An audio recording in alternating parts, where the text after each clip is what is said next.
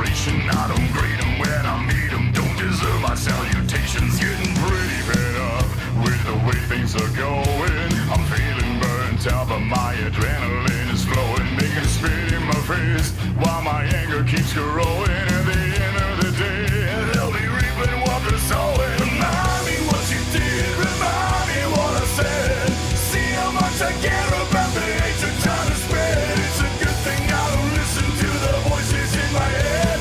As far as they're concerned, you should be choking on the red.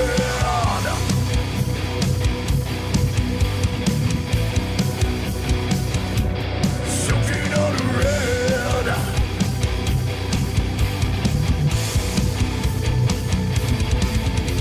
Well, I don't know, but it's been said. Everybody around me wants me to play dead. Seems they couldn't care less if I remain in isolation. They just treat me like I'm guilty with no investigation. Must we label everything? Why can't we just learn to be? Tell me, look me in my eyes, am I a liar or a beast? Allegations can be made, the dead must be paid. Either put up or shut up or join my black parade. Remind me what you did, remind me what I said. See how much I care about the hatred trying to spread. It's a good thing I don't listen to the voices in my head. As far as they're concerned, you should be choking. Remind me what you did, remind me what I said. See how much I care about the hatred trying to spread. I don't listen to the voices in my head. One day you're gonna learn or you'll be choking on the red. I'm nobody, I'm a tramp, a bum, a hobo. I'm a boxcar in a jug of wine and a straight razor if you get to. Alright. What's going on, everybody? How you guys doing? Man. Give me a minute to wake up here. Fuck. I barely said 3 words this morning, and I don't have all that much ability to talk right now. But it's okay because... Oh no, I'm gonna need to talk a lot in this video. Fuck. Well, we're gonna lab Lars. That's what we're supposed to do today, and that's what I promised I would do. Finish this fucking labbing series before Season 3 came out. That way we can make adjustments for Season 3, and I don't have to do a completely different overhaul fucking list.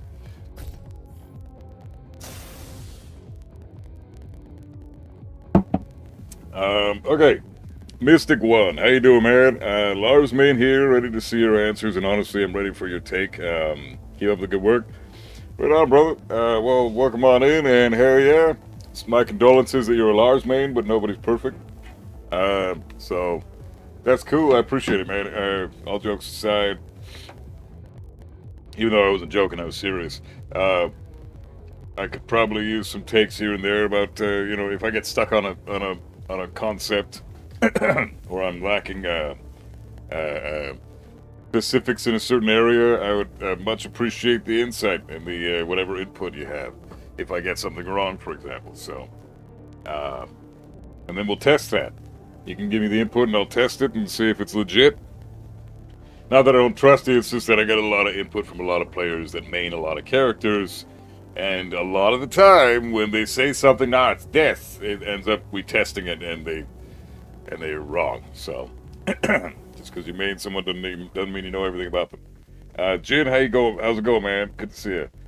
Shiflaka, what's up, brother? I went back and replayed Tekken 7 and forgot how fluid backdashing and sidestepping were. Yeah, absolutely, man. They got hardcore fucking destroyed in this game. So. Declonius, thanks for lurking, brother. Great to see you, man. As always. Danger Zone, what's up, man? How's it going? Good to see you, bro. I'm only Tekken King, so don't take me too seriously. Hey, Tekken King's a good rank, man. I don't care. And honestly, like, that could mean anything. Maybe you just don't play ranked. So, I don't know. I'm a Tekken god and I don't play ranked. So.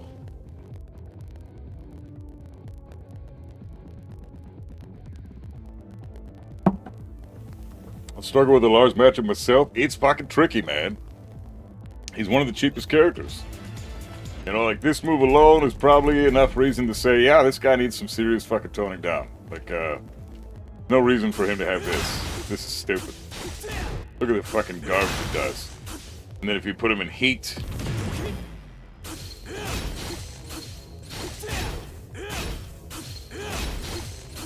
You're just getting heat back.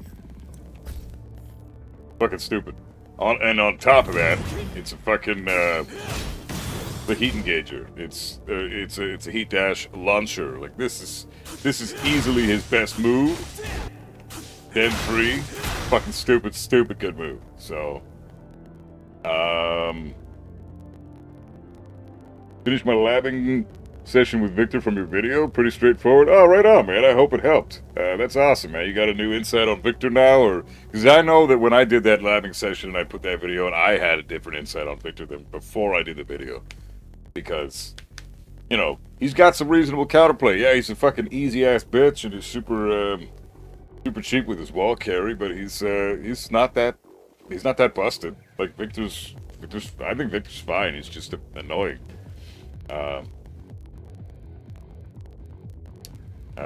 Rowan, how you doing, man? Good to see you. He missed send down forward 1 from Tekken 7. Now maybe they'll give him that move back in Season 3. Who knows? Lars matchup is easy. All you have to do is Alt F4.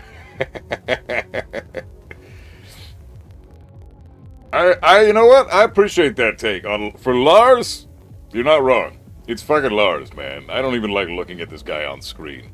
I hate everything about this character. Everything. His outfit, his hair, his voice, his stupid fucking hands, the way he's holding his hands, like... severe arthritis. Yes. Look at how he's holding his fucking left hand. It drives me nuts. Everything about this character sucks, man.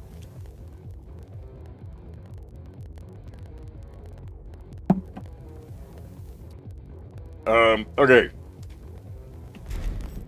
So, if I'm gonna lab some Lars, we're gonna go over the lens stuff, we gotta go over the send stuff, which means I gotta find a way to transition into silent entry with a plus on blocked move, which means I gotta just go with this, obviously.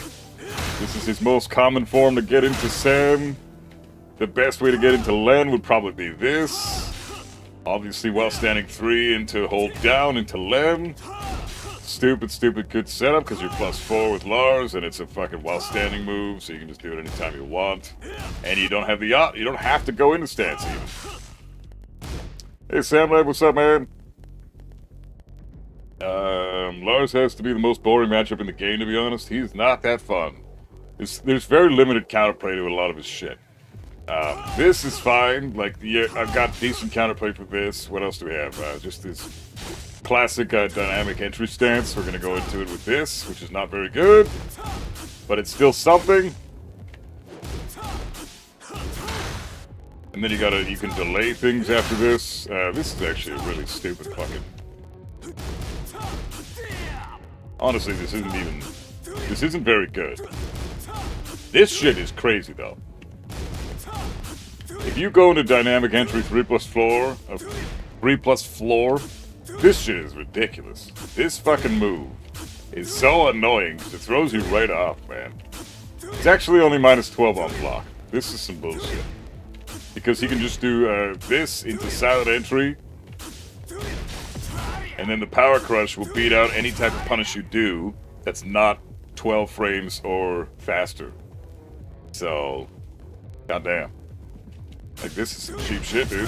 Why does he have that? You should be able to just do this and make that safe on block when this stomp is actually kind of hefty and does a lot of shit in heat. Like, come on, man. That's crazy. Come on, what the hell? And then he gets a guaranteed Oki follow-up with the power crush, which he's gonna go for anyways, because that's the whole point of that stomp, is to give him the power crush. So this is almost always gonna be effectively -12 on block into another -12 on block move. Or -14. Well, I guess the power crush is -14. It's not so bad. Still, that entire sequence is bullshit. I hate that. Lars has some cheap shit. You hate the lightning, bro? It's fucking brutal, man. It's so brutal. And everybody, Mystic One is a Lars main. And even he hates that shit.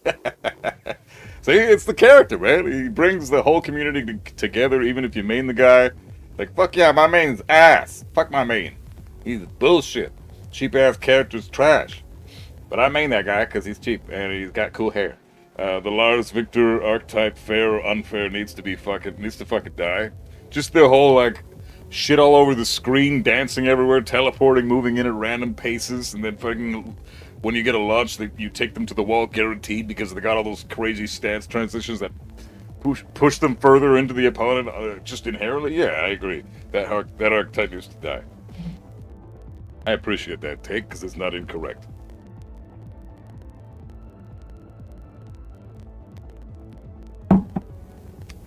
There's a response from League players about the counter hit to down 4 3+4 in Heat. I have a link in case you're interested. Before you send me the link, Danger Zone, because I am interested, but before you send it, are they defending main man in my position of this is unreasonable and GM is just fucking stupid with that take? No offense, I don't think he's stupid, but that was a stupid take. Or are they defending GM's position? Because if they're defending GM, I don't want to hear it. Because we literally did it on screen. We showed it exactly on screen. How fucking unreasonable that is. You can't sidestep, you can't micro-step left block. You can't sidestep left block. Because if you micro-step left block, then the fucking heat smash hits you. If you sidestep left block fully, then the down 4 3+4 hits you. Because you can't block in time. I made Lars just because of the swaggy combos, and he was the first character I took seriously in Tekken 7. That's sick, man. Fair enough. In Tekken 7, he was more than reasonable. In Tekken 8, he's a piece of shit. Defending Lee. So, defending GM's position. They displayed some examples in lab. Alright, well, I'm down to check those out, because I did the examples in the lab, too. Down 4 3+4 versus Heat Smash. That's what we were talking about, though, right? Those are the only examples that they need. Down 4 3+4, Heat Smash. That's it.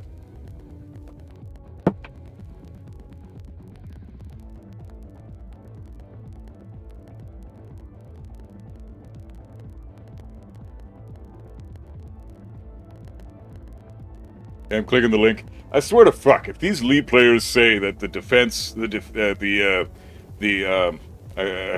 haven't got there yet, but if these Elite players defend Lee and say stuff like, oh, press buttons, interrupt by pressing buttons, I'm gonna shit myself. Because that is not counterplay. That's them being fucking like, yeah, okay, it's counterplay, but it's the most bullshit form of counterplay. Mashing is a very good way to get yourself killed. So I don't agree with counterplay like that at all. So they better not be saying like, oh, fucking heat burst, power crush, jab interrupt, blah, blah, blah, blah, blah. Fuck right off. I will immediately dismiss your take if that's what you feel. I feel like the League players are taking it very personally. I understand why they are trying to say what they're trying to say, but I feel like they don't understand people are just saying, wow, Lee is actually really strong. That's the whole fucking argument, man. That's the whole argument. Neither main man nor myself are saying that the character is high tier. We don't even think he's fucking mid tier, right? Fucking Lee is a fairly lower tiered character. I think he's easily bottom 15, right? So I don't consider him a broken character. I think he's just ridiculously strong compared to what the consensus happens to be right now. And I think main man agrees, and I think a lot of players that are at a higher level like that agree, but the Lee players are like fucking defending that. Like we're saying that he's broken S tier bullshit, and it's not the case. Come on, guys. Like Lee is stronger than you guys are claiming, but he's not broken. Kazuya carried? Yeah, carried right to the fucking dumpster.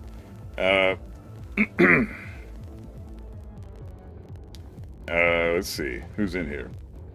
Tekken 7 down forward 1 check for stance on block was a real thing, but not anymore.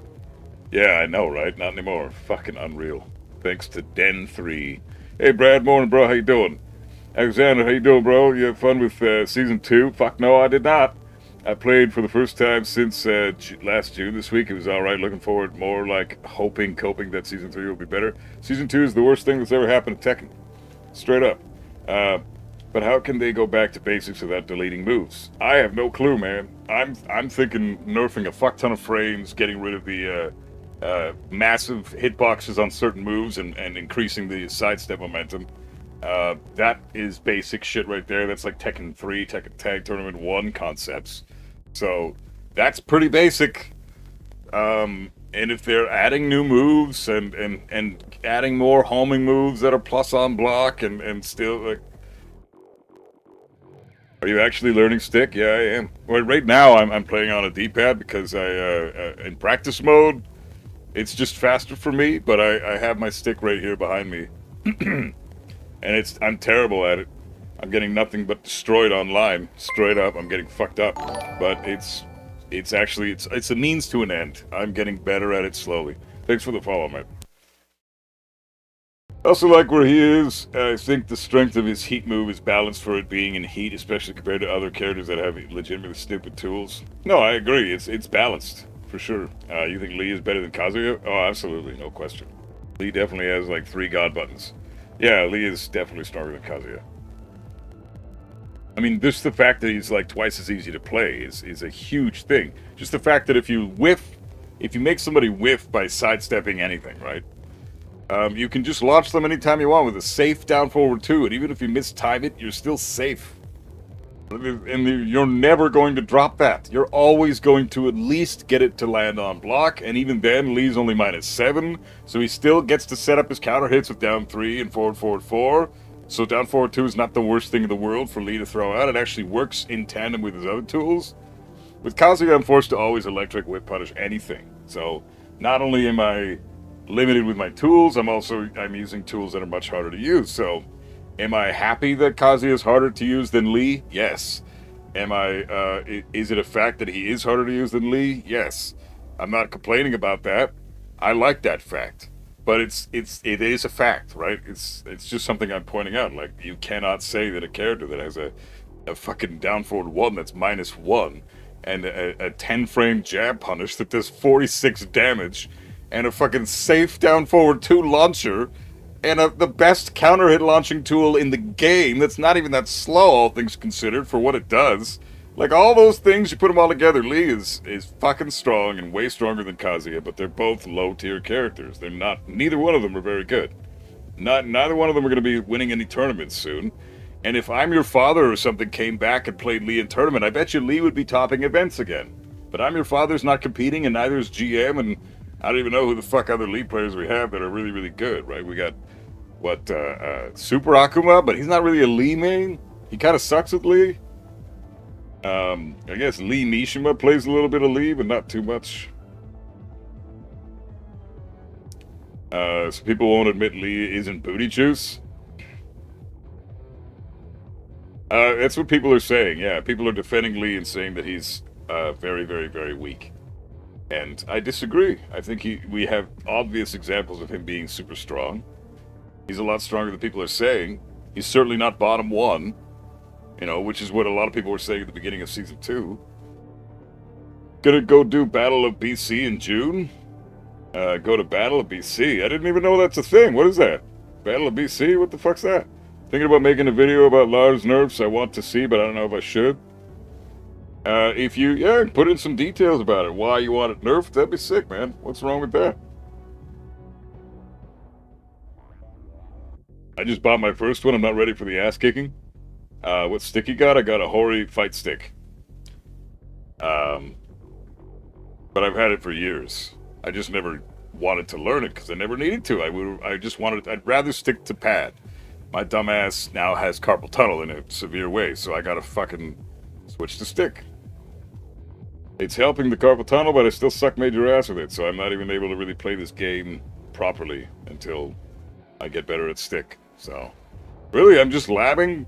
And that's my Tekken right now, you know? I just lab and I learn everything about all the characters, make this video series, and hopefully by Season 3 I'll have a little bit better stick usage and we'll be able to fucking actually play some ranked or whatever.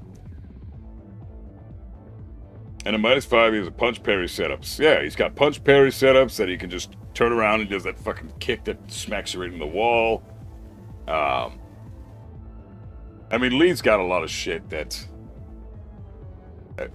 Like, Lee and Kazuya actually suffer from a lot of the same weaknesses. A lot of the same weaknesses.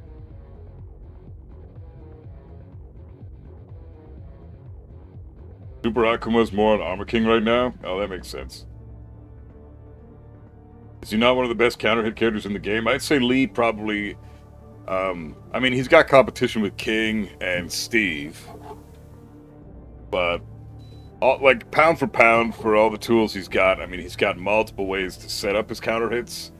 King is more or less just trying to fish for counter hits all day. Steve is also kind of trying to fish for counter hits all day. Whereas Lee has ways to set you up to bait you into getting counter hit. So Lee is a trickster and a counter hit style character. He doesn't have like Steve has to time his back one with your movement or with your momentum because he's got a read on your timing. King can just down forward 2 all day until it randomly lands a counter hit and then he fucking gets the full combo. But so you know, King is a cheap bitch. Steve requires some skill because you need to fish for counter hits with Steve properly. So he actually is a tricky character for that reason. But Lee is tricky in the opposite direction. Lee tricks the opponent by setting them up and not being able to use tools that they normally would approach you with because Lee is a very tricky setup style character. Brian also fishes for counter hits too. He's cheap as fuck like King. Him and King have a lot in common that way. Yeah, you're right, Danger Zone. Brian's a great counter hit character. Him and King just can do whatever the hell they want and try to get counter hits.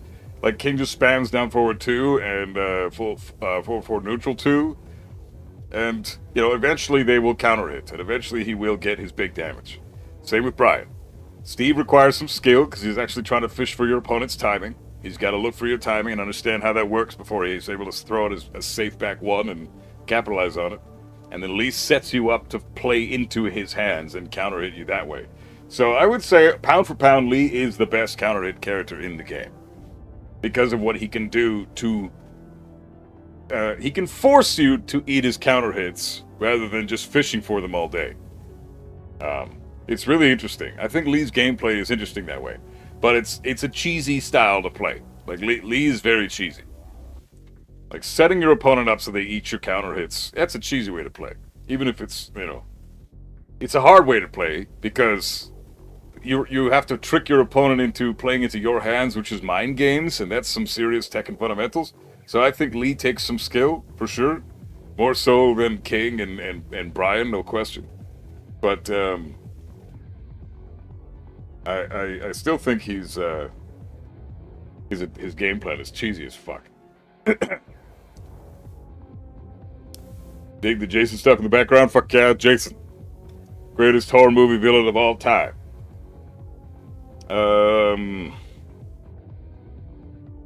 Sen 1 should be large punishable? Sen 1? I don't know about large punishable, but it should be punishable. It should be like, outside of heat, it should be -10. It's a stupid good move. Lars having 0 risk with that move is ridiculous. I've been installing and deleting Tekken 8 back and forth since release. It sucks dick. I miss Tekken 7. Farmy? Yeah, I agree. Fear Me? I guess that's your name. Fear Me, not Farmy. No, I agree. I don't miss Tekken 7. I want Tekken to go in the direction Tekken 8 is going. I just want it to go in that direction in not a shitty way. Which is currently not the case. You barely have a month, bro. You gotta lock in with the stick. Throw the pad in the trash. No, I gotta use pad for practice mode, and then once I finish this labbing series, I'm gonna stick to stick from now on. I'm gonna finish the series on pad because it's a lot faster for me, and I just want to be able to get the series done quick.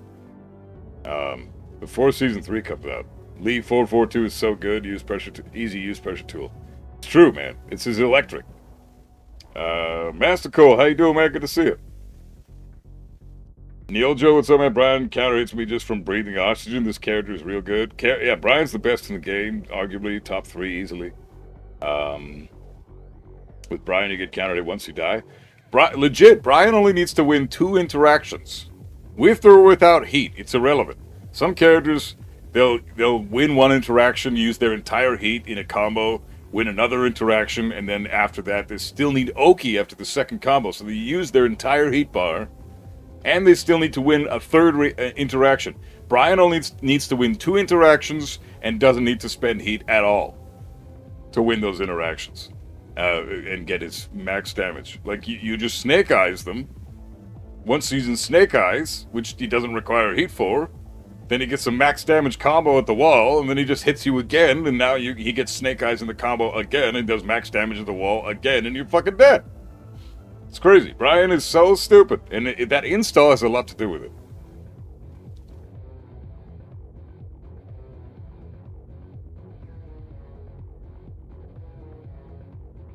Devs are listening to the community, and the community is full of bad opinions about their main characters. This franchise is cooked.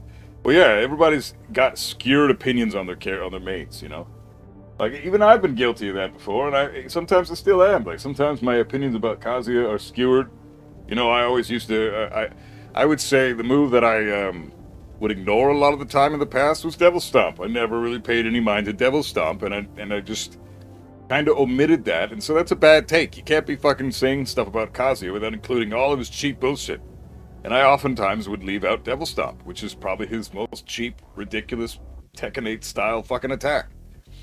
So, yeah, a lot of the time, your emotions about your main are going to hinder your perspective.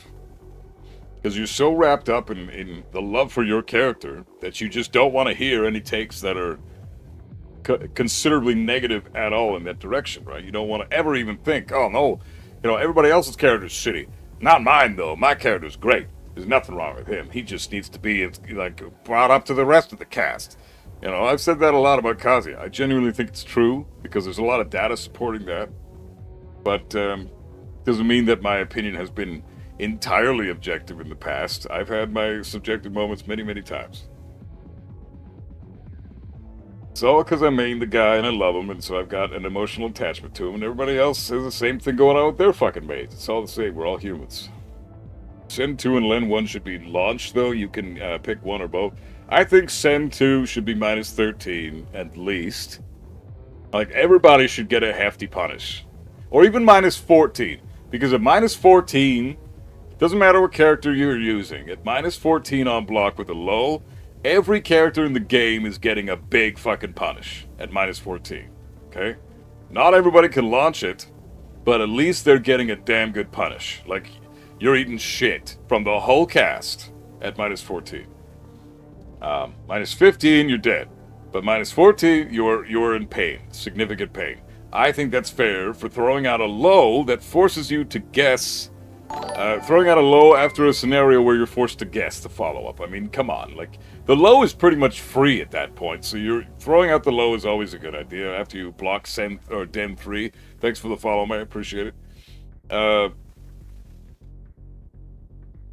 Lars Curly has unintended behavior that benefits him for some reason after counter hit forward 3. Leachi, his follow-up 2 after stance can be orbitaled?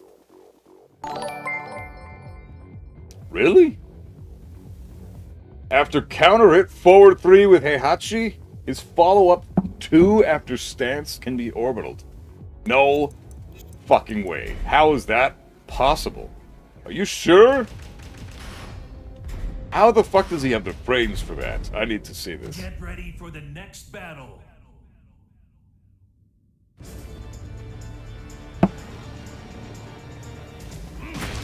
You're talking about this, right? This is the move you mean, right? Yeah, Nyojo?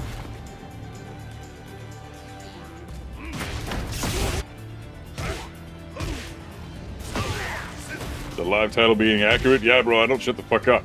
But I will, don't worry.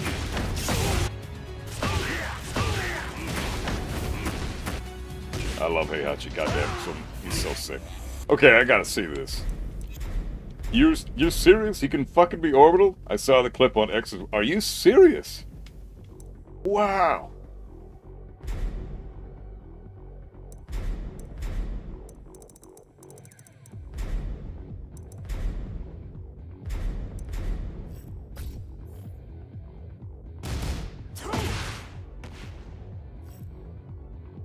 Forward 4. Oh, okay. Okay.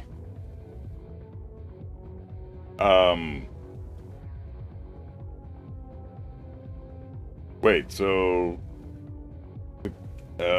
For the same reason, after counter hit forward 4 with Heihachi, his follow-up counter hit forward 4 is a knockdown, though. How the fuck does he get that?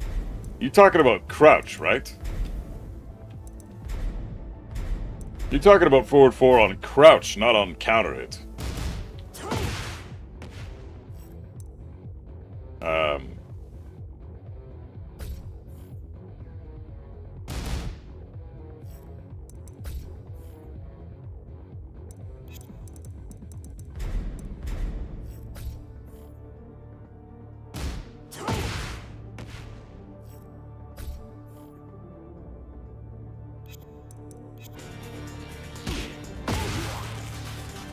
Wait, what?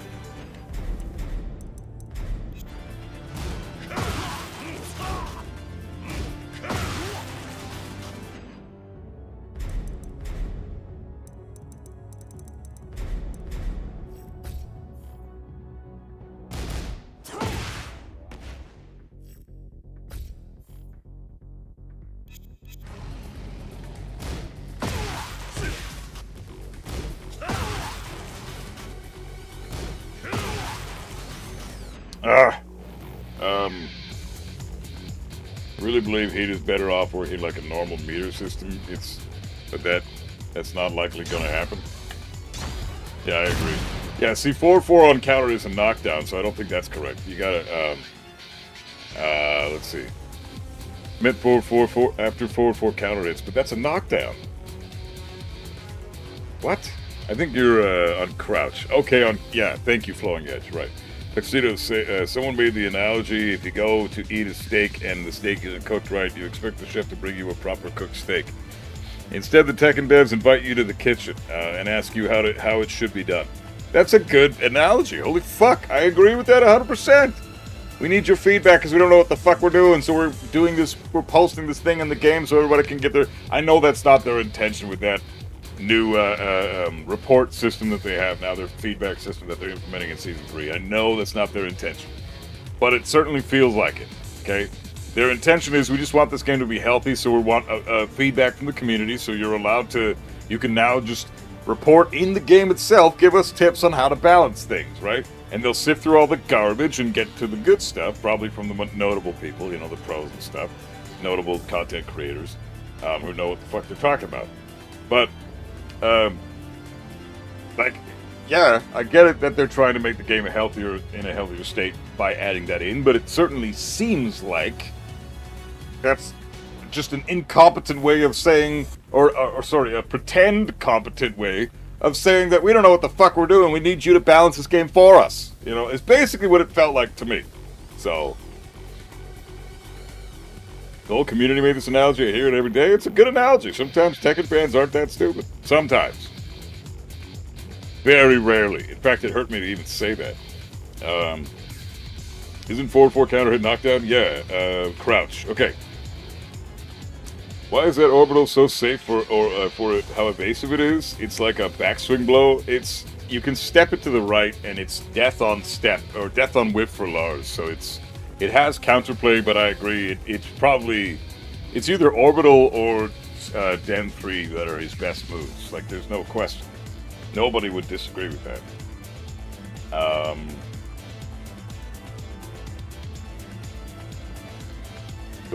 Buff is correct, no less. No. Oh, okay. My apologies. I meant forward crouch at the stance too. For the Heihachi, it's inconsistent, but I saw Lars orbital it on Twitter. On Twitter, okay. So if I do, but that's guaranteed. That's fucking guaranteed. How the fuck does he have the frames for that?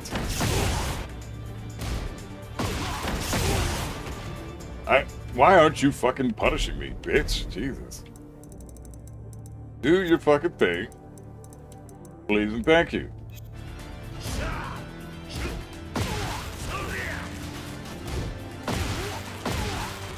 Why aren't you orbital? What the fuck is the deal? Do I not have him set?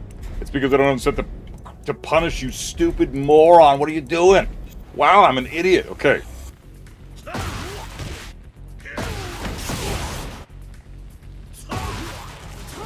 Okay, he's orbitaling right now. Are you sure?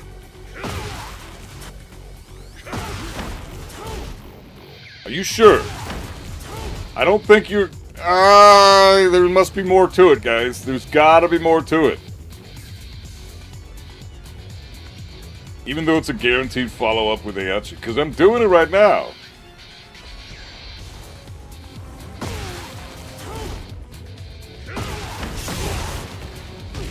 Are you sure? That's guaranteed, man. It's a natural... I think bro is trolling. I saw it on Twitter, but it could have been the other person mistiming. Dude, it's always... Never take the Twitter shit for, or the Reddit shit for legitimacy. Like... Always test this shit yourself. Always. Because Twitter has no fucking clue what they're talking about. Just because their rank says God of Destruction in the corner, that doesn't mean shit. Half the God of Destruction in this game right now are scrubby-ass bitches that have no fucking clue how this game even works. So I don't care what their PNG at the top there says. Mine says beginner right now, and I guarantee you I could school the fuck out of most of the God of Destruction players. So, in terms of knowledge, maybe not actual practical skill on the screen because my hand sucks. But once I get better, once I get fucking my hand better, I'm gonna kick the shit out of God of Destruction players. I promise you that. No, you don't need to apologize, man. I'm just giving you, you know, like I'm not giving you shit. I'm just straight up saying, yeah, there might be some. Just always remember to test it yourself because the Twitter people don't know what the fuck they're talking about. But I'm gonna watch this clip because this guy apparently has this thing going on. No, that's not crouch though. That's not on crouch, man. He's standing the fuck up, dude. He hasn't crouched. Okay, the first 4 so far have not been on crouch. This is all standing. They're not crouching for any of this shit. He's moving forward and he's eating it on normal hits. No, guys, come on. What the fuck is this? This is terrible. Yeah, no shit. Yeah, okay, that's... Why is Lars Orbital still a thing? So I lab this out. Lars beats even trades a good amount of options after being -7 against Heihachi's. Yeah, it doesn't say anything about him crouching, guys. You need to read the shit that they say in the fucking thing. You need to observe what the fuck is happening on screen. Lars didn't crouch a single fucking time in that video. What the fuck is this, guys? Come on. Do you have eyes? Your eyes don't work, do they?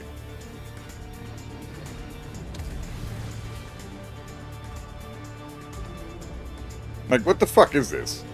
I'm disappointed, guys. Genuinely upset. This is lousy. Okay, let's just share this with the class. So look at the shit here. This is straight up.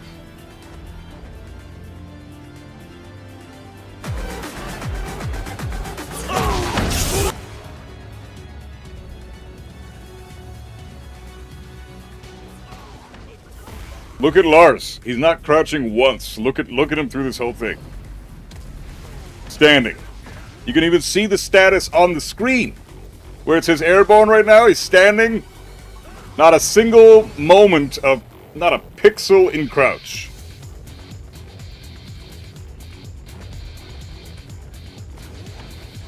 No. He's saying how stupid the orbital is by how it's going over highs and mids. Watch the video below. Tekken 8 is a game.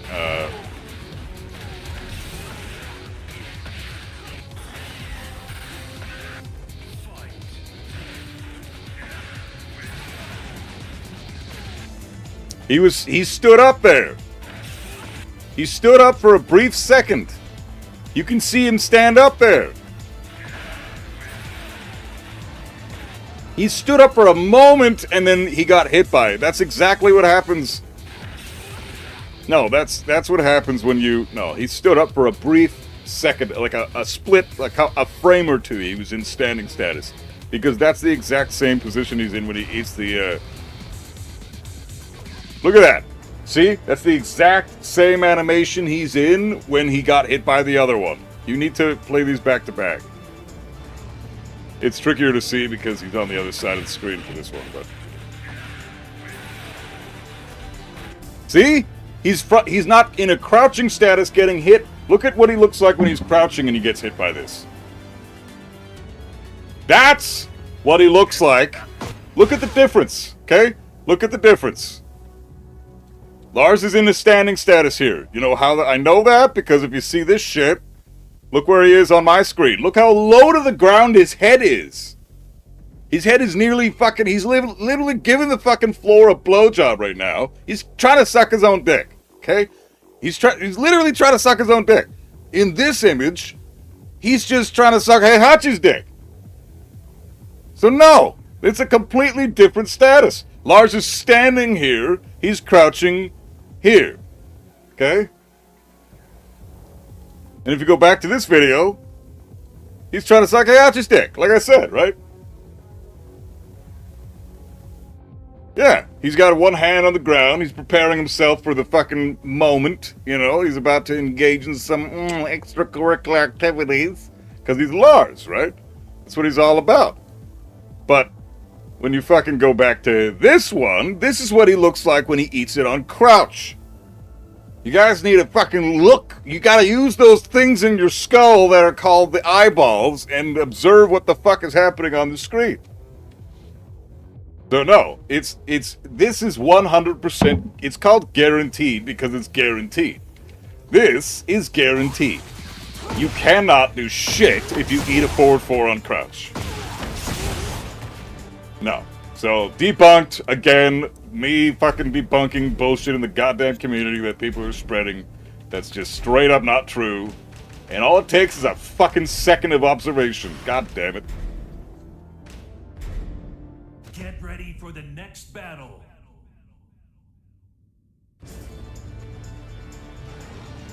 I'm not trying to be a dick, but fuck, like, there's a huge difference. Like, the animations are so important to notice.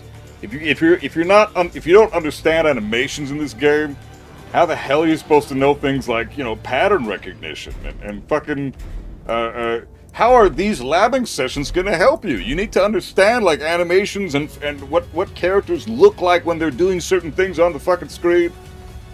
In order to understand how to properly lab stuff, right? Like it starts with,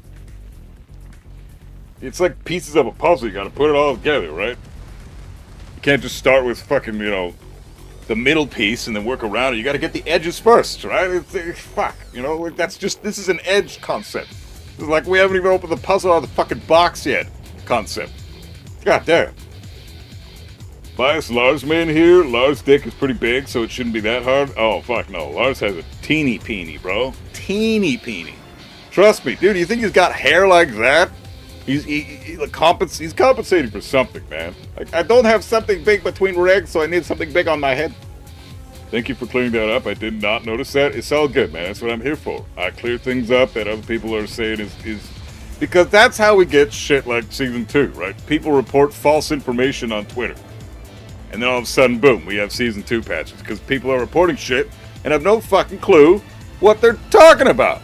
Like this interaction from this Lars player here, or from this Heihachi player here, that's bitching about Lars, saying, bro, Tekken 8 is a game, you know. He's pissed. He shared this on Twitter. Like, and Lars is, it's completely fair and normal interaction. He did a fucking high. Lars, he followed up his forward 4 with the Fujin Electric. Orbital beats that, right? It's a bullshit concept. I agree. That's the stupidest part about that. The fact that he can beat that out is fucking pathetic. That shouldn't exist. It's a mid, man. How are you jumping over a freaking mid right now? Crazy. But he did, okay? So we gotta know what the fuck we're looking at before we make a decision.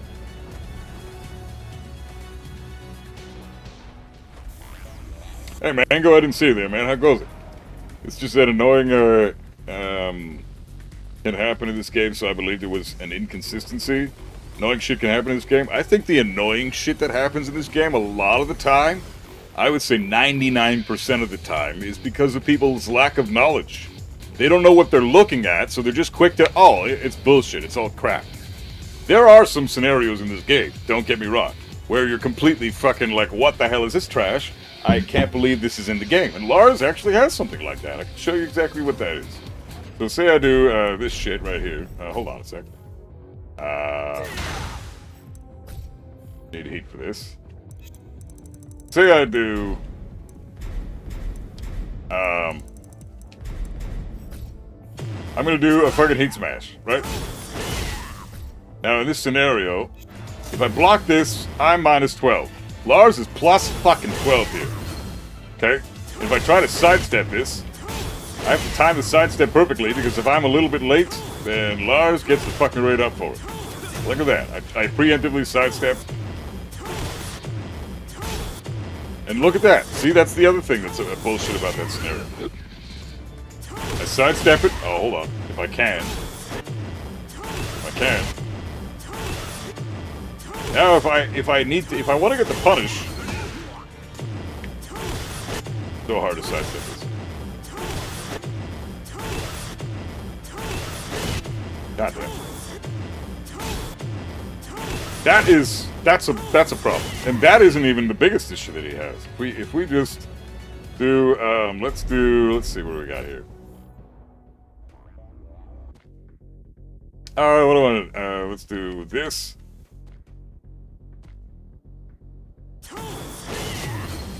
So now we get Lars to whiff the heat smash. Look at that garbage.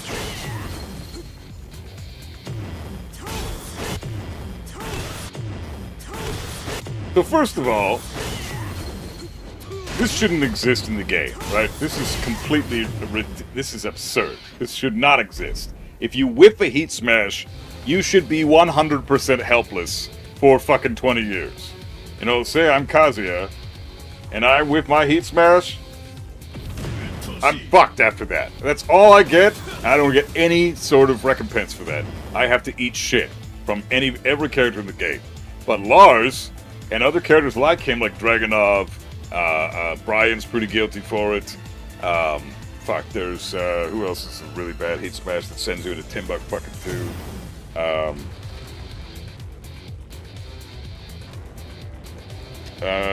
Oh, Jin is another one that does the same type of shit, sends you all the way over the fucking, anywhere. Asasina, yeah, you're right, Asasina does the same thing. They send themselves into safety, which is already a problem, right? The first hit, whiffing, should make it so the whole thing is over and you get to fucking Dragonov and Leo. Yes, Leo. Holy fuck, Leo, big time. And Steve as well. But Steve is reasonable because for the defender, because you sidestep and then Steve's just doing...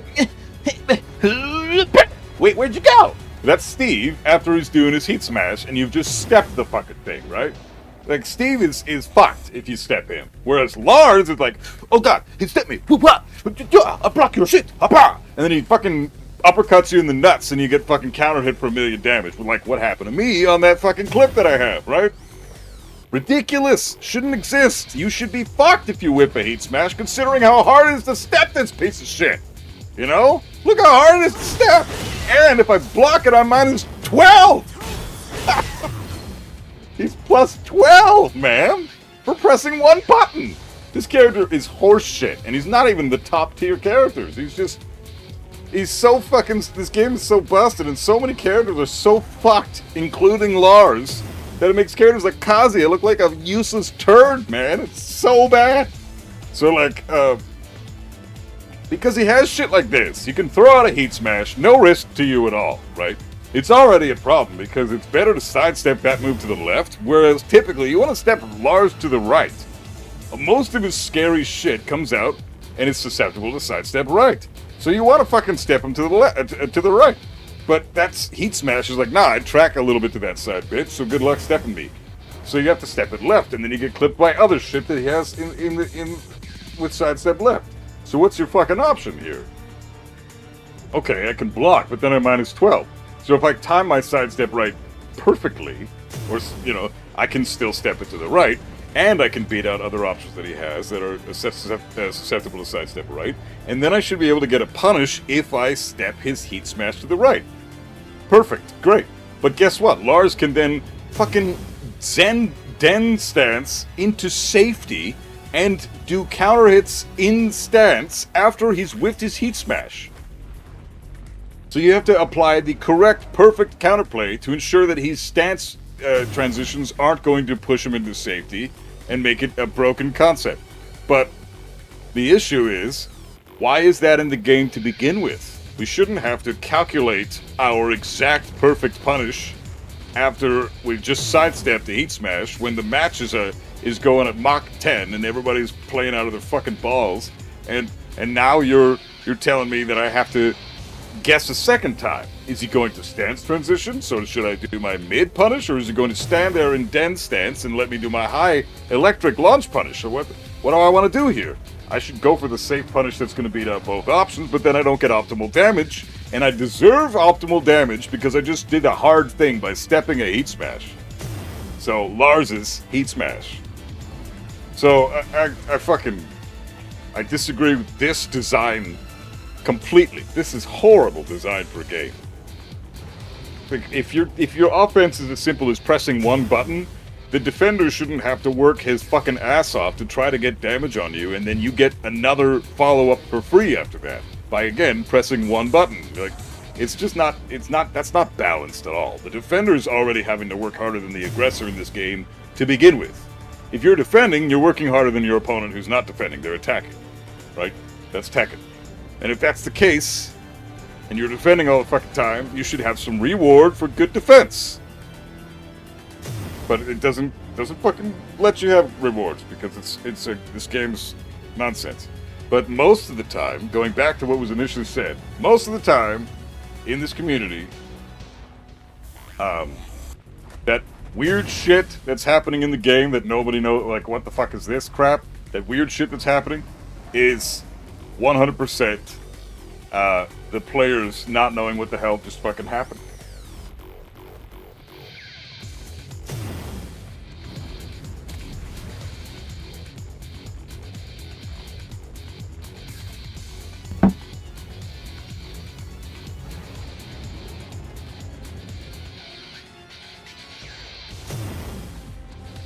Demasked Soul, how you doing, man? Steve, yeah, just with the counter hit shit out.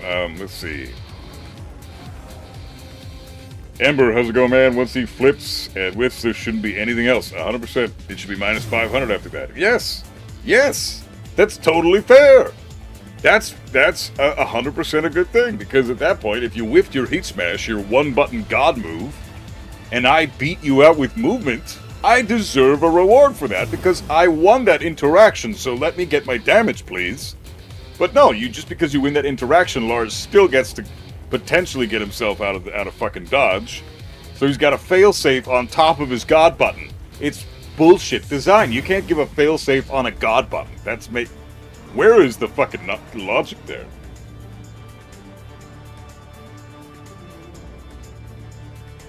Lars is made for little children. Yeah, Lars can be played by kids. He's a very easy character to play.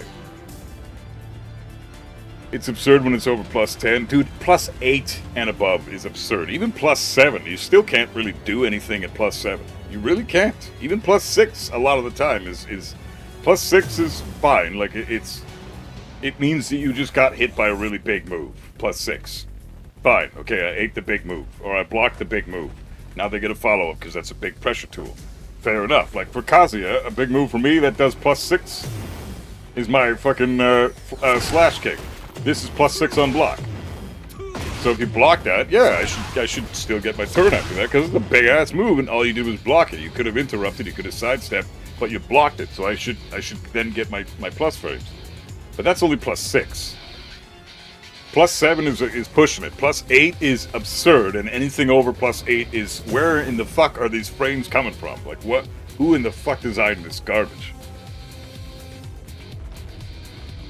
Meanwhile, you got Leo over here, who's throwing out forward 4s all day and going plus 9 every chance that character gets. He could barely sidestep that move. It's a fast mid. It's a knee, so you can't even parry it with most of the characters in this game. It's like a perfect move, and it's plus 9 for Leo. And Leo then gets to use heat attacks in kink stance with their install and heat smash and heat burst and everything. It's absurd. Leo needs some serious looking into, and I wish more people would say something about that guy. Leo is a big problem, and nobody plays the character because nobody likes the character. But that doesn't mean the character's reasonable just because no one plays them. Hey, Danny, what's up, man? How goes it? Yeah, you have to guess in this game. I know. Sorry to break it to you, bro. I know you had a love boner for it, but now that love boner's gonna be deflated. If Lars whiffs, he can turn around and go for Den 3 again to make you guess again. That's right. Yeah, you're right. You can do that. Oh, good old Lars. Let Kazi get plus 17 on something, I'd shut down a power grid with all the electrics I'd use. No. Let's not plus 17. Kazi already has some serious bullshit that allows you to shut down power grids. What is this crap? This is absurd, man. The fact that I even get an electric after this. Like, what the fuck is this, man? All they did was fucking eat my devil stuff, and now I'm just killing them? This is ridiculous. Like, that shouldn't exist for Kazuya. I don't think Devil Stomp should be in the game. It's plus 11 for free.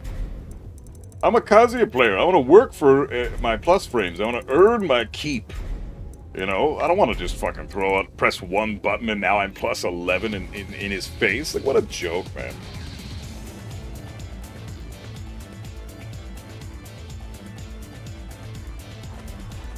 I hope Devil Stomp gets hella fucking nerfed in Season 3. Devil Stomp needs to go, man. I hate that Kazuya has that. And also this fucking shit here is garbage, man. What is this? This move. This is absurd. Why does he have this? Kazuya mains who use this trash drive me crazy. You guys are part of the problem. Fucking hate Shikoe. Get rid of that move. Just delete it. He doesn't need it. It's a panic tool 101. Kazuya is not a panic tool character. You want panic tools? Use the bitch next to him. Use that piece of shit spiky haired douchebag in the white coat. Don't use this beautiful man on screen and then subject him to your scrubby ass Tekken style with your fucking panic tools. That's not how you play this fucking character. You're disgracing the fucking god of Tekken, man. You can't do that. Stop using Shikoe.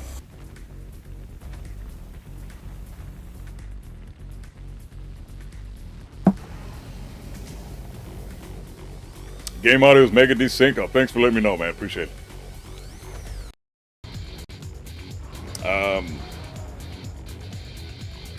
Devil Stomp hits so far, too. Yeah, it's absurd. But the issue is if they step it slightly to the left and you Devil Stomp and then you crouch dash, you will not realign with their steps. So they get to step everything you do for a follow-up after that. Your Patricide will whiff, Electric will whiff, Hail Sweep will whiff. You have to do a while standing forward if you want to track them.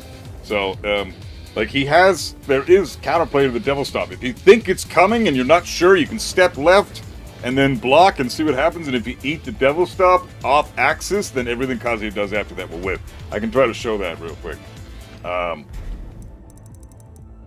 Just so I'm not talking shit, because I hate saying stuff and then not demonstrating it after. I want people to know, like, watch the shit in real time, you know? Just so we're all fucking on the same page. So I'm gonna jab into Devil Stomp. It won't realign. It won't even let me do a fucking, Look at that! Look at that! See? See what I mean? So if you think he's gonna Devil Stomp, he doesn't even realign. And that's like Patricide. I mean, Patricide is no fucking tracking. Hell Sweep? You're fucked. Even while standing forward, you can still, like, everything gets dodged. Maybe Electric will hit, but I'm not sure. No, even Electric, that's a sidestep. All he did was a sidestep, not even a side walk. Straight up sidestep into block, into even nothing, and everything Kazuya does whiffs. It's crazy, man. It's fucking crazy.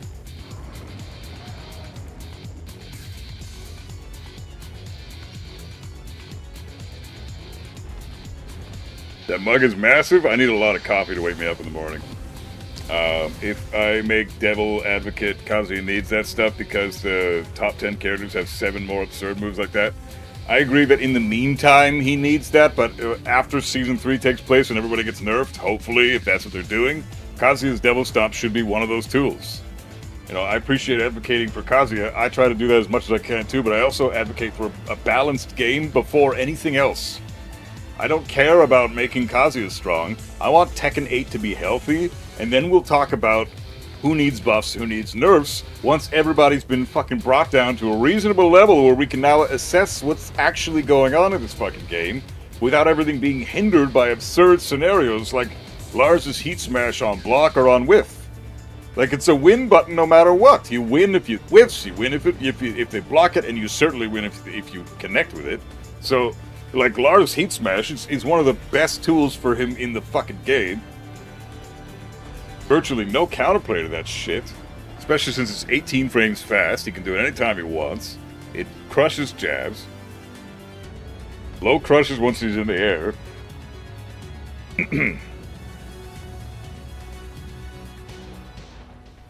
The difference is that with Devil Stomp, it's launch punishable. You're right, it is. And the other thing about it, that's actually a reason why we don't see it in competitive play, is because look at that frame data. 24 frames to impact, which means it is on the cusp of being reactable by the whole planet. Everybody can see frames. If you're really, really sharp, everyone can see 23 frames and slower. 24 frames, obviously then, is reactable. Even a move like this with Kazuya, down 1+2. This is reactable by some players. Not everybody's going to be able to see that. So it's a good move for that reason. And also, this isn't really supposed to be used as a neutral tool where people can react to it. This is supposed to be used as a tool to catch high checks, specifically against guys like Steve. Because what the fuck else am Kazuya supposed to do against Steve? This kills Steve players. This is the only really good move Kazuya has to beat out a really strong Steve that's mashing 1-2-1, jab, back 1, up back 2 in your fucking face, you know? What the hell do you do against a Steve that's like that? That's just super, super safe, playing very conservative, but then also spamming those God buttons in your face. You have to have a move that gets you out of dodge. So that's this move for Steve. Personally, it's my favorite move to use against Steve, and I spam the fuck out of it. But it's still reactable, so you can't just spam this shit. 23 frames, it's on the cusp of being reactable. Now, Devil Stomp is 24, and guess what? On block, this thing is death. Instant death. It's minus 19 on fucking block. Minus 19. And even if I go into crouch, even then, even in crouch dash, it's still minus 19. I'm dead no matter fucking what. It's just like Hell Sweep, this fucking move here. It's just like Hell Sweep. Minus 23, minus 19, same thing, doesn't matter. Even Asuka gets a full while standing launcher for that, and the fastest launcher she has from crouch is 18 frames. And even she can launch Devil Stomp if she blocks it. So if you ever block Devil Stomp, guys, remember, full launch every time. Never hesitate, because that's minus 19. Kazuya is dead. But you better capitalize. Nobody ever does. Every time I use Devil Stomp, nobody punishes it. And they block it because nobody knows that move. So, and nobody labs this fucking game, and that's a fairly new, it's a brand new move for Kazuya. He's never had that before in past Tekkens, so nobody knows the frame data on that shit. Nobody knows the counterplay on that shit. So they just block and then hold block and stand up, you know, or they'll block it on crouch and then stand up and keep blocking. It's like, what are you doing? I'm minus 19. Take your punishment. Okay, I'll take the fucking mix-up. That's fine. Just let me have my turn back, even though I just killed myself by accident and you didn't do anything about it.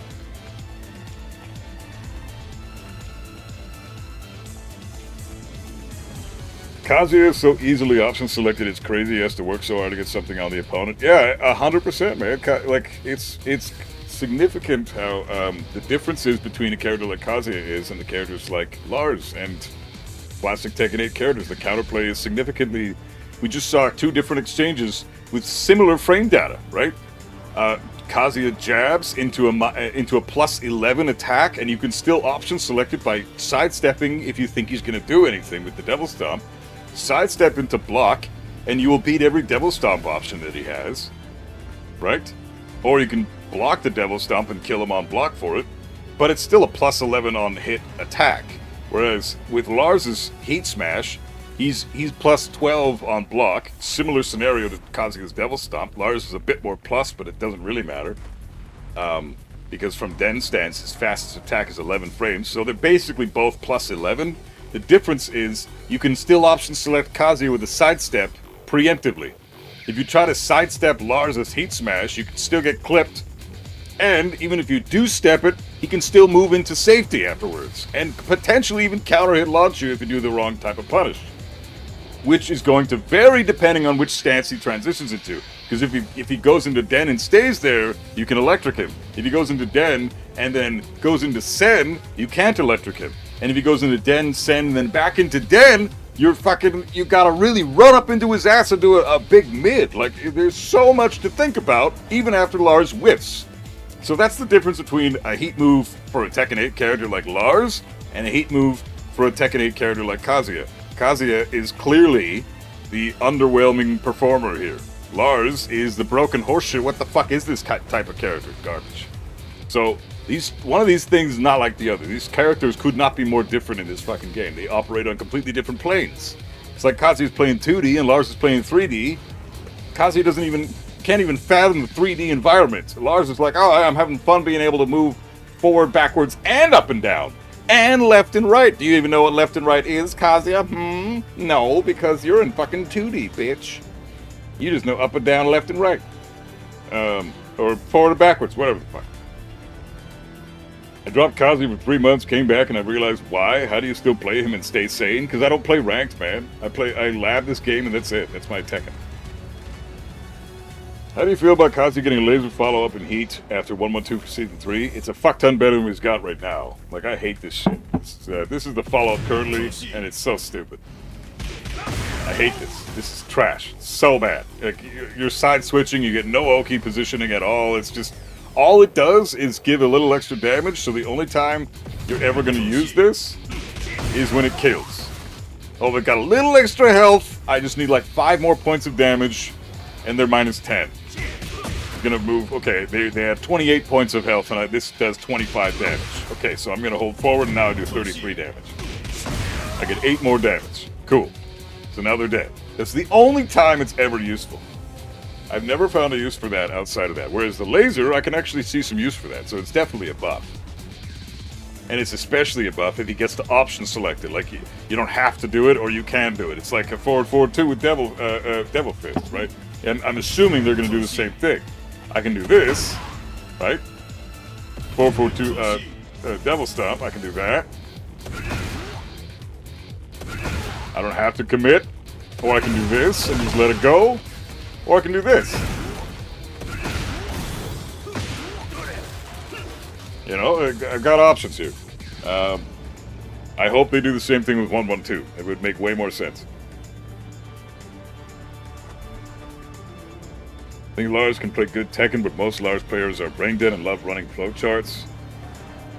Watch Chi-Chi or JST, but honestly I wanted was Kaizuko as well. He's probably the best Lars on the planet. Amazing. Let's see.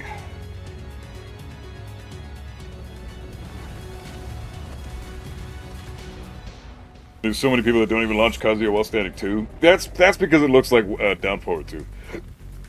So I can understand that, but not launching Devil Stomp, that's just because you're unfamiliar with the move. It's so new and nobody labs the game.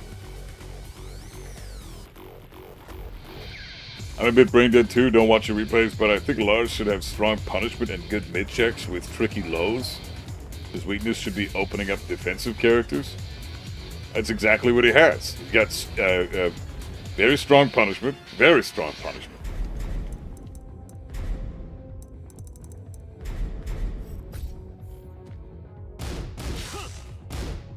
Hold on. So this is his 10 frame punish. This is fantastic because you're in Den or you're in Len stance. So you can follow up with that.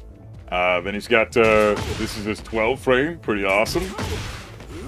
Here's his 13 frame. I mean, how can you go wrong with this? I would still probably go for this most of the time because it does more damage and it also wall splats.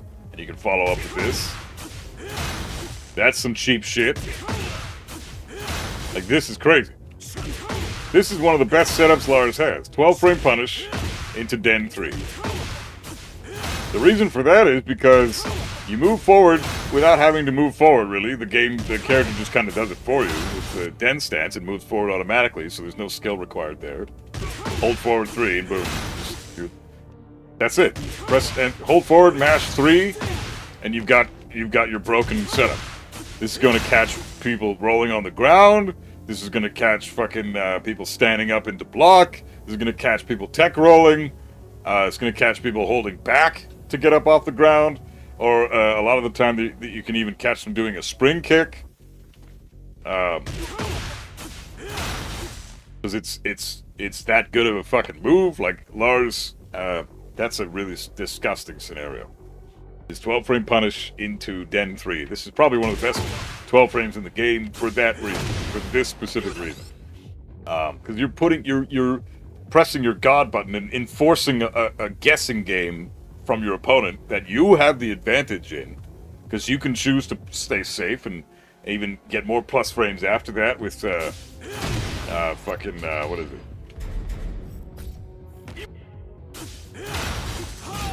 Like this fucking move here. Send 4 is +4 on block. It's also a homing move, so they can't step for shit. And it guarantees a follow-up. I mean, the Oki on this character, people don't talk about Lars' Oki. He's got some really good shit. The fact that Den 3 can hit twitching characters on the ground is fucking crazy.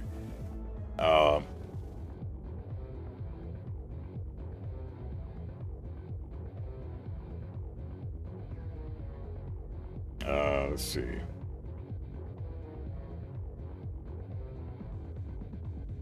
I-14, 4 back to 1. Yeah, exactly. Like, this is crazy as well. This is a 14 frame launch. It's -18 on block, but that doesn't matter, because you're never gonna, no one's gonna block this. You're always gonna land this. It's your 14 frame punish.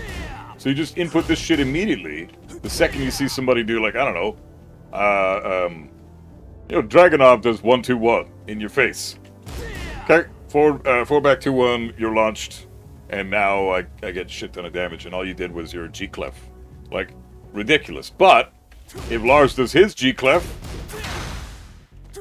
he's only -12, because this is -12 the character. Lars is one of the safest characters in the game.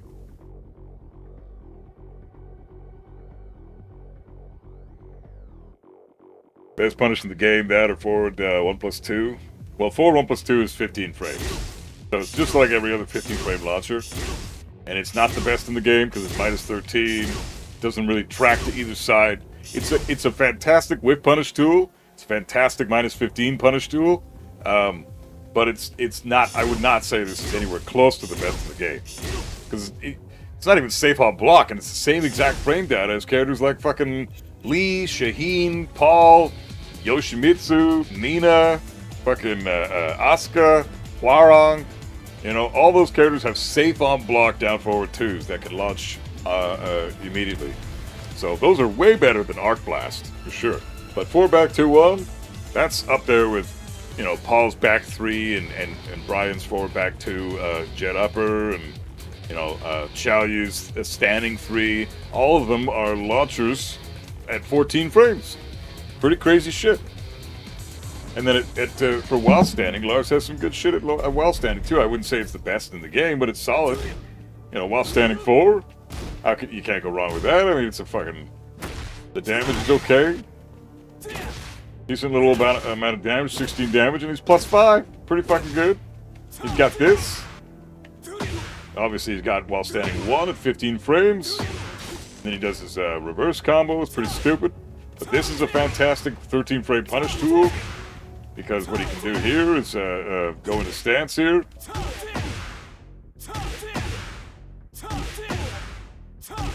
If I can figure out if I can do it.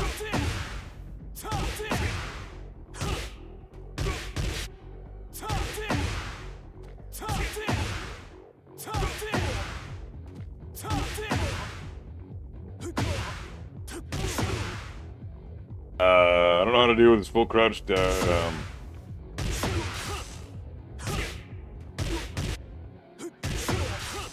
Oh, that shit? Len? Okay, well, we're gonna be going over that shit here. Full crouch 1+2 into Den, or into Len, is interrupt. With the dick jab. You can dick jab this. What's your thought process on reading opponents in the first round of a match? You don't read opponents in the first round of a match. If it's the first round and you've never fought them before, how are you supposed to read them? Hard reads don't exist on round 1 of the first match. They just don't. It's all about mind games and testing your opponent and studying them and figuring out their patterns and identifying their timing. That's what round 1 and round 2 are for. They're not for, you know, yeah, you can steamroll them and learn nothing if you get a lucky launcher and take it to the wall and all of a sudden, you know, they haven't even gotten to play the game yet because this game is so fucking stupid. Pretty much whoever gets a launcher first wins, right?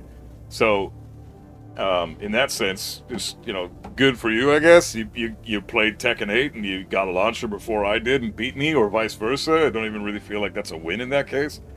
But if you're collecting data around 1 and 2, which is the most important thing, then the hard reads come in round 3. If you're good at identifying patterns, if you understand animation and recognize animations in this game, like that the person earlier on Twitter clearly didn't have that. They lacked that capacity, and that's a God of Destruction player, by the way. God of Destruction Heihachi sharing on Twitter how bullshit Lars is because he did a forward 4 into Fujin 2. But Lars was not crouching there, and he acted as though he was, right? But he didn't recognize that Lars was... I spotted it fucking immediately, right? So you could be God of Destruction and still not have that knowledge. So it really depends on how familiar you are with the characters. So you have to get super, super familiar with this game. And studying the game by laughing the fuck out of it, like what I do, is the best way to get familiar with everybody. Hey, Soul Child, what's up, man? How you doing? The first round is all about testing the waters. Ain't nothing to read. Yeah, exactly. You can't read shit. You've never even seen the opponent before. How are you supposed to read shit? What's your usual first to 2 mindset going in? First to 2 mindset? Well, I try to win the first round because winning the first round is huge. Because now you have the reason the first round is the most important round is because you give yourself that extra leeway to collect data that your opponent now doesn't get to enjoy, right? Because you've got more time on your hands. You've already won a round, which means I don't need to win 3 rounds whilst trying to study my opponent. I only need to win 2 rounds now while trying to study my opponent. So winning that first round is key. You can still obviously steamroll the opponent if you've collected a lot of data, but the way my mindset is, take the first round, and then if I lose the next 2, it's no big deal, because I still got that first round, and those next 2 rounds are for collecting data, so then I can still come back 2 more rounds after the next 2 are lost. That's fine. But if I lose the first 2 rounds, my mindset is I had better have at least taken in some information there. So I'm studying my opponent and how they like to play. Because even if I'm getting steamrolled for those first 2 rounds, and I just didn't get to play the game because I'm playing Tekken 8 and I got launched first, and now I'm at the wall, and now they're in heat, and now I'm getting up off the ground and they have Oki, and now I'm blocking Lars's heat smash at the wall and he's at plus 12, and I have to guess what the fuck's happening next. Like, I can't move or do anything or power crush or interrupt or sabaki or whatever the fuck. I'm just fucked. I have to stand there and block, and there's an exploding wall behind me. Yeah. Like, in that sense, I can still at least observe my opponent and see how they like to attack and when they like to press. Right? What's their game plan? Do they like to mash, sidestep? Or do they like to mash, sidestep? Or do they like to mash into mash into mash into mash? And when do they like to mash? Right? So even if I'm getting fucked up in rounds 2 and 3, I can still observe what they're doing. So my mindset is either take round 1 and then study them, or, you know, and then if you think you can beat them outright, try to steamroll them into a 3-0, or lose the first 2 rounds, collect as much data as you can, and try to come back those 3 rounds. But honestly, that's the worst position to be in. If you're 2 rounds down in Tekken 8 and you haven't collected enough data, you're just going to get fucked up. A lot of my losses came from me getting steamrolled for 2 rounds, getting a little bit of momentum going in round 3, but I hadn't collected enough data to understand how the opponent plays yet, so they fucked me up in round 3 as well, and I lose. So it's, you know, but that's Tekken 8. This game doesn't really afford you the allotted time required to fucking know what the hell your opponent is doing at the time. You know, Tekken 7 allowed that. Tekken 8 doesn't really allow that.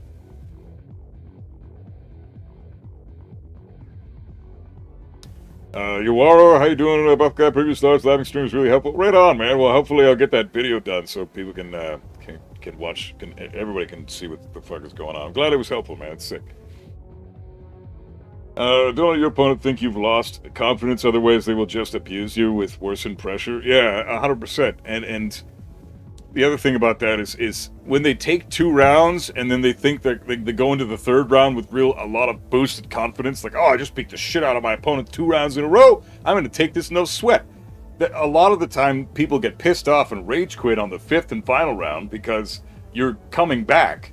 Little do they know, like, they don't even understand, like, hey, I wasn't trying to, like, yeah, I was trying to beat you those first 2 rounds, but I didn't really know how you like to play.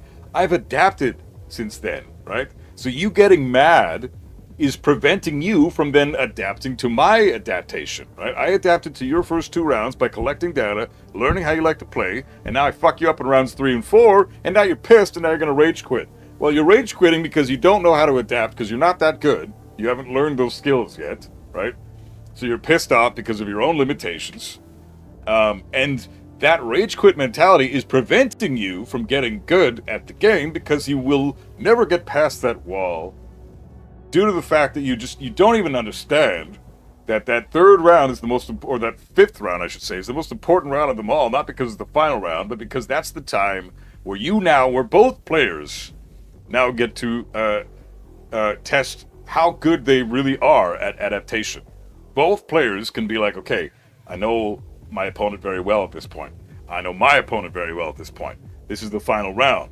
This is where we need to adapt to one another. The one who makes the best choices and adapts the most, the quickest, will win that round. Most of the time. That's clear. That's typical Tekken.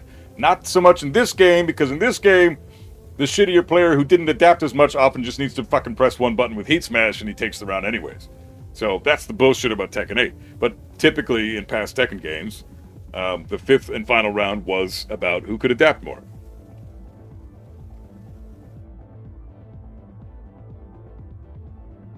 My issue with Lars is he became a can opener in this game with a chip, and all the plus he has can win by just enforcing his frames on you, so he isn't encouraged to do much else.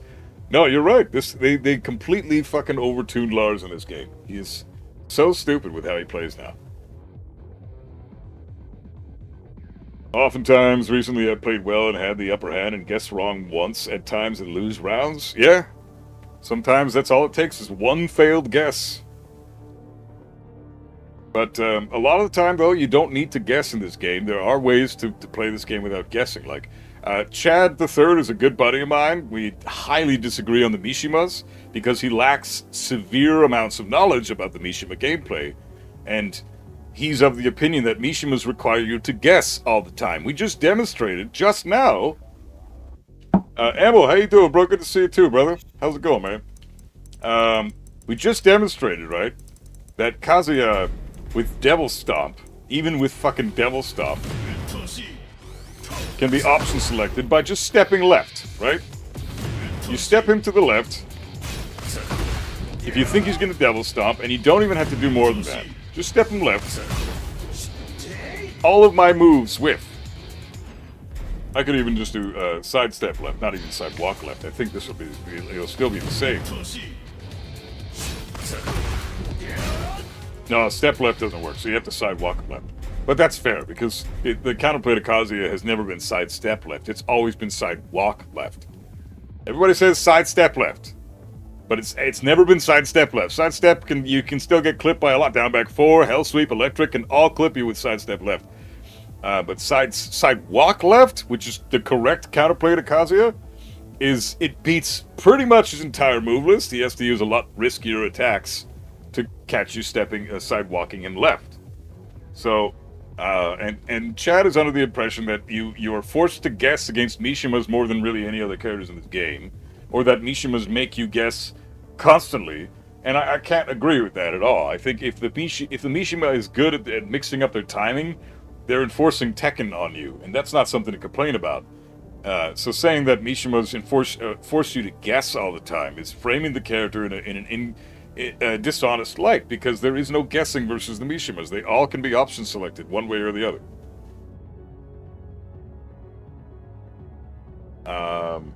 Chad is great, but I don't agree with him on Mishimas. He doesn't know enough about the Mishimas. He needs to be educated. And that's not his fault. I just don't think he should be making the claims he's making when he doesn't have the education required to make the claims. Like, there's so much counterplay to the Mishimas. It's absurd. Especially when you can compare them to the game that they're fucking in with the characters they're playing against.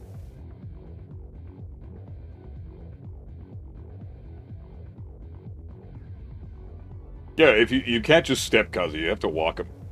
I started learning Kazuya, man. He is hard. I've been doing electric and wave dash practice nonstop. I can't fathom how you guys do it.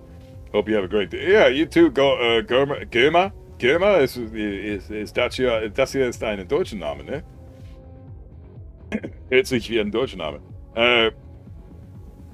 Chad has lots of ribs and he's super funny. Yeah, I love that guy. I love Chad. He's the tits, but he's not 1,000% right about everything. He hates Street Fighter 6 and that game is amazing. I don't really know anything about Street Fighter, aside from I like Akuma, he's sick. But that's about it. Hey, Anzolo, how you doing, man? But, yeah, Chad's great. But the issue is his knowledge about the Mishimas, in my opinion. He knows a lot about Tekken, and he knows a lot more about fighting games in general than I do, because I don't really play any other fighting games. But I really don't think he knows enough about the Mishimas. And, I mean, that's okay though, because I want to. Him and I will have a conversation sometime. We'll sit down. We'll talk about it in a Discord chat together. Him and I, the two of us, and it's gonna be fucking.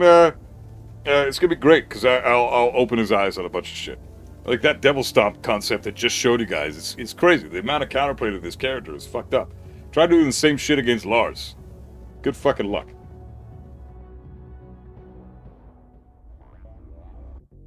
There's a huge difference between a raw 50-50 and a 50-50 from stance. Yeah, typically 50-50s from stance are forced 50-50s, and Kazuya doesn't really have, unless you include Devil Stomp, which again, he still doesn't really force a 50-50 on you.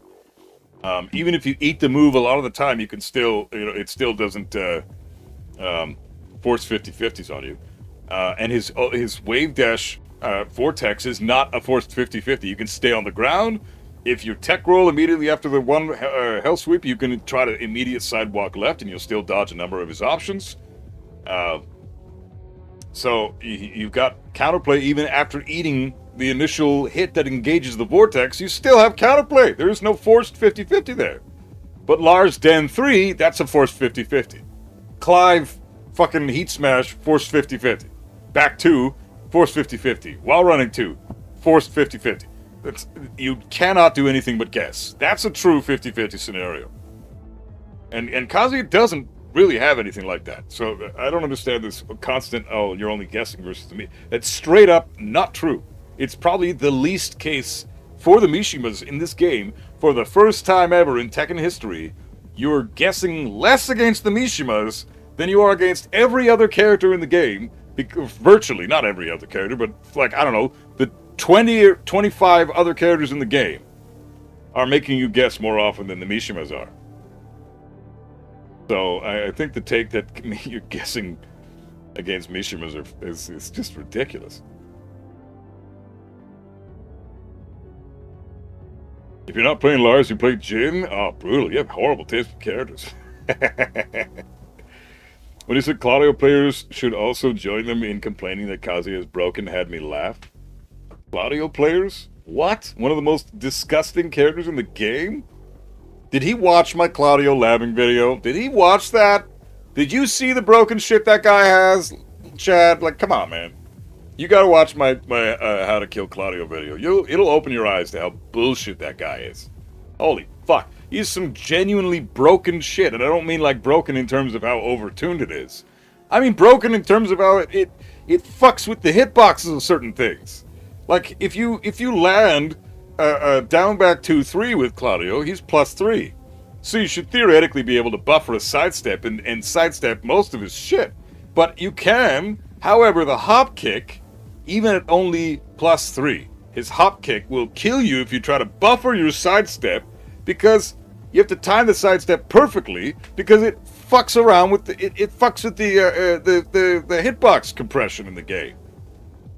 Like, the interaction that causes, it causes like a game discrepancy, a fuck up in the game's mechanics itself. Like, there are some genuinely broken, not properly programmed shit going on with Claudio, and that's not even taking into account all the busted shit he has outside of that. Like, Claudio is one of the worst offenders this game has. He's easily 10 times more broken than Lars, who's 10 times more broken than Kazuya. Like, it's crazy.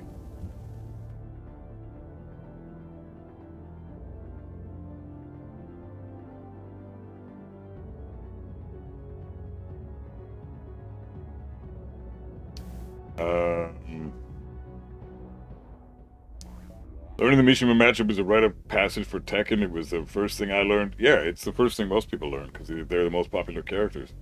They're like the Shotos of Tekken, right? So everybody knows them, so everybody knows how to beat them.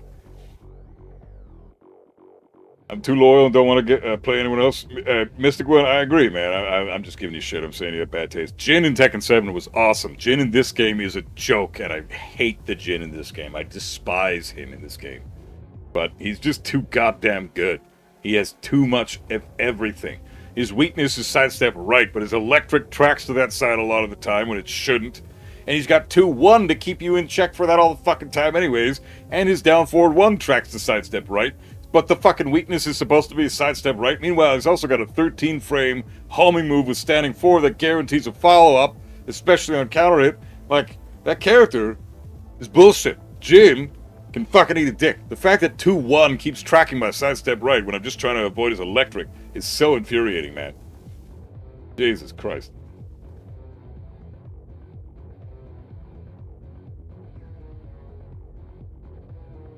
Maybe getting forced 50-50 from doing nothing special. They just decide when it happens. It's only true kind of 50 Kazuya is in heat CD3, but then again, that's not a forced stance unblockable. Well, even CD3 is not a forced 50-50 because he's only +6. He can still sidewalk most of his options to the left. The only things he can really do that catch you at +6, if you time your sidewalk left perfectly, is he can technically electric you, but that's a timing delay thing. But everything else whiffs, except for down forward 4 and obviously back 4, which is a homing. Well, we're not going to include homing moves. They go without saying. But down forward 4 will clip you, but it's like 12 damage and +2 on hit. Who gives a fuck? And then what else will clip you at +6?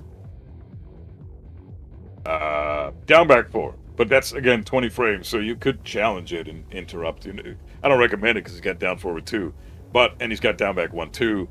But still, I mean, like, you're only +6. You have options. Sidewalk left is a great idea if you're +6 against Kazuya, man. Like, it's not a big deal. If the game ends with 4th season, it means that Tekken 9 is coming. We'll see, man. I don't know. Are they even going to give the budget to Tekken 9? Jin's dive kick, yeah. Plus on block dive kick. What a joke. Okay, I'm going to go into some large shit now.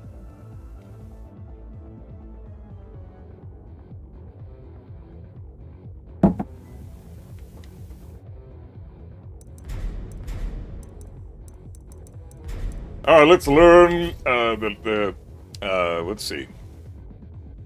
Well, let's just go over some options that he has from the Den stance. Let's just program all his Den options, and we'll see what we can do when he transitions into Den from a -5 position, which is typically what you're going to want to do. You do this or that. I'll save that one for last. Let's do... That's some bullshit right there. Below. 1+2, which you can't even jab punish, even though it's -10. The stomp, which I want to go into Sen after that. And then finally, the last option will be get out of dodge. Okay. Hey, Stu, what's up, man? Back from 2 weddings. Good shit, dude. How'd the weddings go? Did you have fun? Okay, so if he does this shit, You can interrupt it with anything. Jab obviously is good. Back 1-2. Might not want to do that there.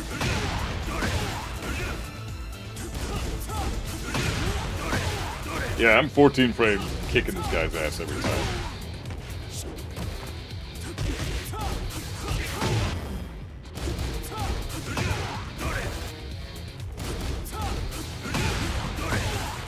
There's nothing he can do here. There's nothing he can do. He's doing all 4 moves. Let's just do him do the 1-2 and 2. That's 1-2.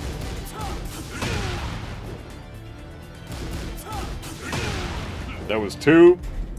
Both of it, all of it gets countered, interrupted. You can do a 13 or 14 frame mid and you get countered every time.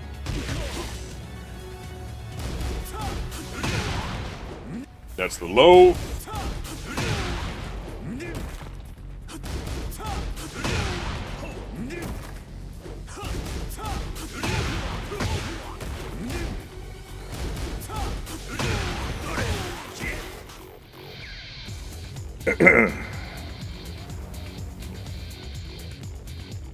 Ramsey Funk, what's up, man? How you doing? You kicked my ass one time in quick battles. You were fucking rum. I was Devil Jim. It wasn't me, man. I don't play Pocket Mom. I've never picked him ever in this game. You're probably talking to some chat, I guess. So yeah, this is the proper counterplay for this sequence.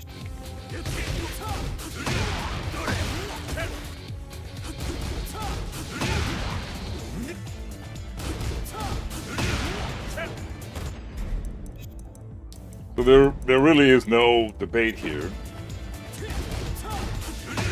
Even if he tries to get out of dodge here.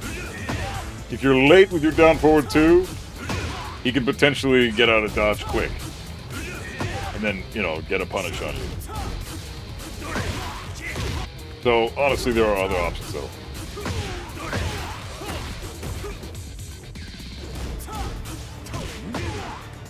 So, honestly, like, this stance is whatever. You can deal with it. Always interrupt this shit. Always.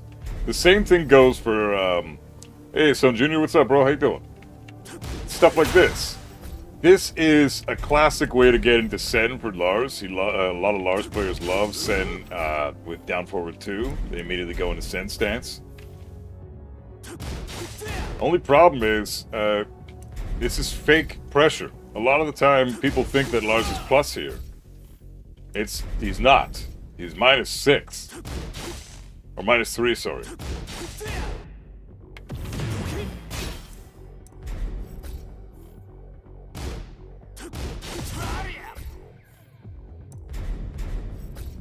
So you gotta hit him out of this shit.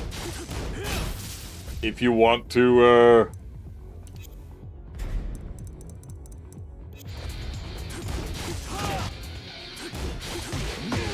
like, you gotta hit him out of this shit.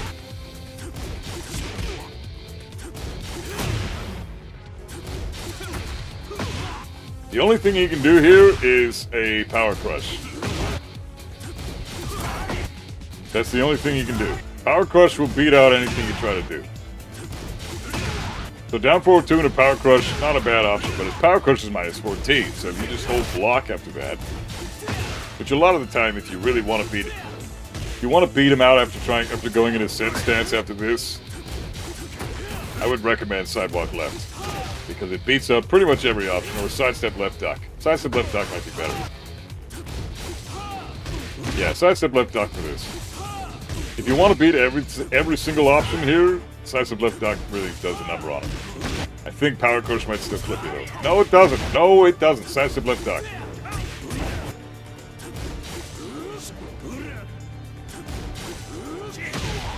Yeah, sidestep left duck.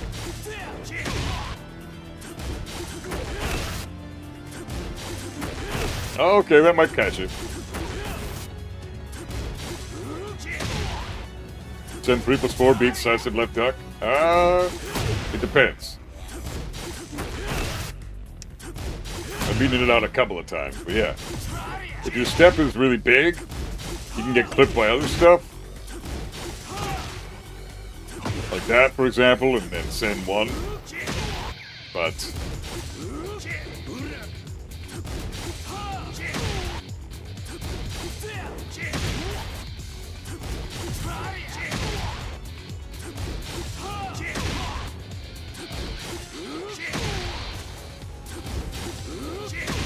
do 3+4, bitch.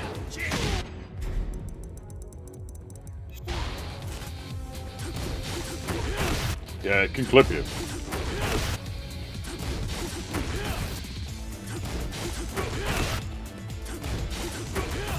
Yeah, it can clip you. Good fucking move.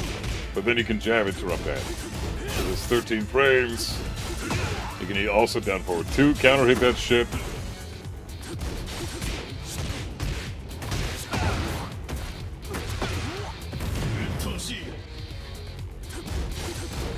Yeah. Neutral on block too, and it forces crouch. So Lars technically has the advantage there because he shrinks your move list. So really, really good offensive tool for Lars there after a down forward 2. That's why when you down forward 2 with Lars, or when you see a Lars player do this, you have 2 options. You can sidestep left duck, or you can counter hit interrupt with a down forward 2 or a down forward 1 or something. But down forward 1 might be too slow with Kazuya, but you know what I mean. Your down forward 1 with your character is probably 13 frames. Mine's 15, so I get killed by 12 frame attack. But the power crush will always beat my ass. So in that case, if you think he's going to power crush, sidestep left duck and you beat him every time. Right? But every other option, down forward 2 or down forward 1, depending on your character, and you fucking kill him for it.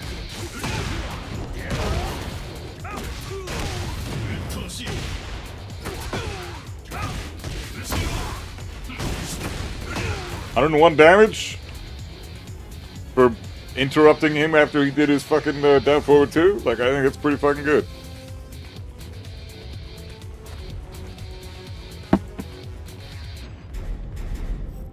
So no issues there. Either sidestep left duck or counter to interrupt. The bullshit comes when he does this shit. Electric punish? You can, but it's very, very tricky. Plus electric is a high, so send 2 will go under the electric and counter hit you, and it's a full launch up counter hit. So electric punish I don't recommend. I recommend a mid check with either down forward 1 or down forward 2, depending on what character you're using. Most characters down forward 2s are 15 frames and launch, so I highly recommend just going for that. Just get your launch immediately, especially if you're playing somebody like a bullshit character, you know? Paul, Law, Lee, Shaheen, Asuka, fucking Hwarang, Yoshimitsu, you know, all those guys have safe on block down forward 2s. Safe on fucking block, so just throw that shit out and get your fucking free damage, and away you go. Lars is fucked, you can't do shit.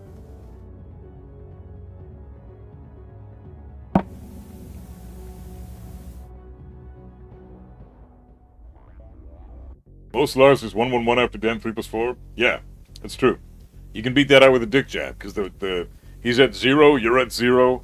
You're in crouch, so you have to dick jab, which goes under his initial jab. So he'll go for his 1-1-1, you got a dick jab. I just love how the average damage from a high damage launcher in this game is 100+. Depends on the character. I mean, like, Kazuya gets 100+, because that's one of his strengths. Like, he doesn't have the highest damage in the game, but it's up there for sure. His damage is really good. As it should be, because it's hard to hit anybody with Kazuya. So you finally get a hit, you better be able to capitalize and get as much juice from that hit as you can. Because you don't know when you're going to be able to win the next interaction. Because this is fucking horrible for Kazuya. This game sucks. So send 2. This sequence here is absurd to me. This is the most broken shit I think Lars has. And it's not even close. Like, it really isn't even close. Like, you are just forced to block here.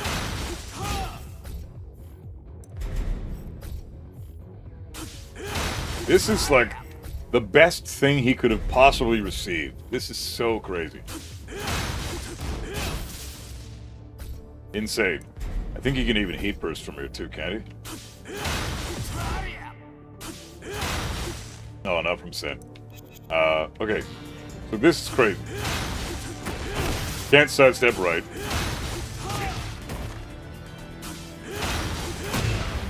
Definitely not. There's no stepping this to the right. Let's try stepping it left. Okay, that's not gonna work. He's got a homie move. You can't step that left either. Obviously the homie move's gonna kill you. Can't do anything about that. What if I try to interrupt you? Oh, I get counter hit. And launched.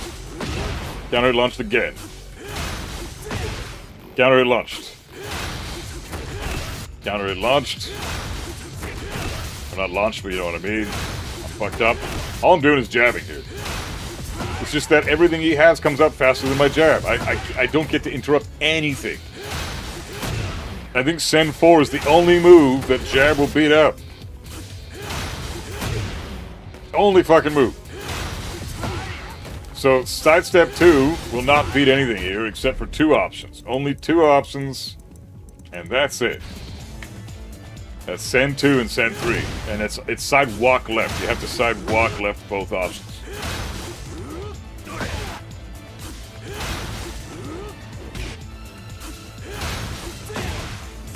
Fuck.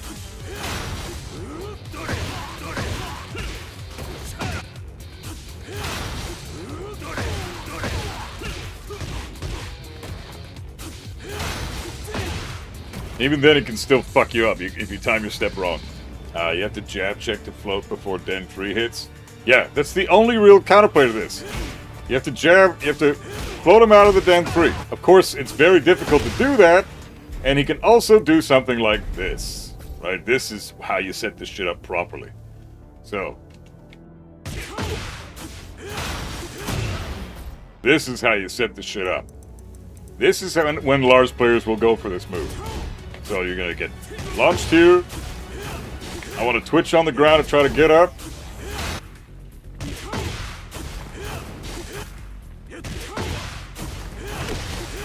If I try to get up by holding back, I'm immediately put into that shitty situation.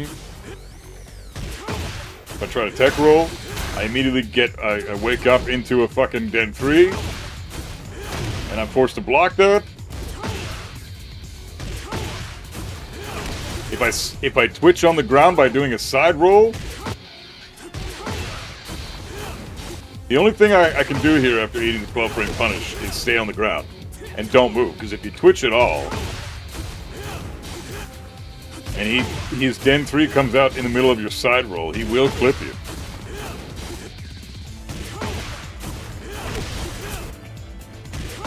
So my tech roll, I get fucked. My side roll, I get fucked.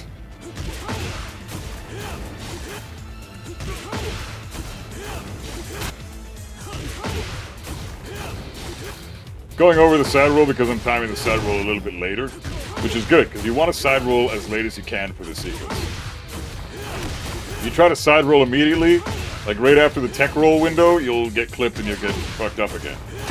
And the tech roll will just fuck you up. And holding back to get up off the ground is a bad idea too, right? What about holding forward? Can I hold forward here? Yeah, I can hold forward and knock him out of that. So that's always a good way to get up. If you think he's going to go for this, you got 2 options. Stay on the ground, don't move, or hold forward and get up that way with this bullshit spring kick. So, you have options there. But for the most part, this is like a complete bullshit scenario. If you're going to get up into an Oki scenario, and he's just going to be plus in your face and forcing you to guess again. Let's see.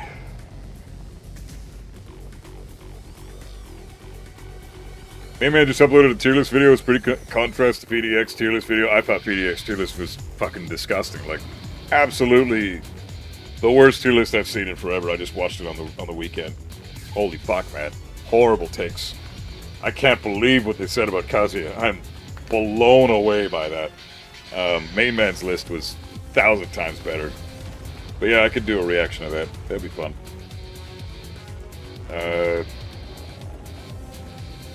Power Crush wins, but the low kills the power. Yeah, of course. But I don't think Power Crush is a viable counterplay to anything. Yeah, PDX tier list is probably the worst one I've seen yet for Season 2. I can't think of a tier list I disagreed with even harder. But it wasn't necessarily just PDX. Like, Landon has some really bad takes. That guy He's a law player, he's a good law player, but he's got some really questionable takes. I wonder how much he labs this game. I'm curious, because I couldn't believe some of the shit he was saying about some of the characters. Saying Kazuya is super mega cheap when you're a law player is... I know that's a whataboutism fallacy, but I don't care. Like, here's the thing. You're playing law. You don't get to call anybody cheap if you play fucking law. I'm sorry, man. You can call people cheap once they get rid of your G-Clef launcher and heat and your fucking safe-on-block launching nunchucks and your bullshit 14-frame heat smash that wall splats from a million miles away that you can't sidestep to either direction. Like... Once you don't have those tools anymore, then you can maybe start calling Kazuya cheap. But even then, you've still got a while-standing 4 that's fucking +4 on block. I'm sorry, man, but you don't get to say anyone is cheap. Anyone. Hidetone, I think that he had some interesting takes as well. Not the greatest. Considering he's a Brian player, like, bro, come on. You can't be playing the best character of the game and calling anybody fucking cheap, dude. That's not cool. You should watch Spag's video on Can Tekken 8 even go back to basics? I did. I appreciate Spag. He's got some good takes. His commentary is funny. Interesting, I guess. I don't know. I like Spag as a creator. He's great. But, no, Tekken 8, I don't think, with what he's talking about in that video, the takes that he has about the basics of Tekken, I think we're far too removed from those concepts to even consider going back to basics. So I don't even know what this is going to mean. Back to basics? What, are you going to remove the heat system, or what's the deal here?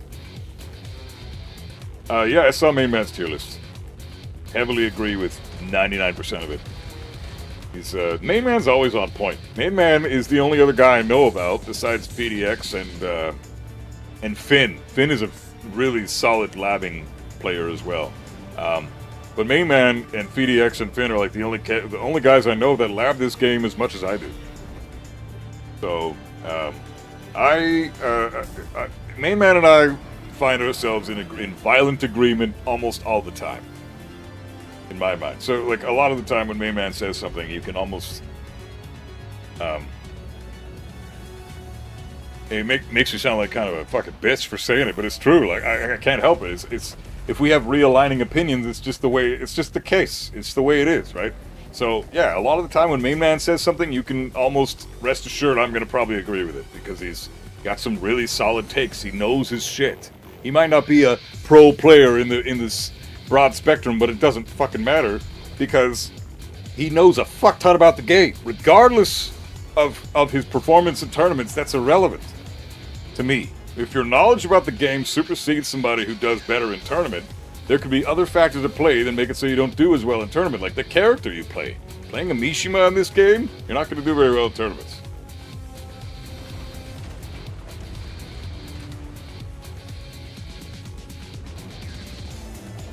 Mayman called me out on some shit, but I think he was stressed. Emil? I mean, like, when you got a chat of that many people, with that many, like, the more people you have in your chat, the more bitches you're gonna have, right? Not say, like, Emil, you're not a bitch, but there are a lot of bitches in his chat, right? And he's dealing with that every fucking day. So yeah, sometimes he's gonna say some things, and he's gonna take it out on the people that aren't bitches, and it's just, it just might be his mindset in the time. Like, if you're a streamer, and you have any following at all, you understand exactly what that's like, and that I can totally sympathize with that. So, Emil, I wouldn't take that to heart. I think Main Man probably just was having a bad moment with a few fucking bitches in the chat, and you just happened to say something at the wrong time that rubbed him the wrong way. It's circumstance, Wouldn't take away from that. Tekken World Tour showed Fakamram is absolutely viable. Of course he is. He's, like I said when we were labbing the guy, Fakamram has definitively the best range in the game, and to say that you have the best anything in this stupid game is a huge up in your quality as a character, right? So, he claims that for himself. No one else can take that from him. He has the best range in the game, so he's the best at something in this broken fucking game. And he can use that to his advantage, and guess what the fucking pros do with him? They keep out all day. All day they keep out. And then when it's time, they run in with their big plus frames moves, like while running 3, jet kick, you know, like big ass plus on block shit. But for the most part, they're keeping out with standing 3 all day. That's how you play fucking ROM now. You jab and you standing 3. And you down 4 when you want to catch somebody with a low hit.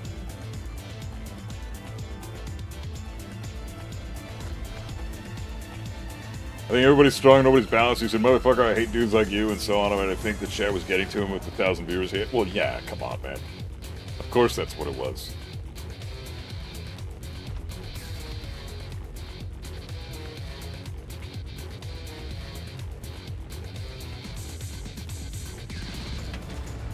Yeah, fucking ROM is, you guess wrong once and you're eating it. You're almost dead. It's crazy.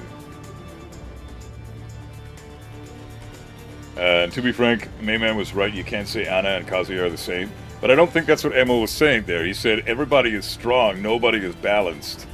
If that's what you said, Emma, then I agree with that. You can't disagree with that. Everybody is strong, nobody is balanced. Even Kazuya, who's still garbage in this game, isn't really balanced, right? He's got some broken shit. I don't think Shikue should exist. I hate that he has that. Devil Stomp is... like, it's shitty for competitive pro play, because it's just going to get Kazuya killed all the time. People are going to react to it and block it every time he does it. So nobody uses it in high-level play, or pro-level play, I should say.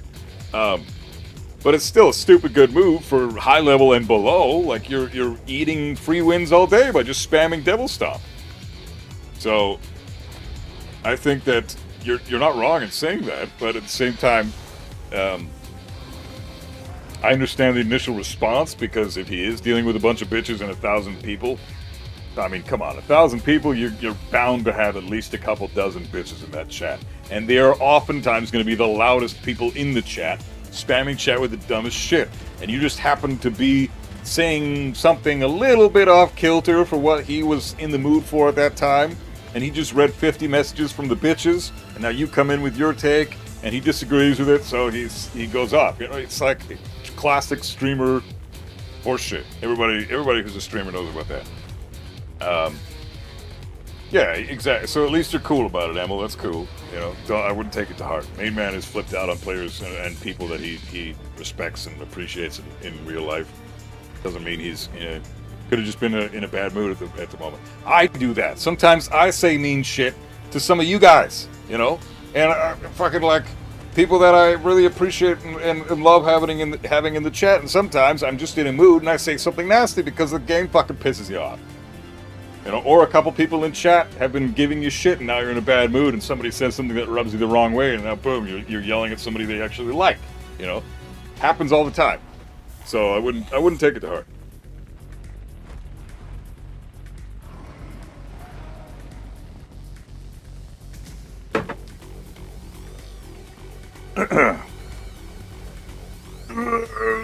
Okay.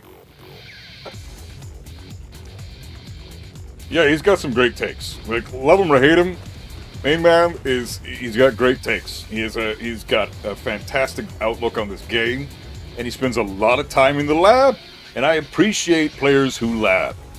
I respect that shit, because I personally am of the philosophy that if you don't lab this game, then you don't have enough knowledge to have opinions. And I don't want to be one of those guys. So I always try to lab this game as much as I fucking can. And since now that's all I really can do with my fucking condition, I've been really enjoying it. I love labbing this game. There's so much you can learn. But, there's one thing I wanted to try out here. Block. Not that. This fucking shit is so cheap.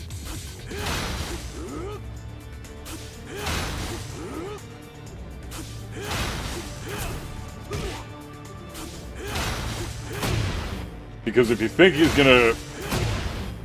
gonna go low, so you block low, or you low parry something expecting this, but he can fucking delay that shit, right?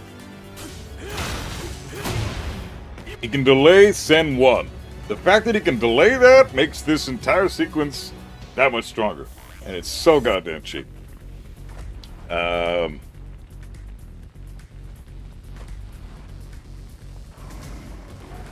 and Lee and Heihachi are probably one of his worst takes, though.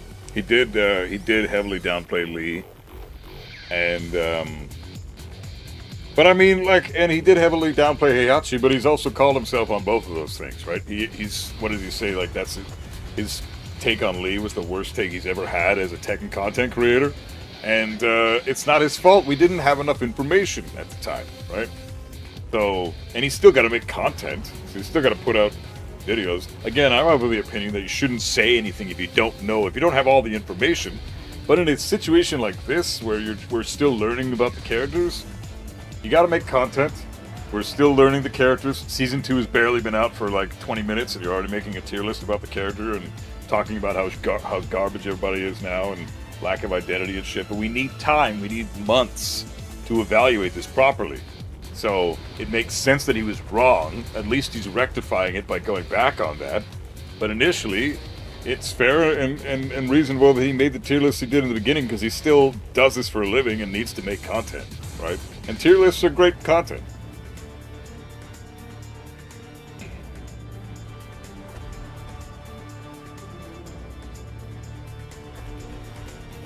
Same with Buff. I agree with a lot of shit he's saying. Oh, thanks, man. Most of it has been tested multiple times live, so if needed, you can fact check it. Yeah, that's the thing. Thanks, man. I appreciate it. Yeah, see, like, making claims is one thing, but if you got to test it and you got to verify it on stream, like, if I didn't do that thing earlier with the Twitter guys that were bitching about Lars's orbital going over Heihachi's fucking forward and Fujin 2, if I didn't correct that, people would still believe that, you know, Lars gets an orbital if he eats forward 4 on crouch. That's not true. We know that now, but that's just because even God of Destruction players are so not knowledgeable about this game that they're quick to post misinformation like that on Twitter and claim it as something it isn't.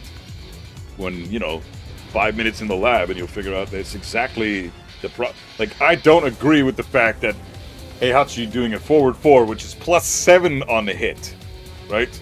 Forward 4 and a Fujin 2. Lars should not be able to orbital that anyways. Heihachi's +7. He's going into Fujin stance, he's doing a fucking 14 frame move. What the fuck are you doing with a +7, with 14 frame move beating out an orbital, or getting beaten out by an orbital at fucking +7? What the fuck is that? It's a mid that Lars goes over when he's -7. That's crazy. So that is a huge problem, and I don't agree with that at all.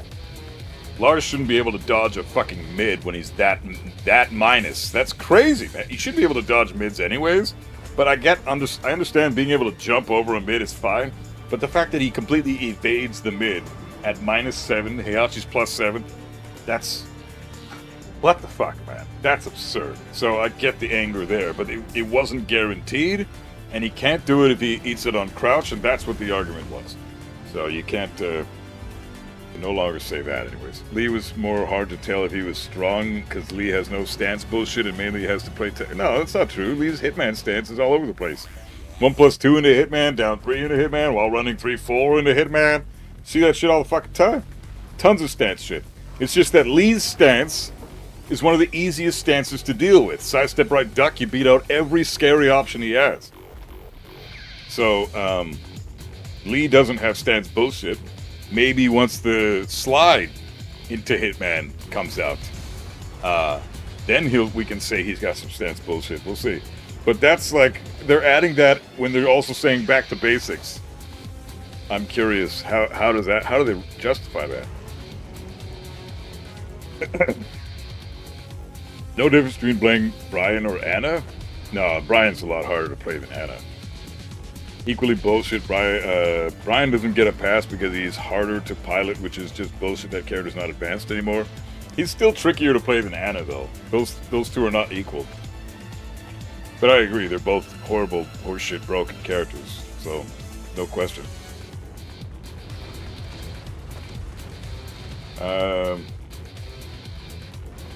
People don't know the Anna matchup? Yeah, nobody does. You have 1,000 matches on him, he's not advanced. I don't think Brian's advanced, but he's definitely a lot harder to play than Anna. You can't argue that. I'm not saying he's hard to play anymore. He's not.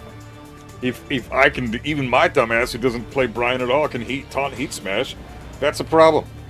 How the fuck do I tried it, like I got on my 3rd try ever, and then I did it like 4 times in a row after that? Like, what the hell is that?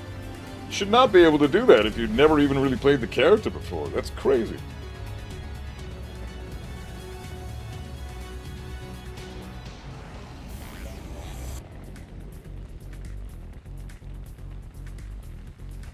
But yeah, Brian is definitely not hard to play anymore compared to what he used to be. But he's still 10 times harder than Anna. Anna's a brain dead nonsense bitch.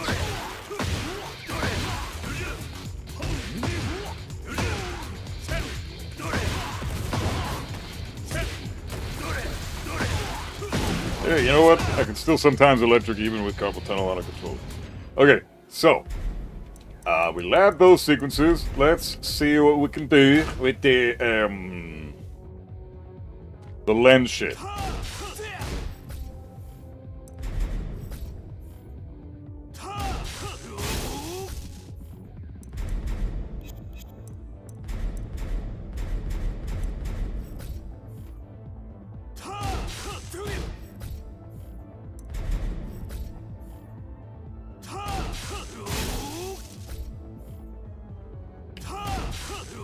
Fuck. Dude, while standing 2-1, bitch.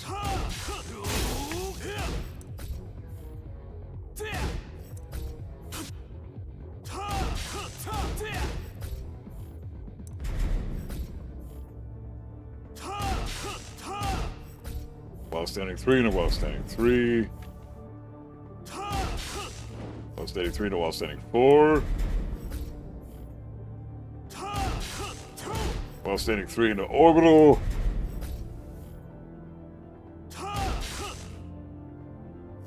You can also block after, but we're not going to do that. So, let's do these 3 options here real quick. So, Len 2, Len into while standing 1, and Len 1 all beaten out with a dick jab. Pretty easy and straightforward counterplay there. This is while standing 2. And while standing 3.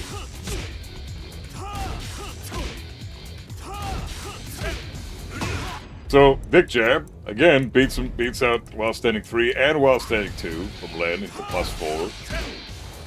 While standing 4 can catch your Dick Jab, but you still can beat it up.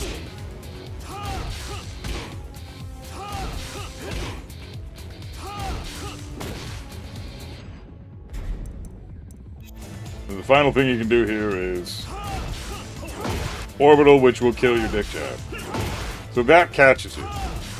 A lot of the time, Lars players will do this, so in that sense, you should. Well, you can't even jab it. Wow! I'm disgusted by that. That's fucked up. What is the tracking, dude?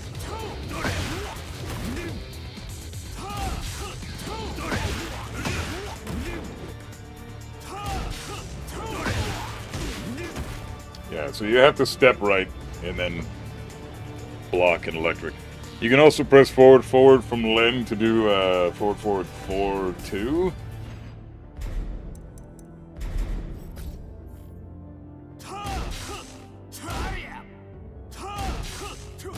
Oh yeah, good shit, man. That's sick. But, I mean, it's the same counterplay, but still. I didn't realize that. That's sick.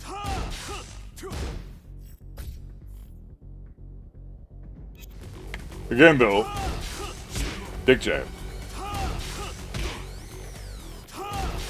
So force the Lars to the orbital, and then sidestep right and launch his ass. So if he's going to do one option, so that's the forward ship. So force him to do the orbital. You can also sidestep right duck. Sidestep right duck will kill him every time.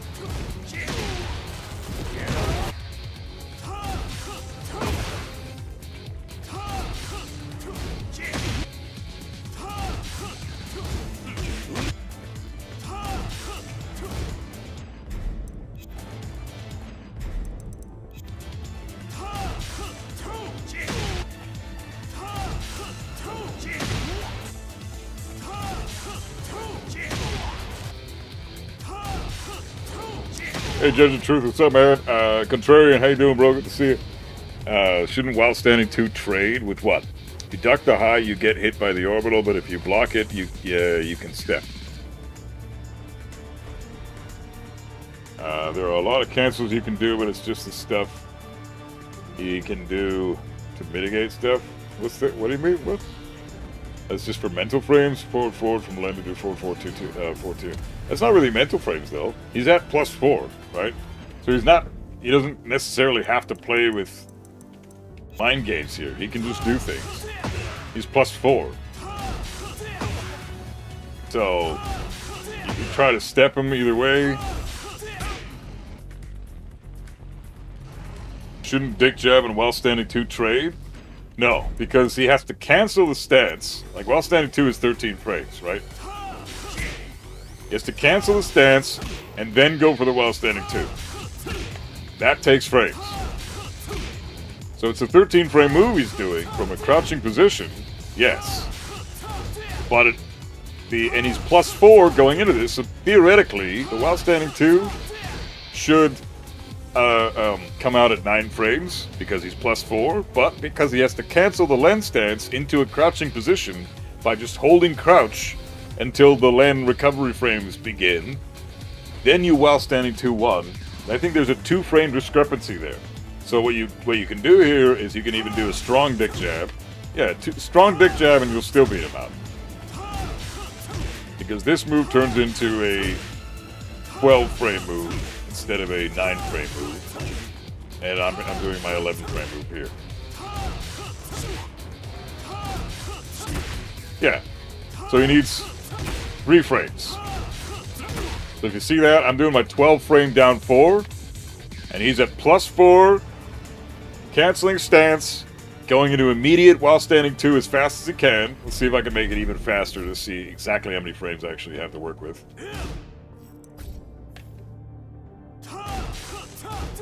That's probably as fast as you can. This is probably as fast as this shit's gonna come out. So it's gonna trade with a 12-frame move. Which means my 11 frames strong dick jab with down 2 is gonna beat him out every time. And so will my regular dick jab, obviously, because that's 10 frames. I'd probably go for this instead, though. This strong dick jab, it's more damage, more plus frames. They're 100% going to buff Kazuya and Deviljit. Looks like they already did buff Kazuya with the trailer. So yeah, most of what I'm saying is fake. Those are just options he has after conditioning. Well, it's not really fake because you're still playing with your pressure via your plus frames that you earned, right? Generally, what do you do against Raven? We'll go over Raven next. They should make his stance lows at least -13. He's all reward, no risk. I agree. Lars is... Sen 2 should be -13. I should be able to twin pistons that shit with Kazuya. He's just got too many lows that are super, super safe. Especially from stance. Let's see. What else is there? But yeah, I'm dick jabbing all day with this shit. So Len, not a big deal. So we went over Sen, we went over Len, we went over Dan.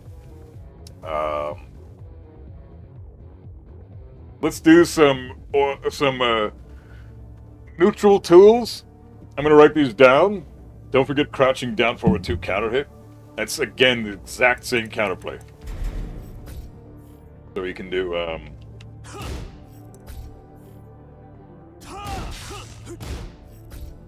so that's one. But again, exact same counterplay. Okay, so strong dick jab here. I'm doing strong dick jab for all of these. I'd highly recommend that because dick jab will miss.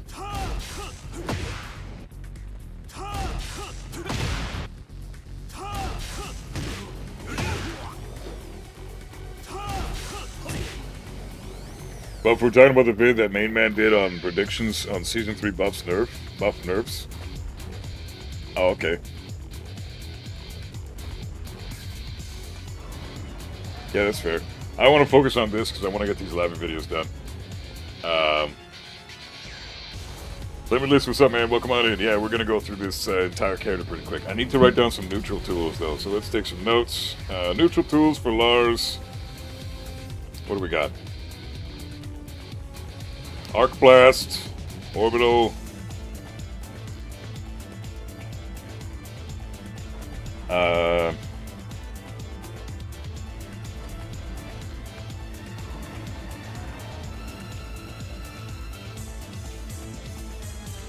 So Arc Blast, forward 1+2. I don't fucking know. Down back 4. Down back 1, 3. What else we got? Down forward 1. Down forward 1 strings. Orbital. Up forward 3. Forward 4, 2. Forward 3+4. Stupid ass move. Let's see.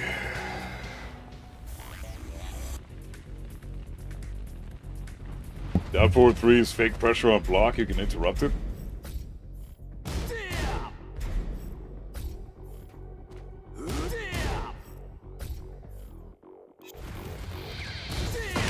No, you can't.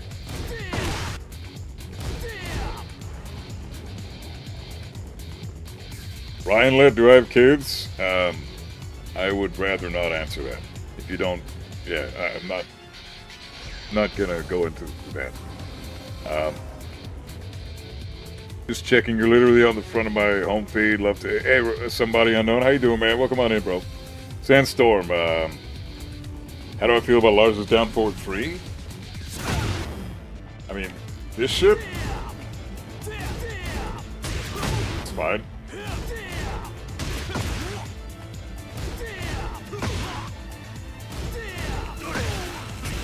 Can electric this shit. The recovery frames are very generous.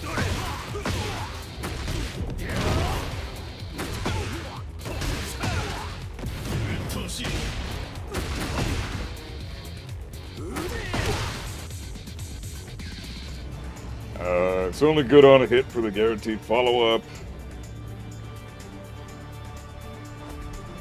Strange Weed, what's up, man? Welcome on in, dude.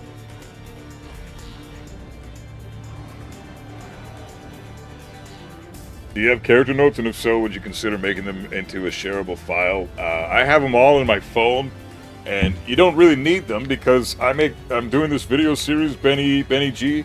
I'm doing this video series, and I got an entire playlist, and I have timestamps and all this shit for all the characters. So whatever you want to know about any character, it's already in a fuck ton of videos I've done on my playlist on my channel. So this is just going to be added to that playlist once I've figured out exactly what neutral tools I want to figure out with this guy.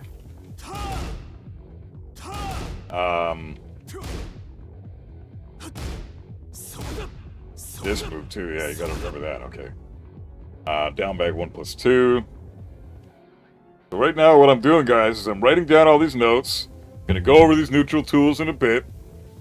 And, forward back to 1. And then we're gonna make the video, so I'm probably gonna be ignoring you guys for a little bit while I'm actually recording that video. Once that recording is done, we'll move on to Raven.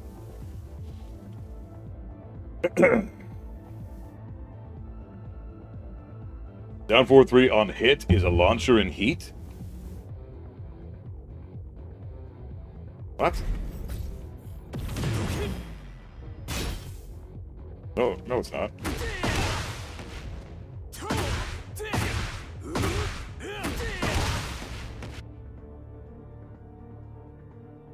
Sandstorm, you're that's not the right move, I don't think, man.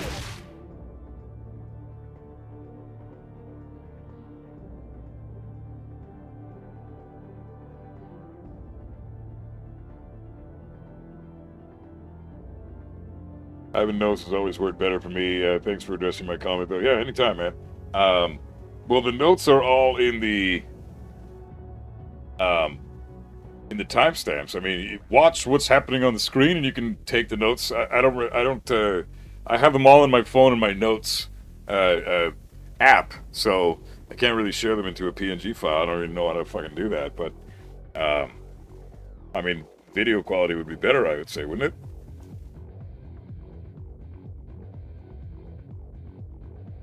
Hold down forward, then press 2 immediately, but maybe I'm wrong here. Oh, you talking about this shit again?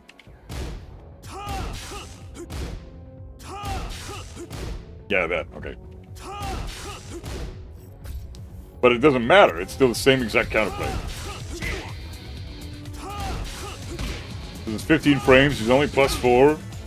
Plus, he needs time to cancel the stance. So, it's all the same. Like Len, regardless of how he enters it, he could enter it like this as well.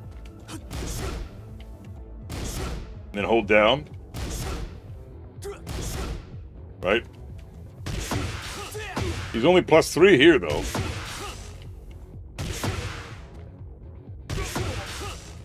So if he's only +3 here, there's nothing you gotta worry about.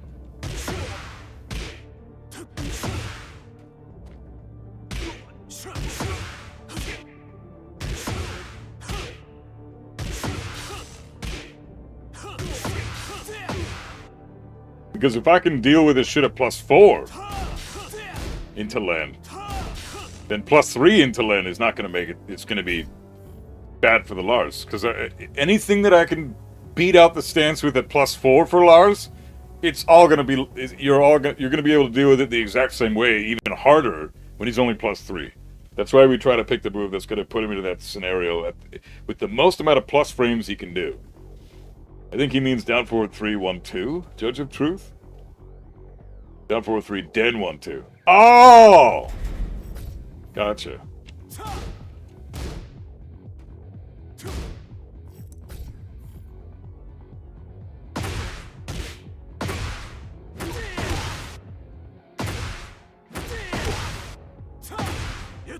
What?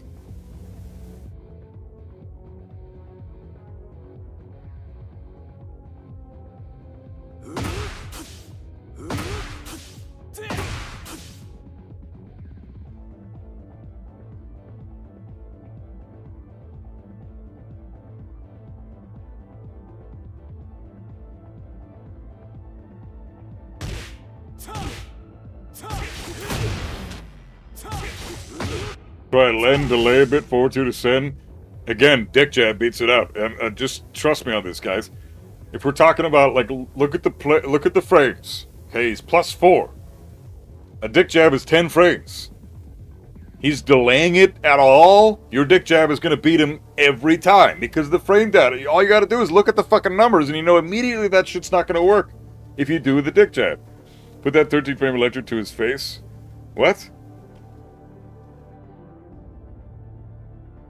If down 4-3 hits, you can go in den for a free follow-up. But how do you do that?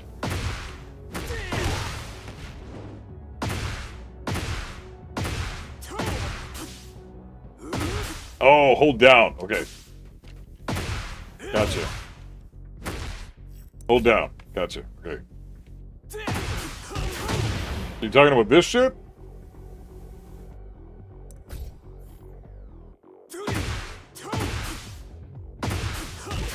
Yeah. Well, he's +15 there.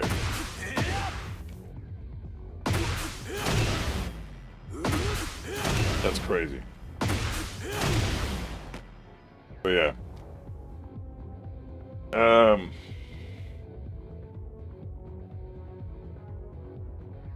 Chat's a bit drunk at explaining. Yeah, that's every day though.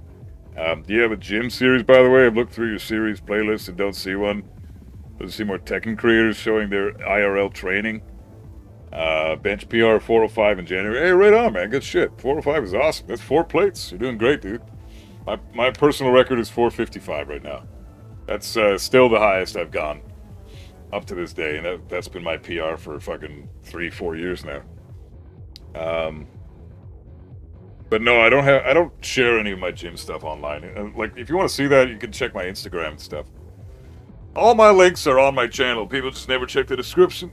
The description is still a thing on YouTube. I know people don't look at it anymore, but all of my fucking links and everything you want to know about me is, at least social media-wise, it's all on YouTube. You just click the links and they're all fucking there. So,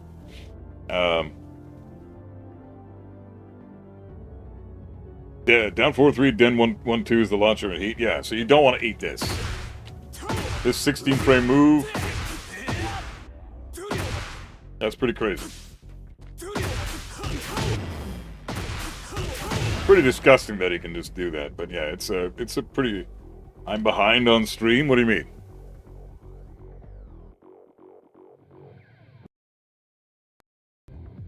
Audio, you mean? Are we good? I don't deadlift, no. Deadlift is the worst exercise in the fucking entire gym. I despise deadlift. How to ruin your back in 5 seconds. Forever. 5 seconds for one pump and all of a sudden your back is thrown out for the rest of your life. No, I'm good. I can fuck up a bench press a few times and still be okay. I fuck up a deadlift once, I'm screwed for life. So fuck deadlift, it's a horrible exercise. Anybody who deadlifts is a dumbass. It's like the biggest fucking... I don't know, deadlift is like the biggest flex. But that's all it is. You're picking up a lot of weight, but you're not doing anything with it. It's like, oh, check it out, I can move this fridge. You fucking pushed it. Let's see you lift it off the ground then. Oh, check it out, I can lift this bar with all these fucking weights on them, on it, off the ground. Okay, now put it over your head. Oh, I can't do that. Well, then fucking stop showing off. Like, you're not doing anything. You're lifting the fucking bar up. That's all you're doing. And you're ruining your body by doing it. Deadlift is the dumbest fucking exercise on the planet. It's so fucking stupid.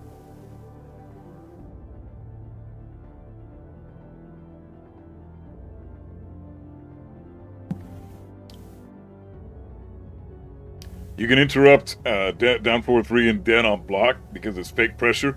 No, I know that. I know that. That's why I wanted to find. I did the best frame data for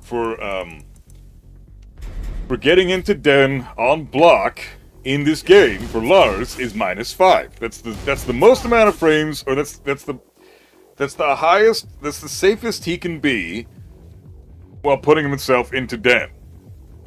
Unless he just manually does it, like this.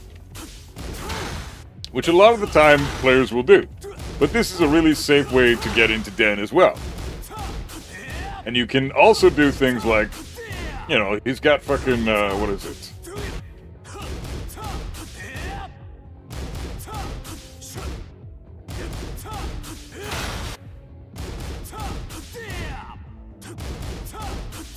Yeah, if he does this, for example...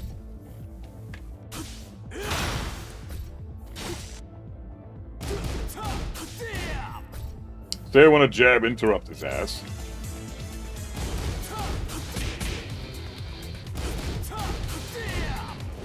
I don't get the jab punish that on block because he's -10, but he's still so far away from my jab because he's kind of crushing my jab. So, that's sick, brother. I know you're busy, but thank you for your... No, it's all good, man. I'm not busy. I'm trying to... Well, I mean, I'm busy, but I'm also here to chat, not just fucking, you know... Streaming's about entertainment and engaging with the audience in my mind, and if I'm not entertaining and engaging with the audience, then I want to be laughing and figuring shit out, making a video. Why are people obsessed with deadlift? I don't get it. Because it's the best way that they can put on the most weight on a fucking bar and show off their strength without actually doing much with the weight. Deadlift is the most unimpressive weight lifting category for me. Because you're not doing anything with that. It's like you're putting a fuck ton of plates on the fucking... It's like when people arch their back and such. They're in like a crescent moon shape on the bench when they're bench pressing. And there's like zero rate of movement. That insane arch that those people do, that's not a bench press. You're not doing anything with the weight. You're literally getting zero exercise from doing that. Flat back, as flat as you can, a mini arch if you can, because it helps the stability, and it's just a natural thing your body wants to do when you do a bench press. So a little bit of an arch is fine, but not an exaggerated arch, and certainly not that fucking crescent moon shape horse shit that people do. It doesn't do anything for you. Those exercises are a waste of time. People ask me how I'm so big when I'm natural, because I fucking work out properly. I'm not doing this crescent moon fucking 1 rep of 305, 315. You know, like, and it's not even a rep because I didn't all go down all the way, because I only went down 2 inches and then lifted it back up. Anybody can do that. You can hand it to a fucking 12-year-old and they can fucking do that. It's not an exercise. You're not doing shit.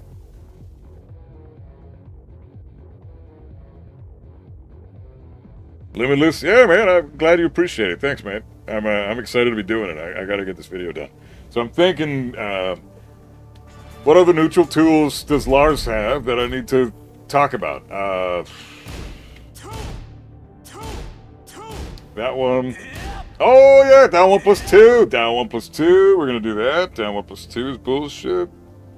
As soon as people start reacting to this garbage, 24 frames, very hard to react to, but it's possible. Hey, Lon Jink, what's up, man? How you doing? Are you gonna lab this Hell Sweep Den situation as well, or did you, or you did already? Hell Sweep Den situation? You mean the Hell Sweep Lens situation, right?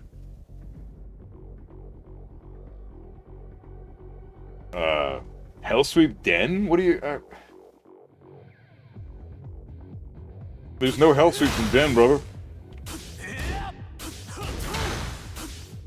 That's not a Hell Sweep. He's got this, his launcher, safe on block launcher pretty much. This character's pretty stupid, I gotta say. Very cheap character.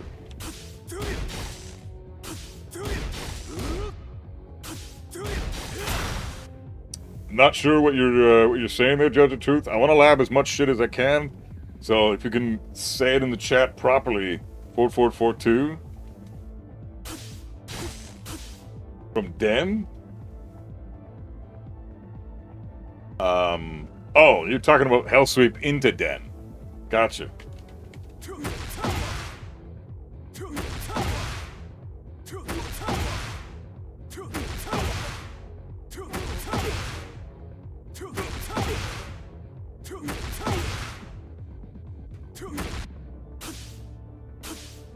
The sweep is 443? No, it's 444.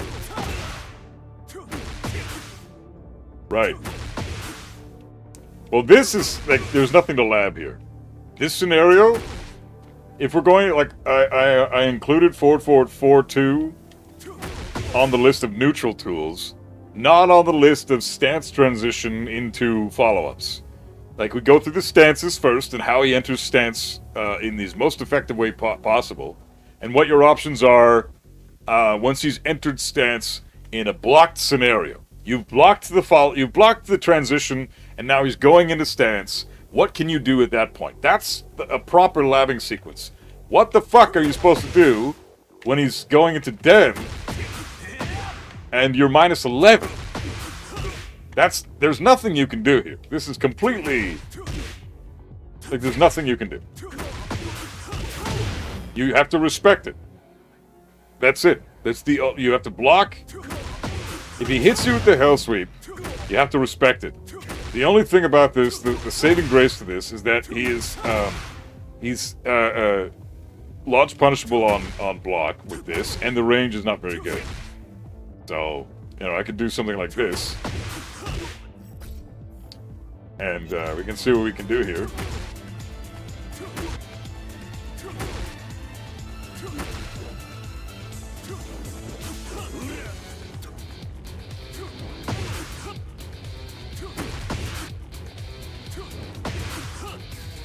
That's amazing.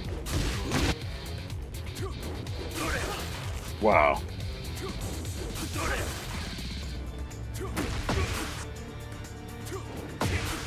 That's fucking stupid. Okay.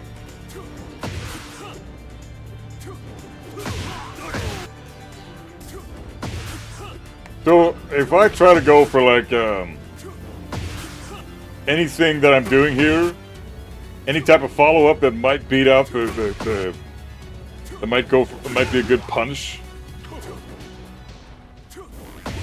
If I go for it a little bit early, after dodging the kick, for example, I get clipped by the fucking hide.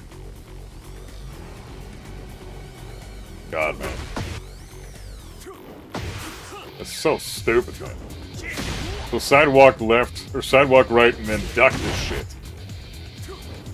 Or wait. No, you can't even wait half the time. Fucking unreal. What the fuck, man? Sidestep duck always works, but yeah, this is so stupid.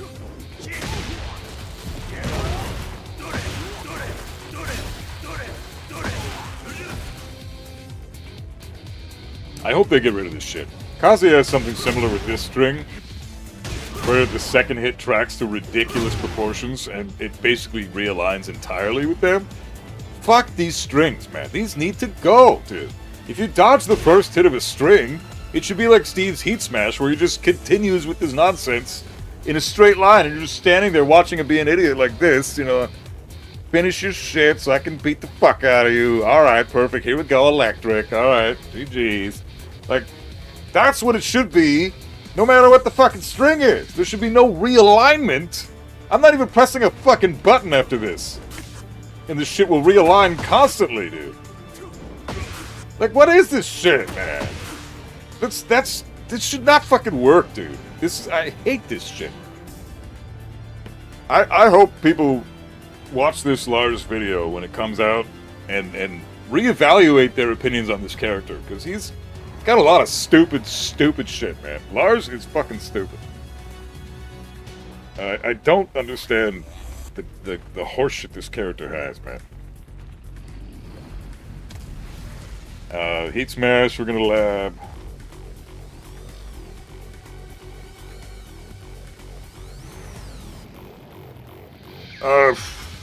What else?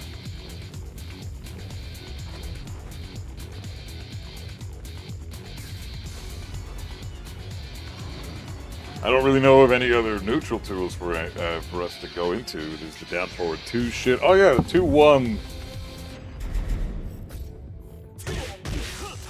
This is kind of good. This is interesting. This is important to know. Because if you block this, you better fucking interrupt his ass. 2-1 into Lem.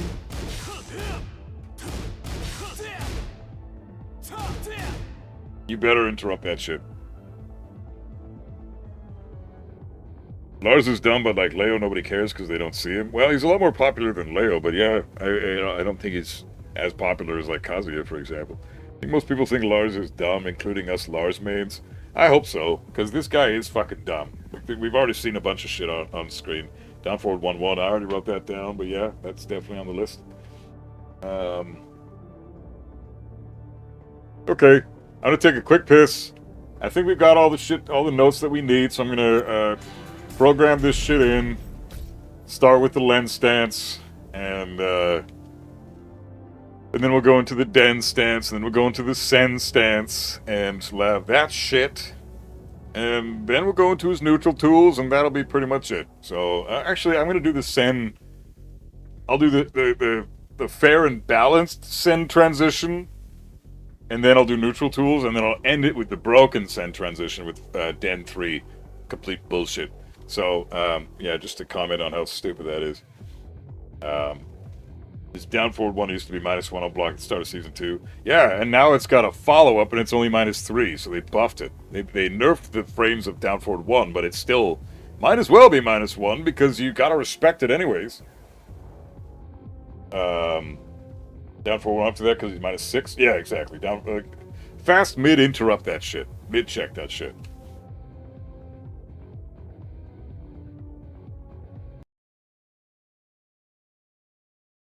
Yeah, exactly. You have to know exactly how to press against this character. Back 3 to sen. Well, I'm going to do forward 2 into sen, or down forward 2 into sen. Because you see the frame data difference, Judge of Truth? Back 3 into sen. And then down forward 2 into sen. See the frame difference? Lars is at more of an advantage with down forward 2. So what you want to do here is you want to lab the best advantage scenario they have, which is in this case down forward 2. Obviously, Den 3 is the best way he can get into sen. But down forward 2 is the second best way, oftentimes considered real pressure by a lot of players when it's not. It's all fake shit. You have multiple options to deal with anything he does in stance. Audio is gone. Thanks, man. Fucking hell.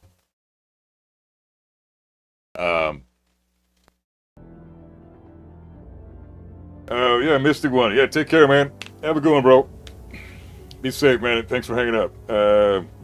It's more on neutral. We do it from far away. Yo, sup? Got Tech and King with Kaz last week. So pro do. Although I never labbed anything. Oh, what the fuck? Going to have to change now to progress further low. Hey, congrats, Emil. That's good shit, bro. Keep it up with that, man. And thanks for the sub, brother. Seriously. Mihu, good shit. But yeah, thanks a lot for the sub. Keep going with the labbing, though. It's you kind of never stop with this shit, man. This game is always, you're just always in the fucking lab if you want to know anything about Tekken. So, hope the video series with this labbing shit is helping out a lot. But, okay. So, what was I saying now? So we're doing down forward. Yeah, so down forward 2 is the best way to get into Sen. The reason I say that, it's more on neutral. We do it from far away. Well, yeah, like down forward 2 is still the better way to go. By the way, Elden Ring is close. Yeah, as soon as I finish this labbing series, once I get through all these characters, I'll be playing Resident Evil 9 and Elden Ring. So, okay, well, first I'm going to program this shit. And then we'll play some Tekken once Season 3 starts up, I guess. I don't know. We'll see. Fuck. What does it say now? So yeah, I'm going to go over all this shit. Let's do the lens sequences first. Program all that shit in. Then I gotta take a quick piss, and then we're good to go for the labbing, for the video.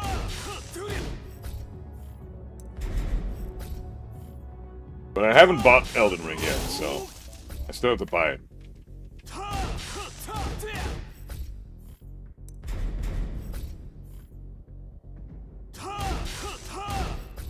While standing 3 and a while standing 3.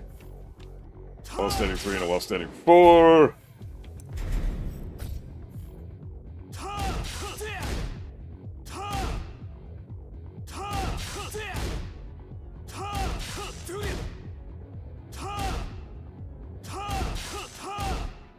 Oh, I see Cooney being hella fucking annoying.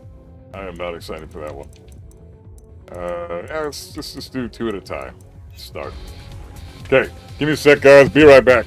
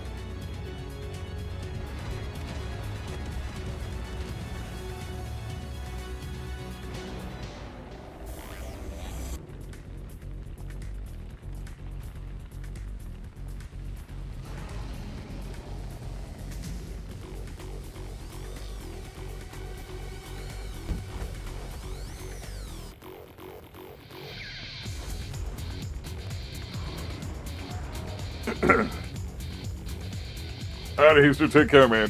Thanks for hanging out, bro. Yeah, that's the thing, never being in a lab for more than a minute to check one move a couple times. Just movement and whip punishment carried me, I guess. Well, that's great for you, man. Highly recommend getting in the lab and checking some stuff out that you're not familiar with, but it sounds like you're doing great. Okay, so I think I've programmed in the moves already.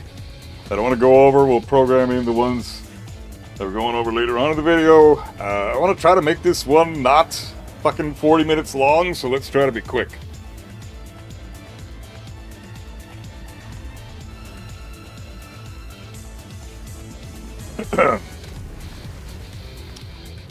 Trying to get GOD before season ends, and TGS is the most miserable grind ever. Nah, you're not getting gate capped at Tekken God Supreme anymore, bro. Nope, you're not. You're TGS, man. If you're TGS, there's no gatekeeping anymore, bro. You are at the rank where you should be able to compete with God 1s and God 2s, no problem. So, at least be able to compete with them. Maybe not beat them all the time, but that's the rank you're at, man. There's no easy mode shit anymore, so no gatekeeping, no excuses. Okay, I'm gonna record this shit, guys. So if I'm ignoring you for a little bit, forgive me. I just have to do this video. So anybody in chat, if anybody comes in and is asking what's going on or asks for me, can somebody just explain that I'm doing a video? I would appreciate it. Okay.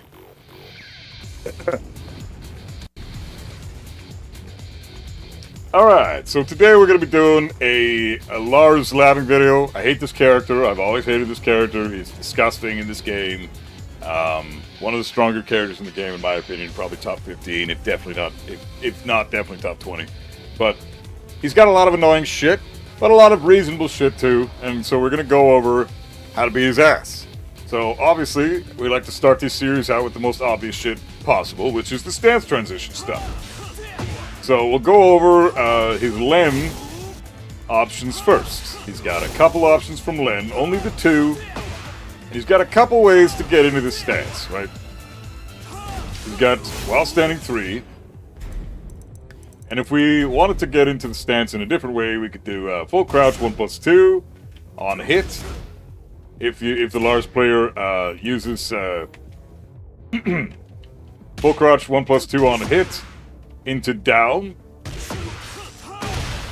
you press down after that, and he'll transition into Len as well. But if you see the frame data there, he's only +3, right? So we're not gonna worry about his full crouch 1+2 because the counterplay that we're showing you for this stance is for a +4 scenario. As you see there, he's +4 after I block his while standing 3. So he's got even more plus frames from a while standing 3 being blocked than a full crouch 1+2 being hit. So you want to lab the sequence that puts you in the shittiest position possible for these stances, and then see what counterplay you can do there, which will then translate to all other sequences that he puts himself in stance with, because all the other sequences are less frame data for him to play with, right? So the more frame data, the better the advantage, the stronger his attacks are as follow-ups. So we want to see the most frame data possible. That's why we're doing while standing 3. But this applies to all Len transition stances, Len transition moves, as well as the other stances that he has. Same logic applies to them as well. So we're going over all the best tools he has to get into stance, starting with while standing 3 into Len. While standing 3 into Len 1 is that annoying low. It's -12 on block.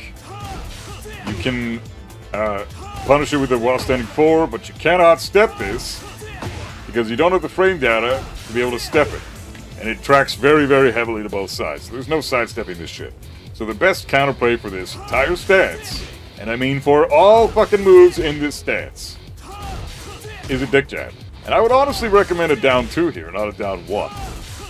Strong dick jab, not a regular dick jab. Regular dick jab is just your regular 10 frame dick jab. Strong dick jab is more damage, 11 frames to impact, +7 on hit. And almost every character has a down 2 strong dick jab, so I recommend that. It's got more range than your regular dick jab too. This has more range. So they're both special lows. One is slightly faster and gives you +6. One is slightly slower, gives you +7, but is also stronger. And it has more range. So for this example, for his stances for Len, anytime he gets into that stance, you gotta lab the moves that he has that puts him in stance. Full crouch 1+2 and while standing 3 are very common ways to get into Len stance. But pretty much any other time you block a sequence or eat a low sequence that puts him into Len, you can always fall back with this counterplay. Just a strong dick jab. So, this also applies to the rest of his Len shit. This is Len 2. It's a launcher, -9 on block. You cannot step this either direction. He's only +4, but you can't step it because this game sucks. So, yeah, it's got a fucking huge hitbox. So you cannot step that move. Not because movement sucks, but because this move's hitbox is insane. Look at this. Look at the hitbox. Look at that. I didn't even block the while standing 3. This hitbox is insane. Look at the side. Look at where he's facing when he lands it. I'm clearly beside him, but it's got a fucking huge hitbox, so I cannot step this. So what you gotta do here is just go back to the regular shit. Strong dick jab, get your plus frames, and then take your damage. Okay? And then the following sequences are all the same as well. He can cancel the Len into a while standing 2-1, which is a 13 frame attack, but the canceling of the stance by holding crouch takes frames. So no matter what he's gonna do after this, while standing 4, while standing 3, while standing 2-1, while standing 1, doesn't matter. Everything he can do, everything loses to strong dick jab, except for while standing 4. While standing 4 will beat out your strong dick jab. But then you can go for regular dick jab. That'll beat the while standing 4. Because he needs 3 frames to cancel the stance. He's at +4. And while standing 4 is 11 frames fast. So with those 3 frames that he requires to cancel the stance into a while standing 4 will beat out your dick jabs. So that's the only option he has that beats out this counterplay. And if he goes for that option, you can always try to sidestep and punish it. If you think he's going to go for a while standing 4 to try to beat out your counterplay, then you can always do stuff like this. Try to punish his ass. You know, get your 15 frame launcher. Or your electric if you're Kazuya, or Heihachi or something.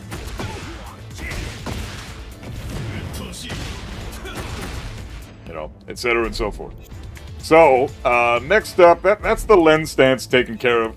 He's got one more option that he can do from this after he cancels his stance. And that's his bullshit orbital. But the same option applies to the orbital that applies to while standing 4. Both options will beat out dick jab. Orbital is considerably scarier, will crush your low immediately, and launch you for full damage, no matter what the dick jab is. So your best option is still your electric or your launcher, no matter what that is. You know, so just be aware of the fact that it's either dick jab or sidestep right into launch punish, depending on what he does after that. 5 options lose to dick jab, 2 options beat dick jab, but those 2 options lose to sidestep right into launch. So you gotta be observant and watch what the Lars player likes to do, but this applies to Len stance as a whole. The only time those options don't work is if you ate a really big move that puts him into Len, then you have to respect it. But, you know, that's like above +4. We're looking at like +6, +7. You ate a big hit on hit. And when you eat a move, you typically have to respect the follow-up. It's different than when you block a move. So that's the Len stance cover. Let's see what we can do for the Den stance and what moves he can do to transition himself into Den stance, which is dynamic entry.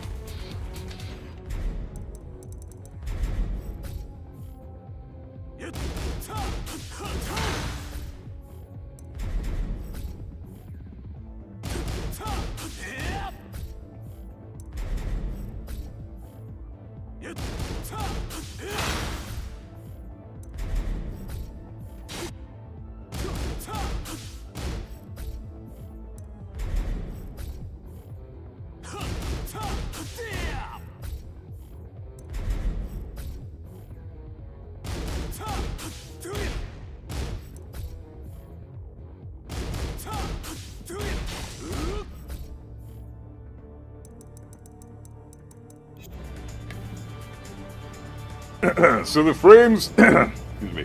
Fuck. Hey, Limplash, what's up, man? How you doing?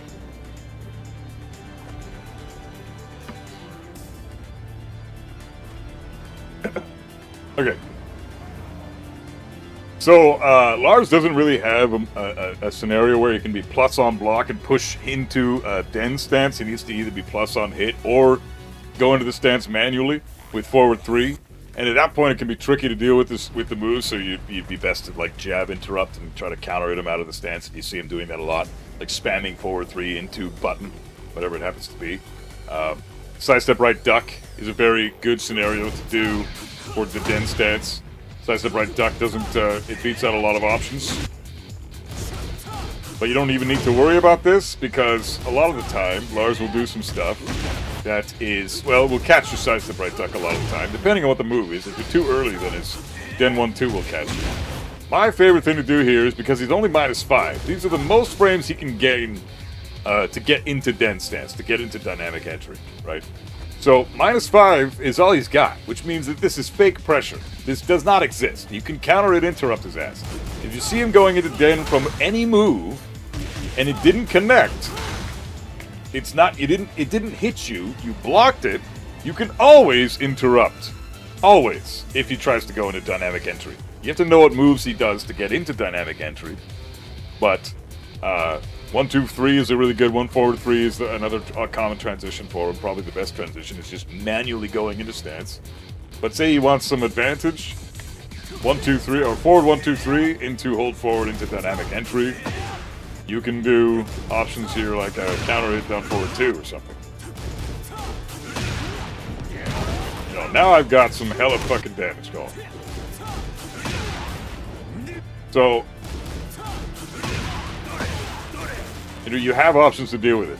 Both these options with 1-2 from Den and Den 2, you can beat out both of them with it's either a 13 frame down forward 1 counter hit or a down forward 2 15 frame launcher or something, depending on what you have, what your characters have.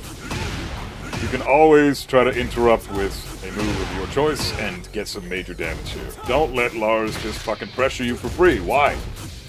He doesn't have frames here. He has no advantage here. If you're just blocking this shit, then you're doing the wrong thing. So, especially that move. That's his best move right there. Den 3, you never want to block that. You never want to eat that. You never want to see that fucking move.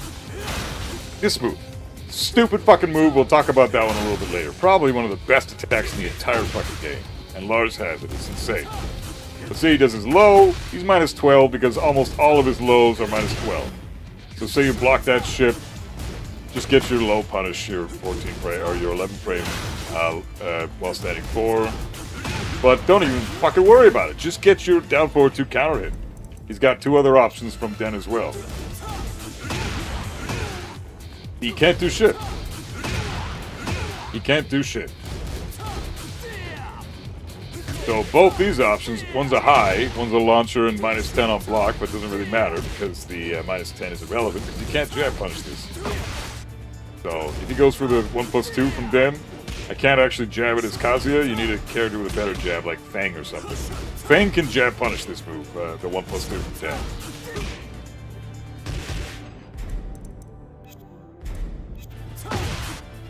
And other characters with big hitbox can jab punish this move here. Kazuya can't. So my jab sucks. So I can't punish this with Kazuya.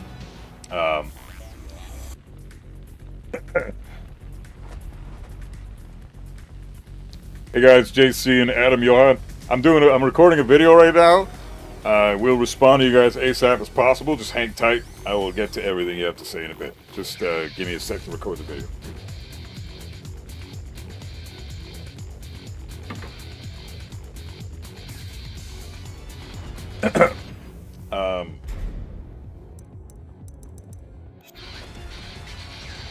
Hey, Big Red, how you doing, brother? Great to see you, man.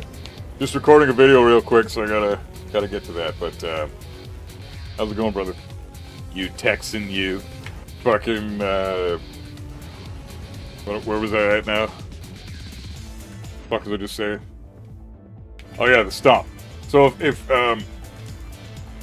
so Lars does have a stomp from this stance. It can be frustrating to deal with. Say sometimes if you block this fucking stance or block this fucking stomp, right? This can be annoying. Because he's +4, and then he gets to go into an immediate send mix-up at +4, which means you don't really have a lot of options if you're +4 and he's going into send. So, blocking this, if If he goes straight into Send stance, it becomes minus 12 on block. This stomp is not as minus as you think. Because you can technically launch it. Everybody in the game can launch this. Even Asuka. The only problem is, if Lars does something like this,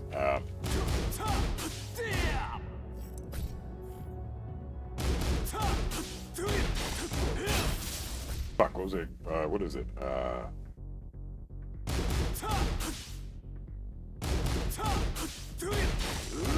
Oh, what the fuck was the move, dude?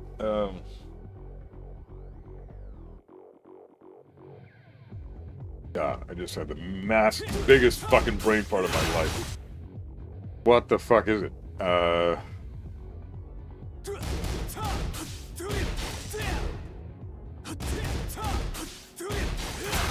Oh, 1 plus 2, that's it. That's it, okay. 1 plus 2, power crush. The only problem, or the only time, fuck. The only move that Lars has that can enforce a scenario where you basically have to block this follow-up. If you block the stomp, is the power crush, because from stances, power crushes activate the armor property engages at 6 frames. In the neutral, it's 7 frames to armor. In stance, if your character has a stance power crush, it's 6 frames to armor. So knowing that, even though this move says minus 14, I don't get my 13 frame punish here, because he's power crushing my ass. You do not get a 13 frame punish here. But if you block the stomp, you still get your minus 4 or your while standing 4 punish no matter what, even if he does go for the power crush. So you can get your while standing 4 and get damage every time guaranteed, or you can try to go for a launcher and hope he doesn't power crush and you will still launch him no matter what every time. So there's that sequence left. That's basically Den in a nutshell. Interrupt this shit. Don't let them fucking get away with it for free. There's no reason to. It's fake pressure all day. There are ways that he can get into Den with plus frames, but he requires a hit. He doesn't get that with a blocked scenario. So just block Lars's shit, and you'll almost never have to worry about his stance pressure.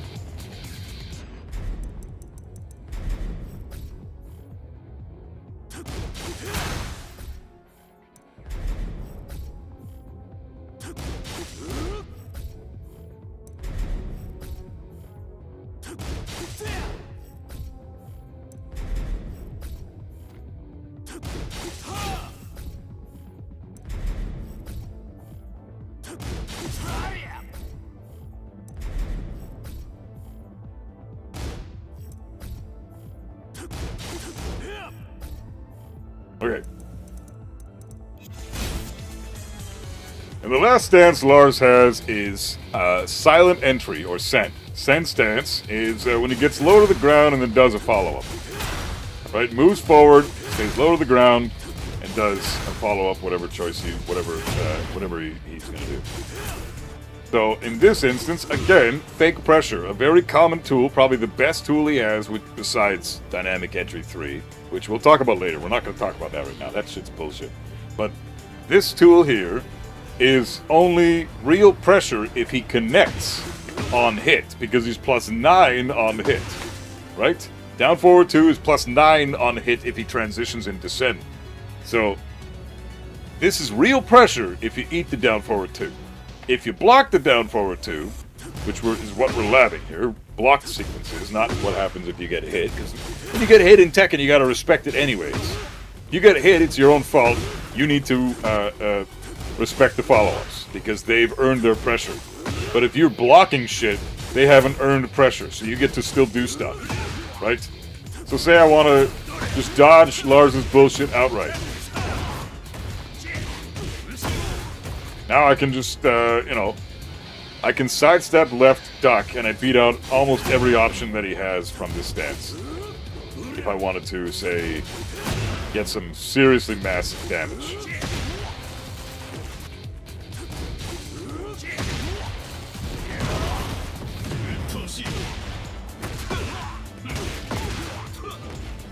I want to get some big damage here, so I'm going to sidestep left duck. But those are only two options that we saw, send 1 and send 2. What about send 3 and send 4? Sidestep left duck.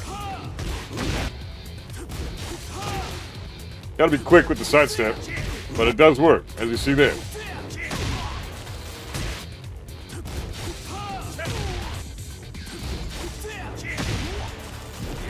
Getting launchers every time. The sidestep left duck beats out those options too. What about 1 plus 2 or 3 plus 4? 3 plus 4 would beat out your sidestep left duck. It'll even clip you. The power crush, 1 plus 2, loses the sidestep left duck. So 5 out of 6 options after a down forward 2. Sidestep left duck beats out 5 out of 6 options, which is why you see a lot of Lars players throw out silent entry 3 plus 4 because it tracks to that side. The one thing you can do to prevent all this bullshit, all this stuff, we're going to program everything in except for the power crush. So he's got 5 options. His only 5 options after a down forward 2 is blocked. Okay? And again, look at this. Down forward 2 is -3, right? It's -3. So he does not have the frame data to get a fucking move in. Anything you do is going to be faster than the follow-ups of everything he does because he's minus in the frame data. He's not plus. So it's not his turn. Technically, it's my turn after I block his down forward 2. But everybody acts like this is real pressure. It's not.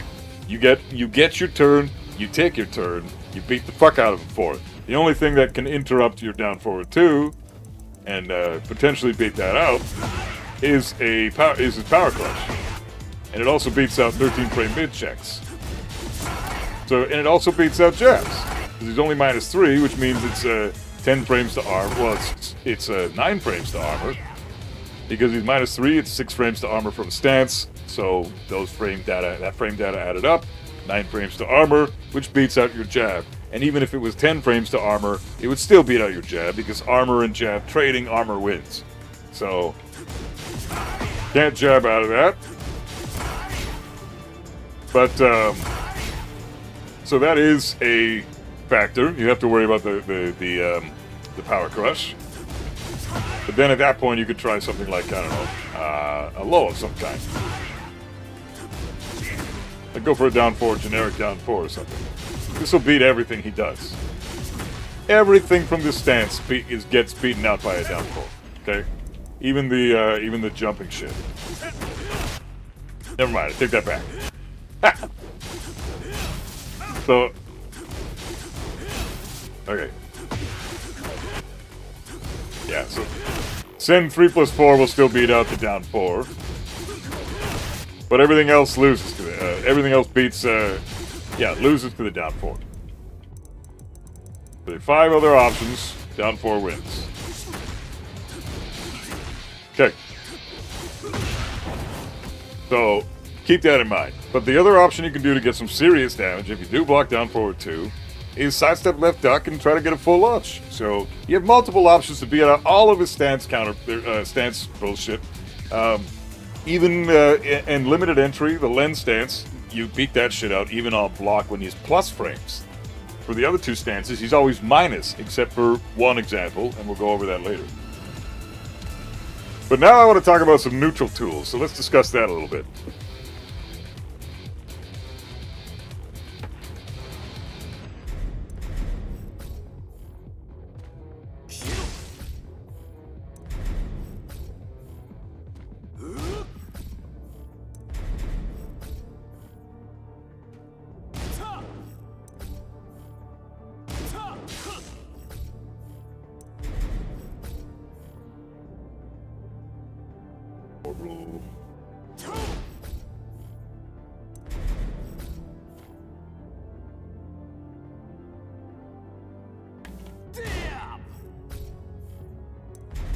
We'll go over the orbitals separately, actually.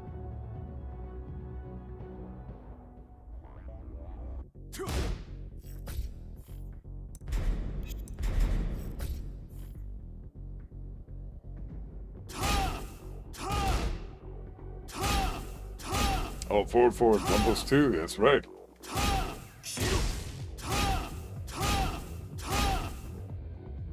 That's a good move. I forgot about that one.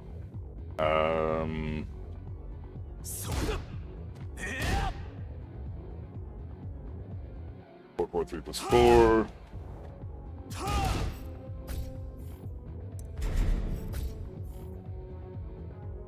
Down back 1 plus 2.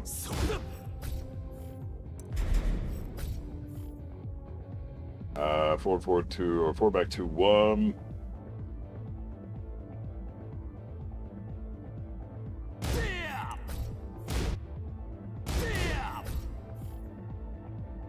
Okay, I think that's good. We'll go over all this shit one at a time.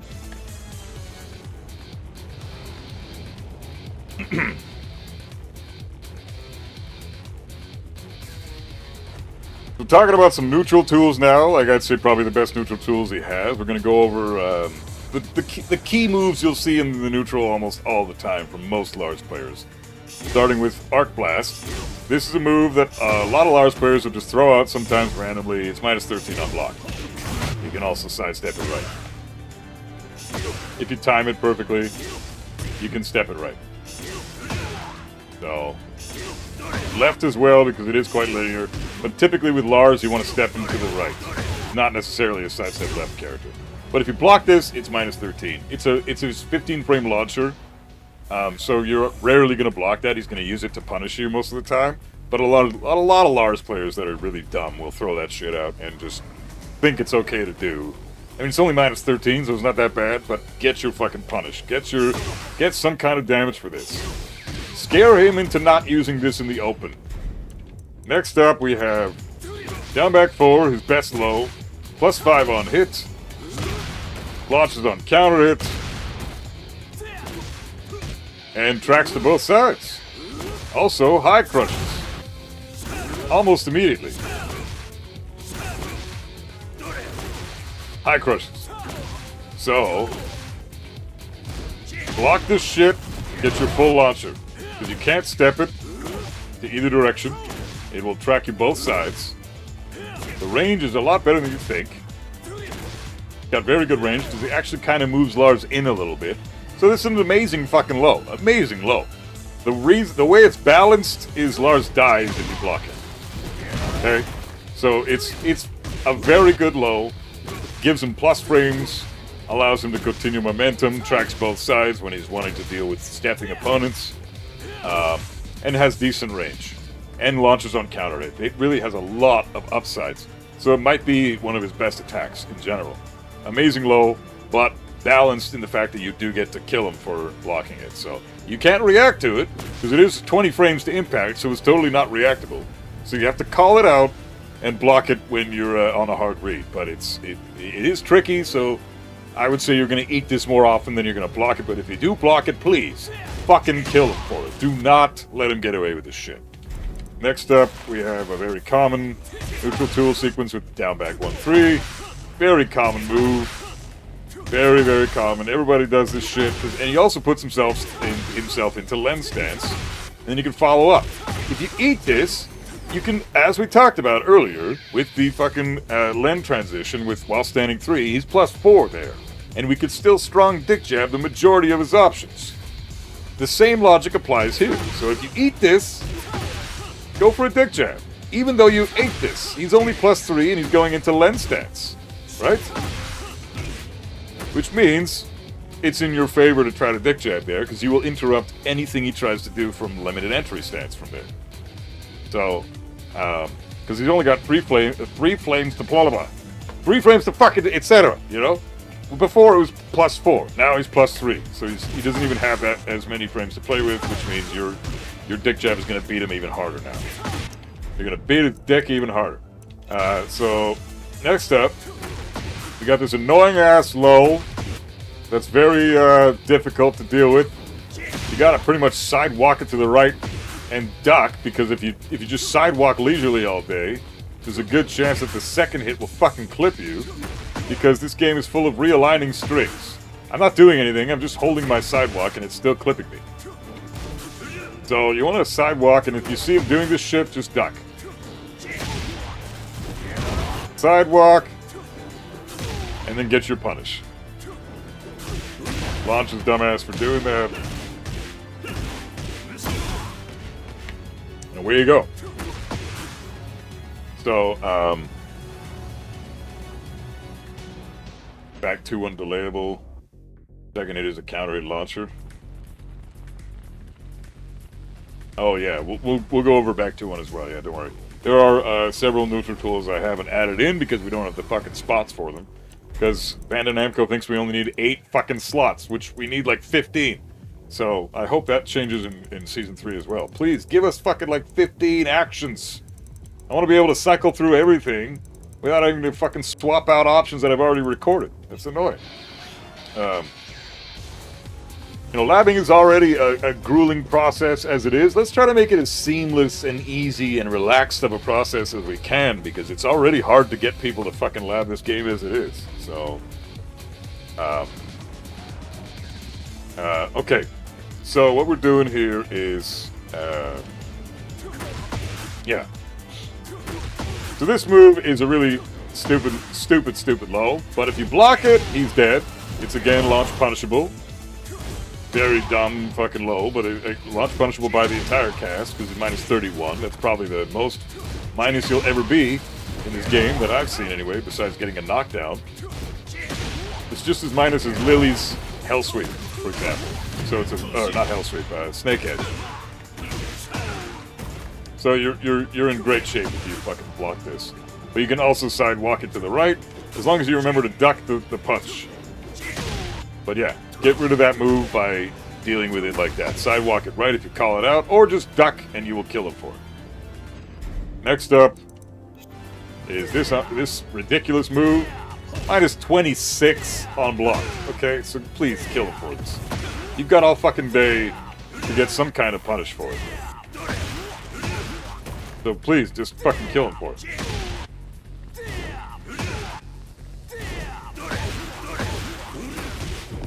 Like, you should always be launching this. Always.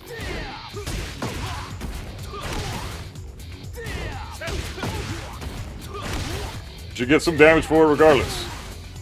Electric it. I don't care what it is. You can win God this shit. And you'll get a punish every time. Because he's minus fucking 26. So if you're not blocking and killing him for it, then you either fucked up the punish because you're Kazuya or Heihachi or something, or you're trash. Or both. But I'm just doing Wind God this here.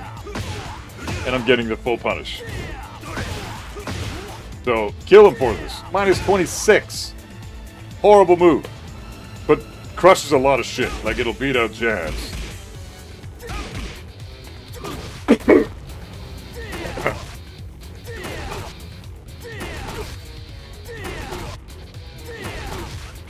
As you saw there, went under my jab.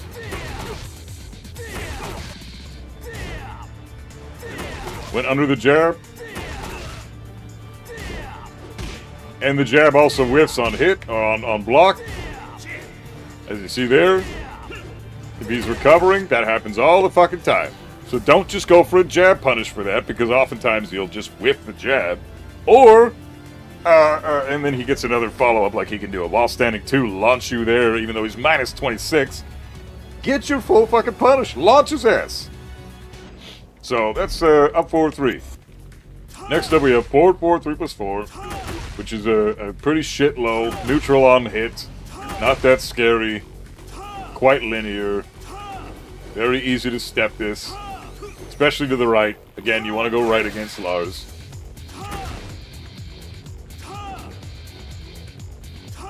But if you block this, minus 16. So, minus 16 means everybody in the game can launch this except for Asuka. She's the only character that can't get a full launch punish for this. But she still gets a hefty punish and her install and everything, so kill Lars for blocking this. Okay.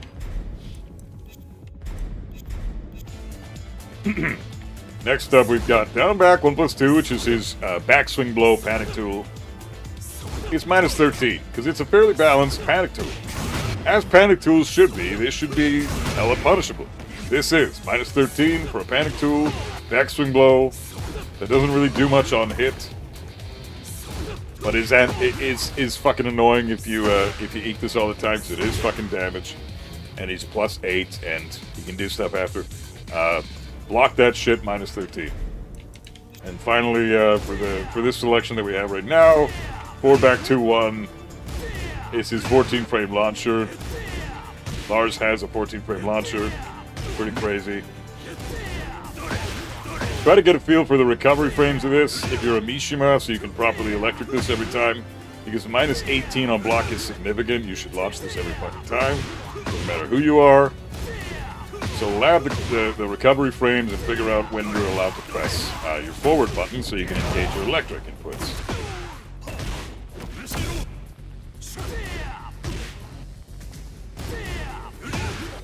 It's tricky. The recovery frames are pretty annoying. They're not very lenient. So you'll have to practice this if you're a Mishima. But I highly recommend trying to do it as getting your electric punish as often as you can for this. But at least try to get a down forward 1-4 if you're Kazuya, or you know, if you're any other character, you would probably have a down forward 2 or a hop kick. So just kill him for that. It's -18, that move. You're never gonna block this. This is supposed to be a 14-frame launcher for Lars, but it's launch punishable. So if he ever does it in the open, fucking kill him for it. Make him pay for it. We got 4 other neutral tools I want to go over. This shit here.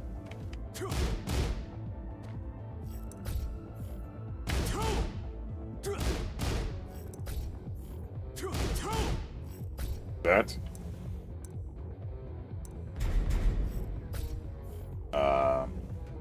Down 1+2.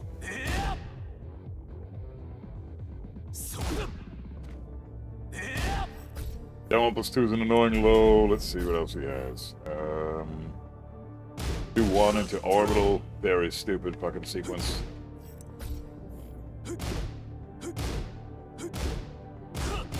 This is a good move. Down 2.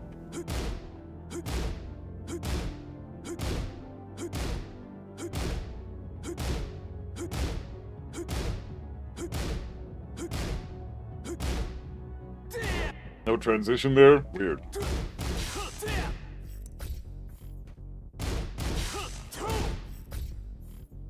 Orbital sequence, and of course his fucking heat smash.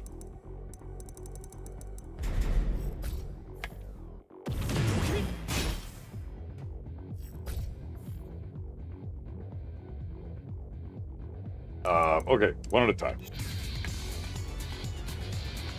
Another move I want to discuss is his back 2-1, which is a delayable counter hit launcher. So, or is it a launcher or is it a fucking, yeah, it's a counter hit launcher. Because he can pick you up with, I think, dynamic entry 2 after this. So, you get fucked up for eating this shit, right? So make sure you get your proper punish. In this case, use jab punishable. So if you see him do back 2, let him finish the sequence and get your jab punish. Very simple. Next up we have probably his most annoying low, I'd say, besides down back 4, which is really good, but this one is launch punishable again. -20 by the whole cast. Even Asuka, with her 18-frame while standing 3, gets a full launcher for this. The only issue is it's hard to see. And stepping it is tricky, because you have to step to his weak side to avoid this, and even then, at certain ranges, like right in his face, if you're right in his face, you can do it, but if you're this far away, it gets a little trickier. You have to time it a little tighter.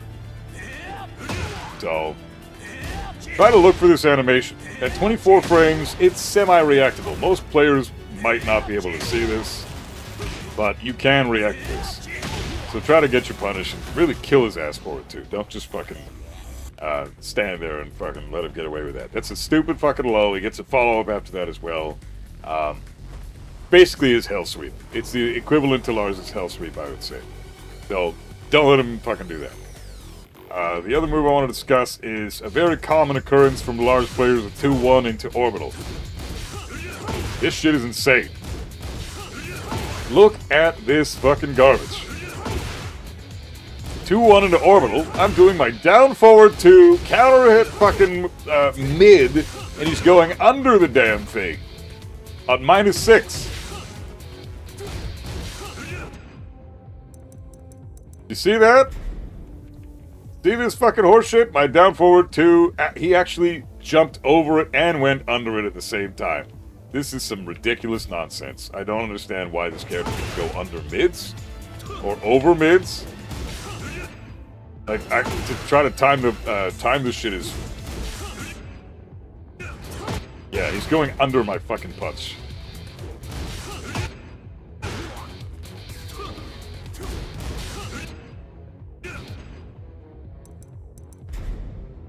Look at this shit. So you saw him go over it, now he's going under it. He's going under it, and he's moving slightly to the rear a bit. Fucking stupid scenario. I can't believe a mid gets beaten up by this fucking shit. The orbital crushes so much, it's insane. So very, very common sequence for this a Lars scenario, right? So I would recommend a big scooping mid, which in this case, if Lars does his 2-1, even down forward 4, this is crazy to me because down forward 4 is like the only move I've got. It's like he sidesteps a little bit to the left, or to his right, sorry. When I go to, yeah. So my down forward 4 will not work here. You have to down forward 1 this shit. Down forward 1 is the only option Kazuya has that's going to beat him out here every time. Down forward 2 gets fucked up. Back 2, maybe? Back 2 could work, yeah. So back 2 is good. But my favorite option for this crap is sidestep right, which again, the orbital has a lot of tracking that it shouldn't have. Look at that fucking tracking. This is crazy. Wow, the tracking. So I'd say side walk right and get some damage here.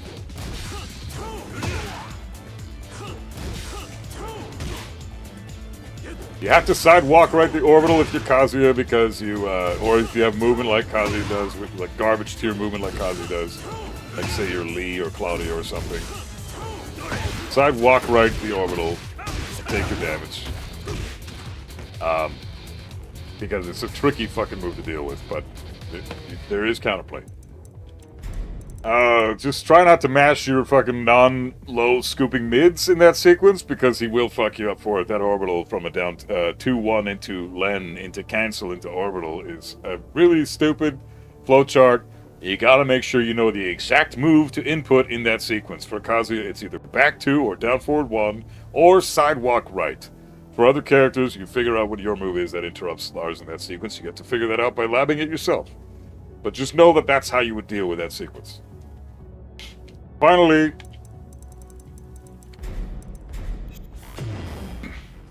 I want to go over his Heat Smash, and the nonsense therein. So the Heat Smash is plus 12 on block. Very hard to sidestep. You can step it right. Well, you have to walk it to the right. And you have to preemptively sidewalk it. And then as soon as he lands, you better go for your punish right away. If you don't, if you're too late, he will move out of the way. He will just fucking move out of the way.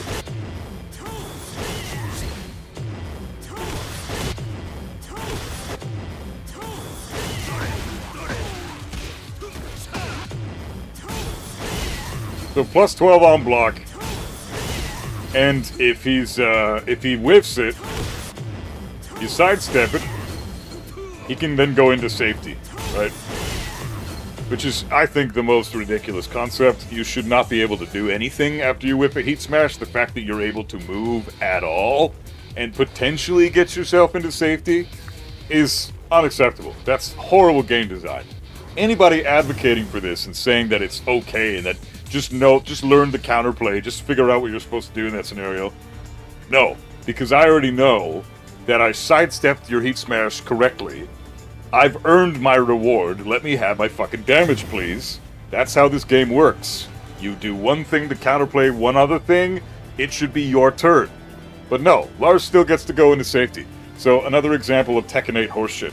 Heat Smash. Lars' Heat Smash is insane. The other thing about this Heat Smash that's really annoying is that sidestep and sidewalk left is probably your best bet here, instead of sidestep or sidewalk right. Because you're more susceptible to getting clipped by sidestepping it right than if you step it left. So, it goes against the classic Lars logic. You don't fucking typically step Lars to the left. You always step Lars to the right. Not for his heat smash. You typically want to go to the left. So, fuck Lars' heat smash. Get rid of stance transitions on whiff. On whiff, he should be dead. He's using a god button. You win if you hit with it. It's only 18 frames slow. It breaks the floor for a full fucking combo in certain stages. And it's plus 12 on block and does chip damage. The chip damage is actually nothing. It's not small either. That's more chip damage than he has any right to have for a one button move, right? And if you block it, he's plus 12 and he goes into stance. Into den stance of all fucking things. And guess what that means? So Lars could technically do something like this, right? So he does his heat smash.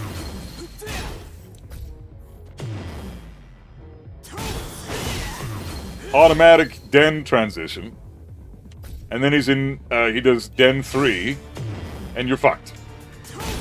So I'm plus 12, and now he does another move where I block it again, take more chip damage, and he's plus frames in my face again, and I'm forced to guess the follow-up. I can't do anything here.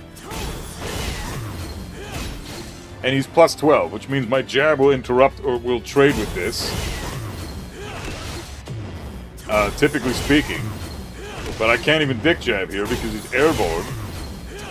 So Den 3 is guaranteed. If I try to while standing 4 here because I'm in a crouching position, this fucking heat smash puts you in crouch, as you see there.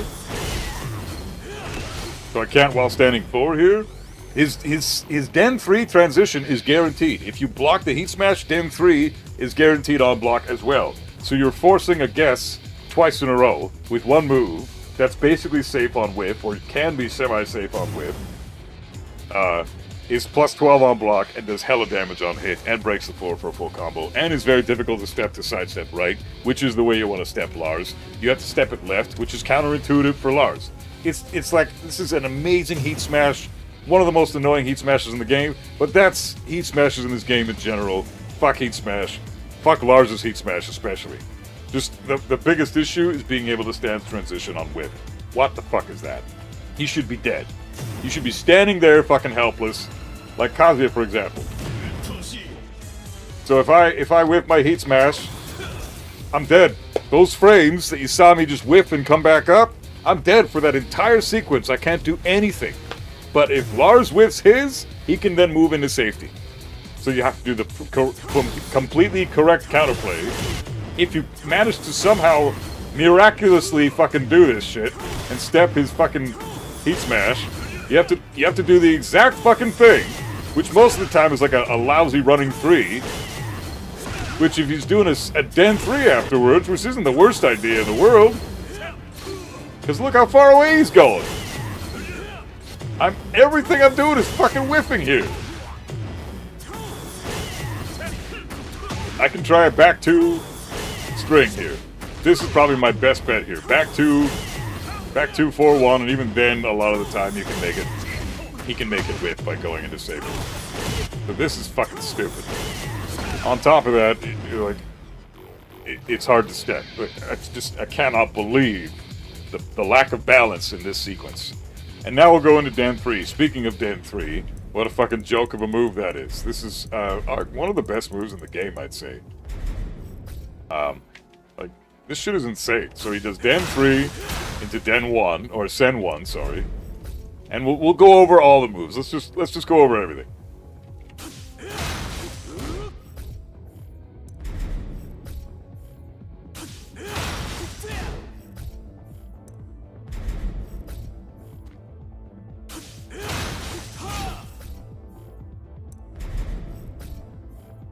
Can you rage art the heat smash on Lars? Yeah, you can rage art because it's 8 frames, and you've got 10 frames to play with because Den 3 is 22 frames and he's plus 12. So in that 10 frame window, you can rage art because it's 8 frames.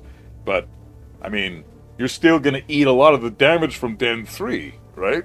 And that could potentially kill you because the Den 3 will still connect against your rage art. Like it'll connect when you hit them with your rage art at the same time, which means you might die from that because you're in fucking rage at that point. You might not have the health to play to be able to weather that, right?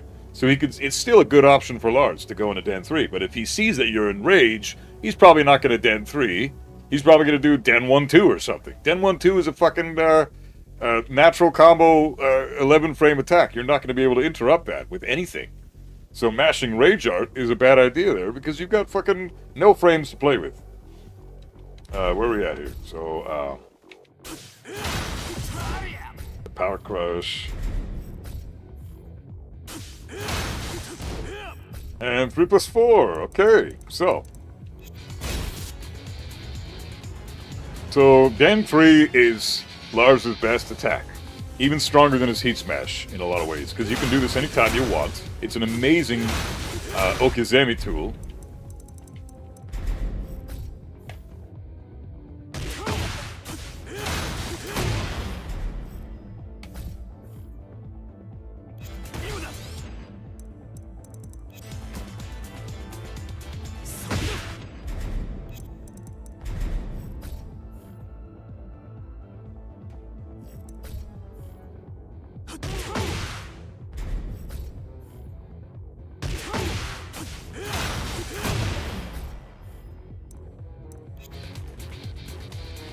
He hits you with his 12 frame punish with 2-4 forward 2-4, and you say you land on the ground and you twitch as you saw there. It hits grounded if you're twitching on the ground and your side roll is a bit early. He will catch you after your 12 frame punish. He'll catch you on a tech roll. You get up into block into an immediate guess. He catches you if you decide to get up by holding back, because the move's got so much range.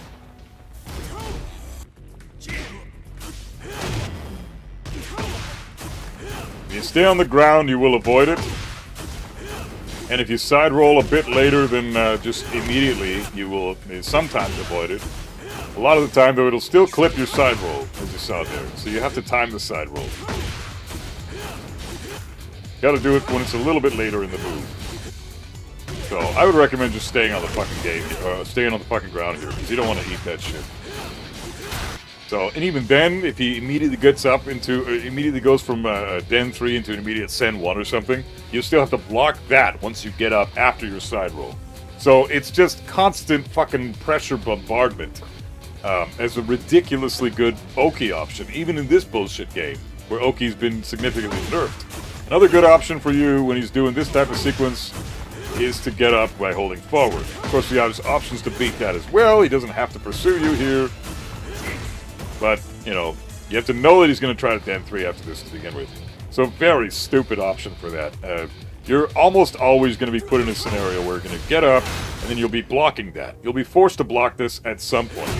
So what options do we have with this scenario when we're blocking this bullshit? I can tell you right now, you've got pretty much fuck all.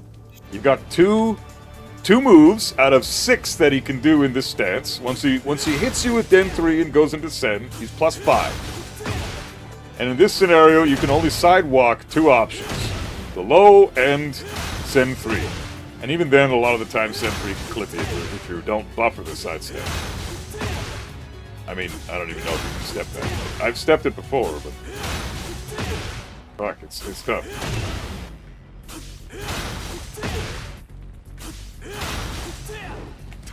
So yeah, if you buffer your sidestep, you can potentially step Den or Sen 3, but it's tough. It's still going to clip you a lot. Sen 2 is another option he has, and you can step this every time. But then you better have a fucking mid launcher, because electric's not going to work here. You got to move in and do your down forward 1-4 here. Like, it's pretty fucking stupid. That's not a punish. Lars can technically block that.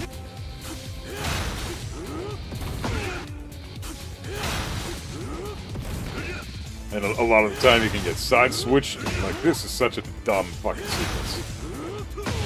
So I don't even really technically get a lot of reward, even though I sidewalk the two options that I can sidewalk, and honestly, even just only the one option is sidewalkable. The rest of them, you can't fucking do anything about. All these other options are gonna clip you no matter which way you try to step. No matter fucking what. Send 4 is a homing move, send 1+2 is a power crush. Can you jab interrupt? No, you can't jab that. Can't jab the power crush. You can jab Lars out of send 4, the homing move.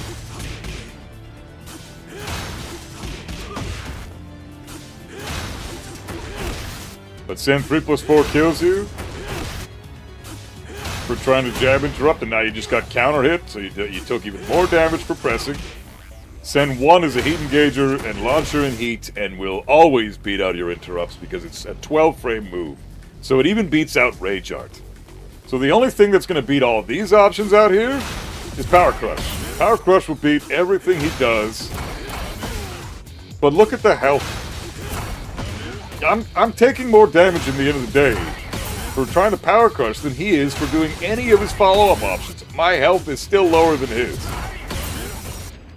And then, on top of that, to deter you from ever trying to Power Crush, you get counter hit launched if he does send 2. This is a true forced 50-50. This move, Den 3, forces a 50-50 on block. There's nothing you can do except take a guess. My best advice after you block Den 3 is to block. Don't do anything, don't move, don't power crush, don't interrupt, don't try to sabaki, don't try to parry, just block, because you never know what he's going to do. You don't know what the fucking follow-up is, and none of the moves he does in Sen are reactable. So you have to be very, very observant and see how the Lars typically likes to play. You can potentially sidewalk left is low, and you can block all the other options, and they're not all that scary. The homing move is +4 on block. The 3+4, the 2 kicks, the jumping kicks, leave you in crouch and are neutral on block. Sen 1 is -9, but it's also a heat engager, so it's +5 in heat. Sen 3 is -13, which is the hop kick. So if we want to do that one real quick, you can always punish the hop kick, but this is the only move that's really not like advantageous for Lars from this stance. Like everything else is going to be either plus on hit for the low, which is +5, or +6, sorry, +6 on hit. Only -12 on block, so it's, again, almost all of Lars's fucking lows are -12 on block. It's pretty stupid. But it's really frustrating to see stuff like that. Like, there really is no counterplay to that, aside from power crushing through all the shit that he's got. So, Den 3 needs a significant look at, and his Heat Smash. I would... Fine, I can't speak. Hold on.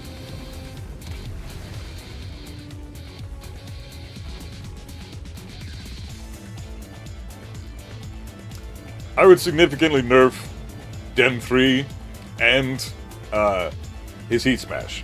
I'd get rid of the stance transitions on Whiff and make it so he's just standing there helpless at Den stance or whatever.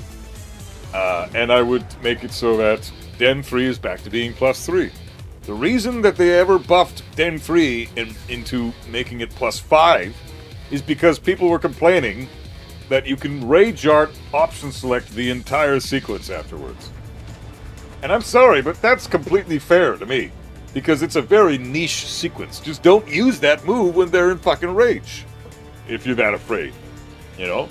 And on top of that, you don't, like, a lot of the time, when they're in rage, their health is going to be so low that whatever move you try to do afterwards from Sen, after they block the Den 3 and try to go for the Rage Art, is probably going to kill them before the Rage Art connects to you anyways. So I think the Den 3 being +3 on block should return, because we had more options. You could move, you could power crush through more options, you could interrupt more options. There wasn't an option select for the stance, but the move is too good at +5. It just does everything. It hits grounded if you twitch improperly at the wrong time. It's an immediate block on any type of other get up aside from the spring kick or staying on the ground. It's +5 on block, and it's a homing mid that's a heat engager that launches in heat that you have to either jab interrupt, like the only way to really beat this is you can jab interrupt it and float it, sure. But you have to know that that's what he's going to do, right? And a lot of the time, if you're a little bit late, then you just eat the fucking thing on counter it anyways. So it's scary to... Mashing as counterplay is the worst form of counterplay right next to fucking Power Crush. Power Crush is the second worst form of counterplay. Because you're taking damage no matter what, and in this scenario with a mashed jab, you're risking a fuck ton more damage because it's a counter hit if they connect with it.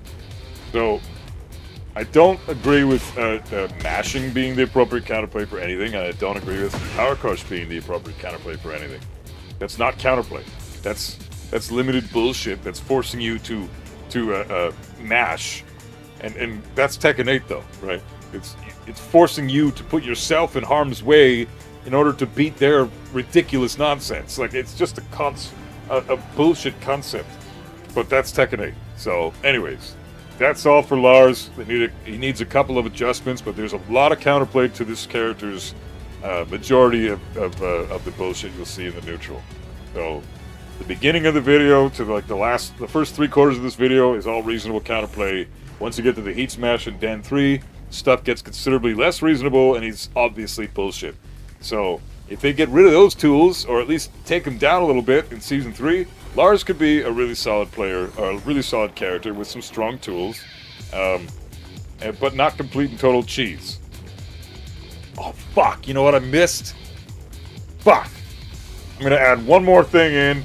I'll splice that into the neutral tool section in the video itself, and then I'll fucking, god damn it, I totally forgot about one of his most important fucking tools. Down forward 1, man. Fuck.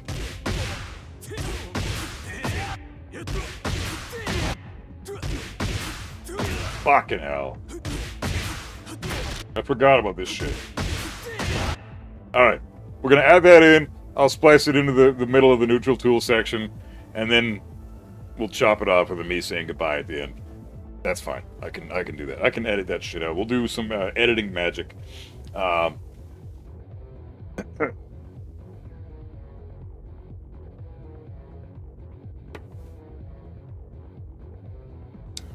Another neutral tool I gotta talk about that's really fucking good that Lars players use all the time is this nonsense. Really fucking good. Down forward 1 sequences. This is incredible shit, right? He's got a down forward 1. He can either finish the string, or he can do the first 2 hits and go immediately into dynamic entry stance.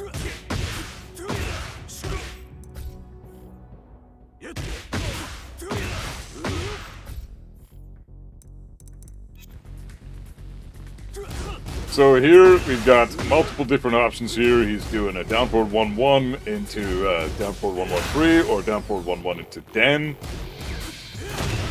And if he goes into dynamic entry, then you can jab interrupt, obviously, or down forward 2 counter hit interrupt.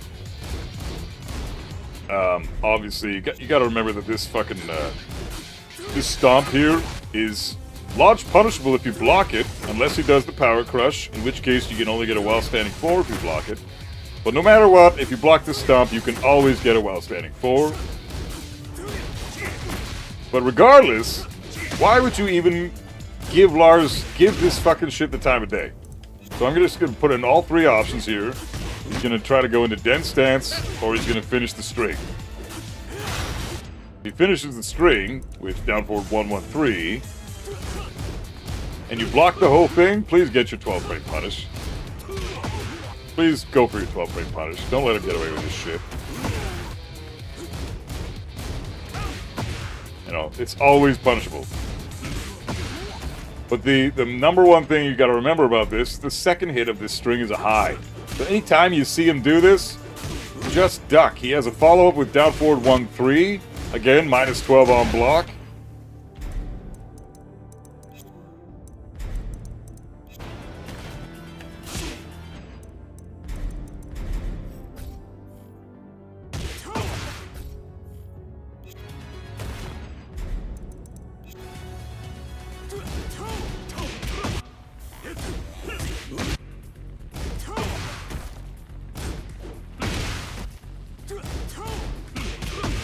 But you can get your 12 frame punish with the down forward 1-3. If you decide to, if you're good at fuzzy guarding, it's also a decent option for you here too.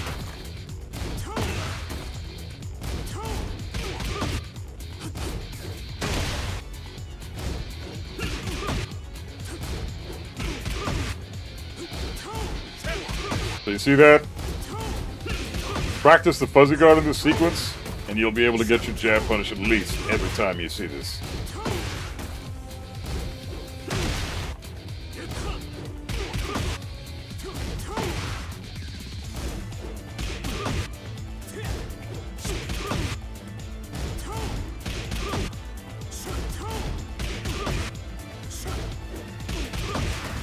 So fuzzy guard does work there as well. But say you block this string, get your 12 frame punish. Okay? Down forward 1-3. Honestly, fuzzy guarding into immediate stand-up jab punish is probably your best bet here because it's going to beat out every single option he has, even the dynamic entry ones. So you can go into, you can jab punish him that way. Just fuzzy guard, and you'll always beat everything, even a down forward 1 to down forward 1. So fuzzy duck, get every option out of the way.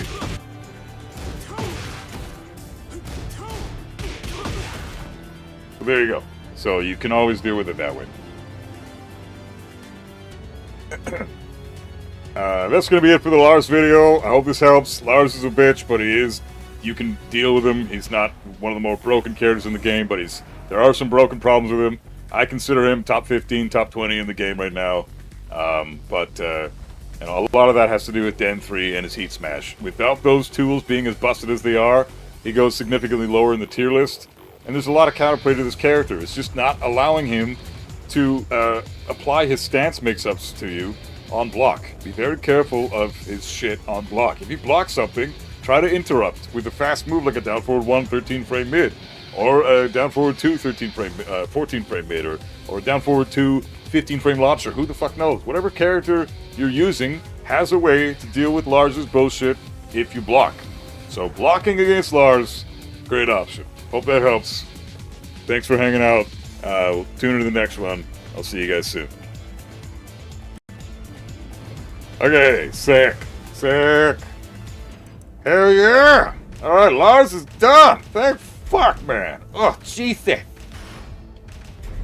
Let's go with Raven. Learn a little bit about Raven now. I'm stoked. Fucking finally. This guy, I've been wanting to lab this guy for fucking ever. Okay, now I can talk to you guys again. Buff, I'm almost GOD with Kazuya after switching from Huaron. Good shit, man. It's awesome. Let's see.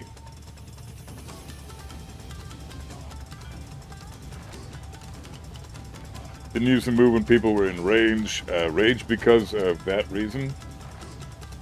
Oh yeah, forward 3. Yeah, forward 3. Den 3. Yeah, just don't use it when people are in rage, unless they have a little bit of health left. Then use it. Force them to rage art to try to opposite select you, and then just smoke them with a send 1 and kill them.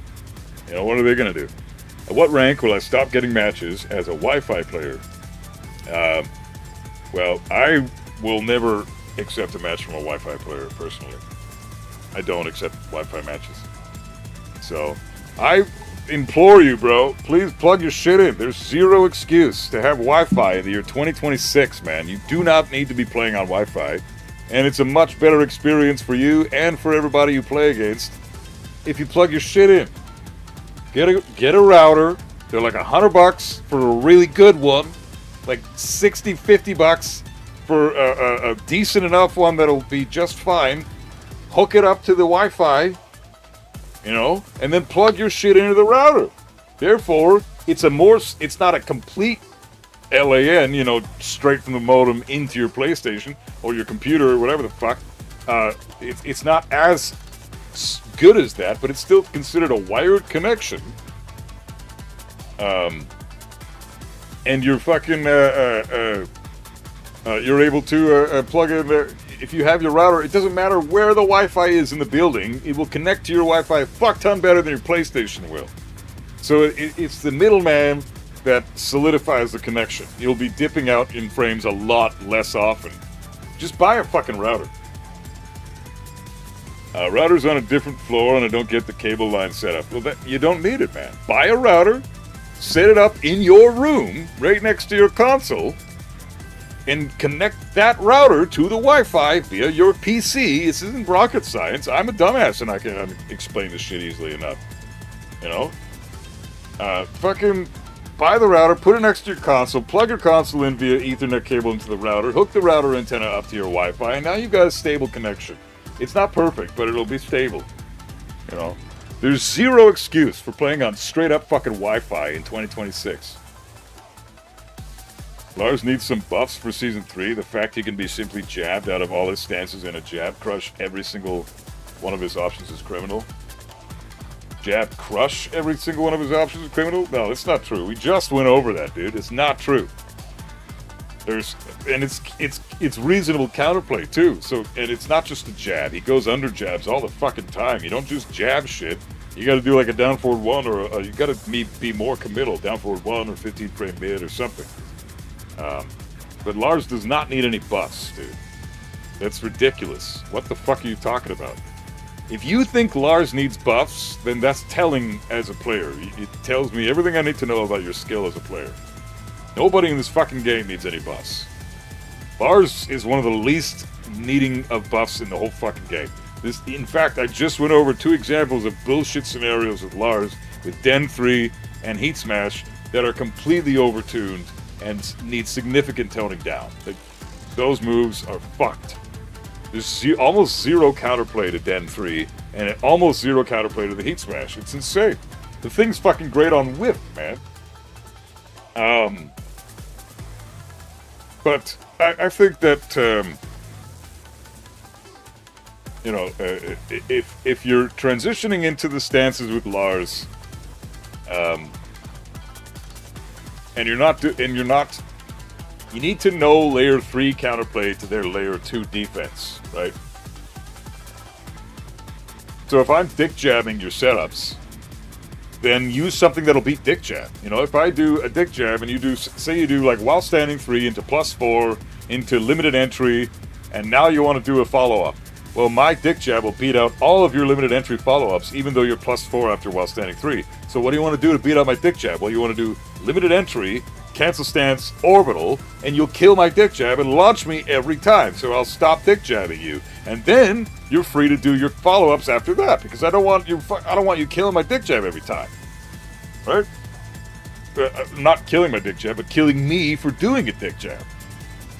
All I did was a quick little poke, crouching, and you fucking launched me with an orbital going over top of that. Like that's going to deter any player with half a brain from doing the layer 2 defense, because you applied layer 3 offense. So now I have to apply layer 4 defense.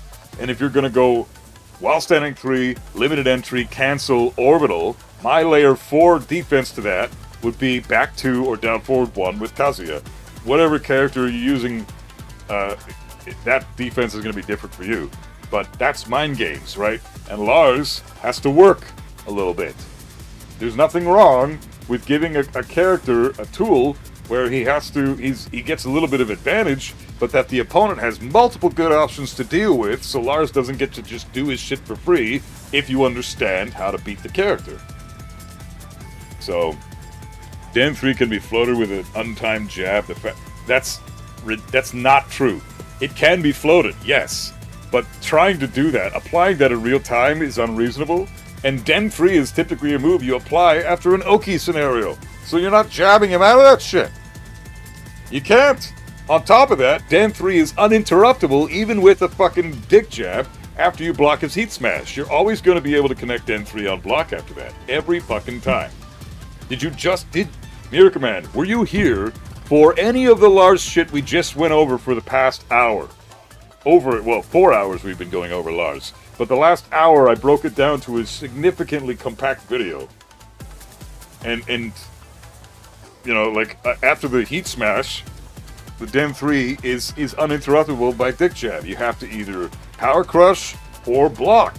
And even then, after you block the Heat Smash and then and then power crush through the Den 3 and then hit him away from you, you've taken more damage than he has. So you still lose that interaction. Nope, you weren't around. Well, then you're going over shit that we've already addressed in real time, shown the counterplay to, shown examples of why it's good for Lars, and shown examples of how to beat that scenario if you're not the Lars player.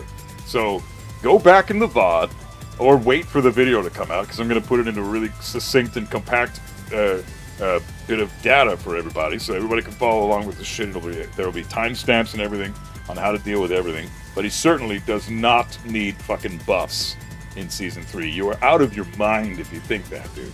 Get fucking real. The fact that people don't know this tells me what you know about the game. No, it tells me that you're being you're blanket statementing this entire fucking character for no reason. Yes, you can dick jab the Den 3 if you know he's going to go for it. But if you try to, or not dick jab, sorry, you can jab him out and float him out of Den 3 if you think he's going to go for it. But you have to time the jab right, because the Den 3 is 22 frames. It's not a very fucking slow move. It's a pretty quick move, all things considered. And on top of that, I mean, like, it's a move you're going to be doing in Oki, like I said, most of the time. If you knock them down with, say, your 12-frame punish, which we went over in the video already, you knock them down with your 12-frame punish, forward 2-4, for example, Den 3 is free. They can't do shit. They can only get up with the spring kick, the quick recovery, or they stay on the ground. Those are the two options they have. They can't power crush after they get up, they'll eat the Den 3. They can't jab interrupt after they get up, they'll eat the Den 3. If they tech roll into blocking the Den 3. If they hold back into blocking the Den 3. And if you fucking side roll on the ground, either too early or too late, you get clipped on the ground by the Den 3 because it hits you side rolling. So, it's like a perfect move. It's as perfect as a move should be, in fact. In fact, it's too perfect of a move. The only weakness to that move is it can be jab floated, but you have to time the jab. And if he does any other option from dynamic entry, he's going to beat out your jab.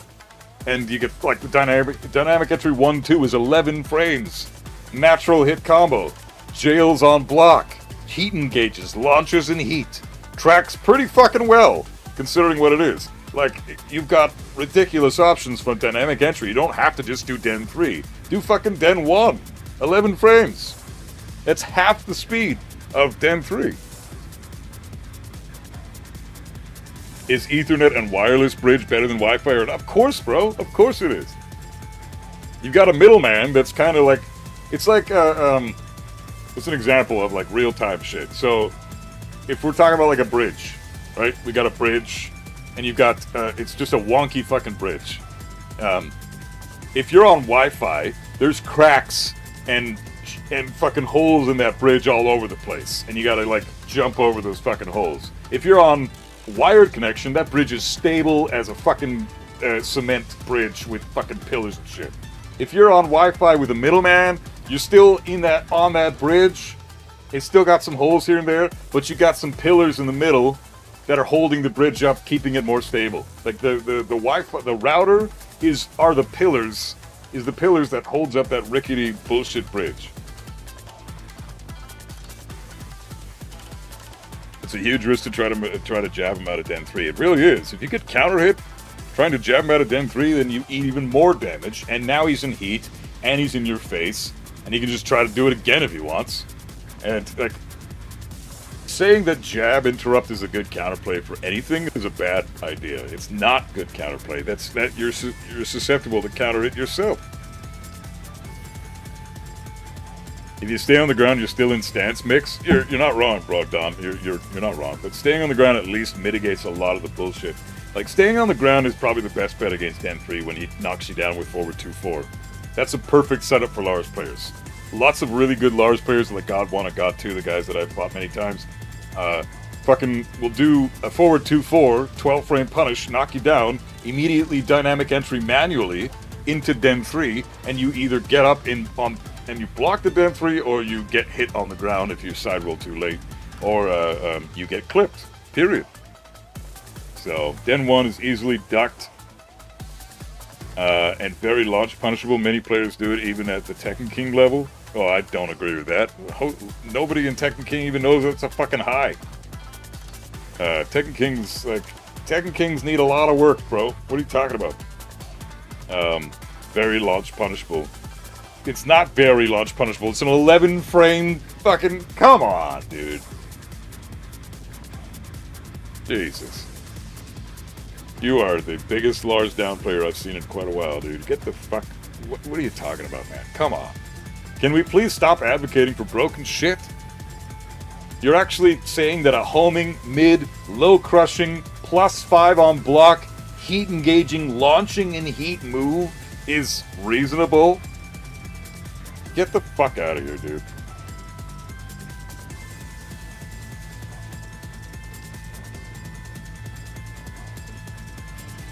One 4 is so obvious at the king level.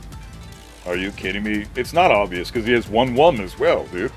So you can low parry it, but it doesn't mean you're always going to low parry it. You're looking for so many different things. There's some mental stack there.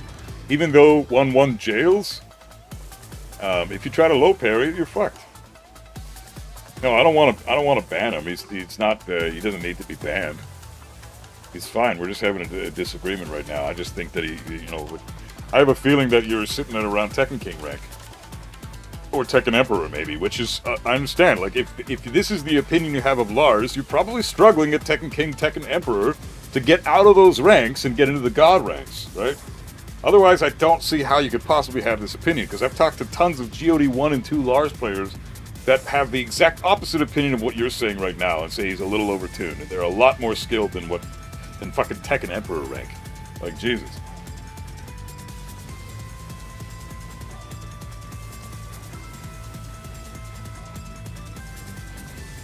I'll consider that it's a power line adapter about the same.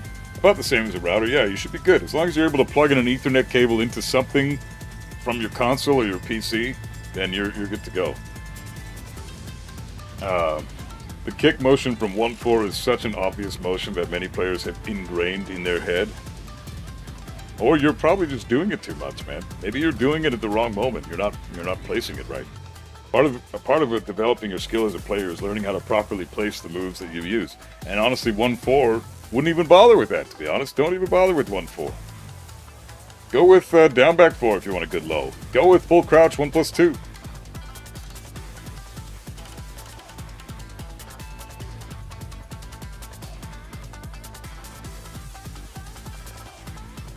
Yeah, use Den 2, absolutely. Forward 1+2, the opponent is ducking. Yeah, absolutely.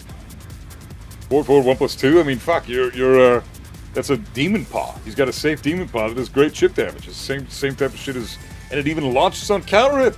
Launches on fucking counter hit. No characters need buffs. None. Exactly, Jin. Nobody needs fucking buffs. You come in here advocating for buffs for an already broken character, you are out of your fucking mind. Clearly, you're struggling in the fucking Tekken King, Tekken Emperor ranks. Or lower, maybe. I don't know, blue ranks even. Like, I'm sorry, man, but Miracle Child, like, your fucking take is so out of the loop. You have not spent enough time labbing this game and understanding how your own character works if you have this opinion. It's just the facts. I gotta take a quick piss. I'll be right back.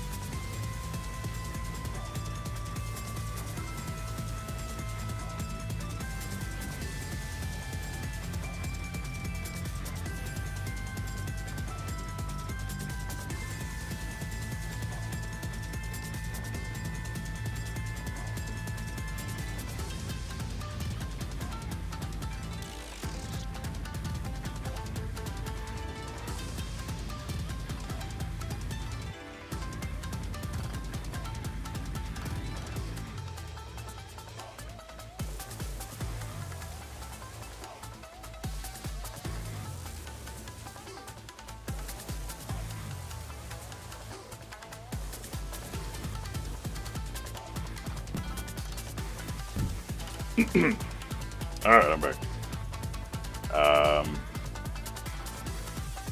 Okay, so we're gonna do some Raven shit.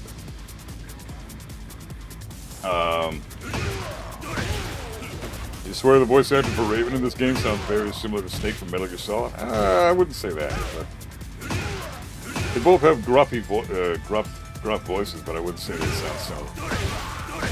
Yeah, the stage is great music. Okay, so let's check out what Raven's got.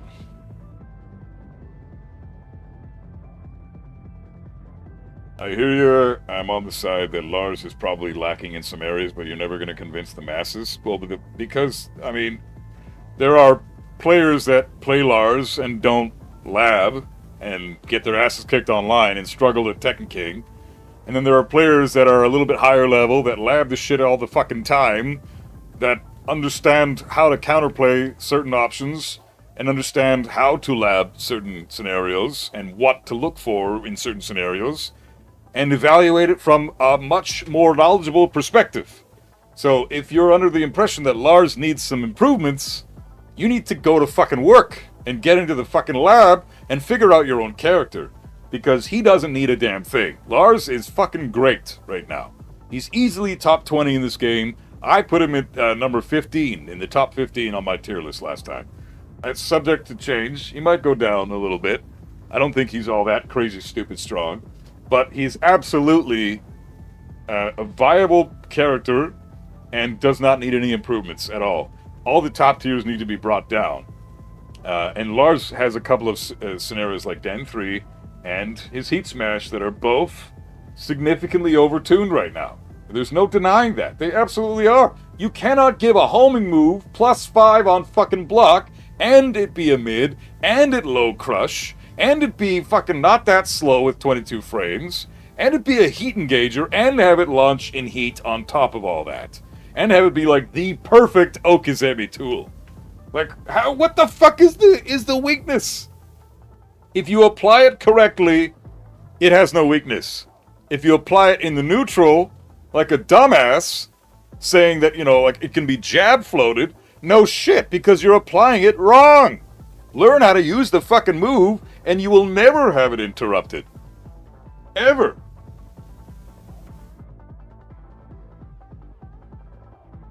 Be lacking in some areas the whole point and the beauty of a character. What game are you guys looking for? So, exactly. Thank you, Jin. Very well said. That's what do you fucking want? What do you want? You want the character to be perfect? Because we already have a bunch of perfect characters, and this game is in shambles right now. I think Lars doesn't need a buff, unlike other characters like Deviljin, Kazuya, Anna, and Brian. Anna and Brian? Come on, bro. Deviljin and Kazuya don't even need buffs. And they're shit right now. But Anna and Brian, like, they are significantly bullshit characters. I mean, there's two players that have taken him anywhere and maybe a couple top 8s, but that's just me. That's still fantastic. Having multiple representatives that can bring Lars to top 8, like Kaizoku, is fantastic. Nobi is fantastic. They both bring Lars to top 8 consistently. That's multiple representatives of the character. There's characters in this game that don't have a single representative in tournament. Not a single one. If you have 0 or 1 representative in tournament and that's it, you're not nearly doing as well as someone who has 2, 3, 4 representatives in tournaments. That's significant. Bro's trolling? I think he is too, yeah. This game needs a rework on the tracking system. It really does, yeah. You think Brian needs no nerfs? Yeah, see, well, I mean, opinions like that, you just...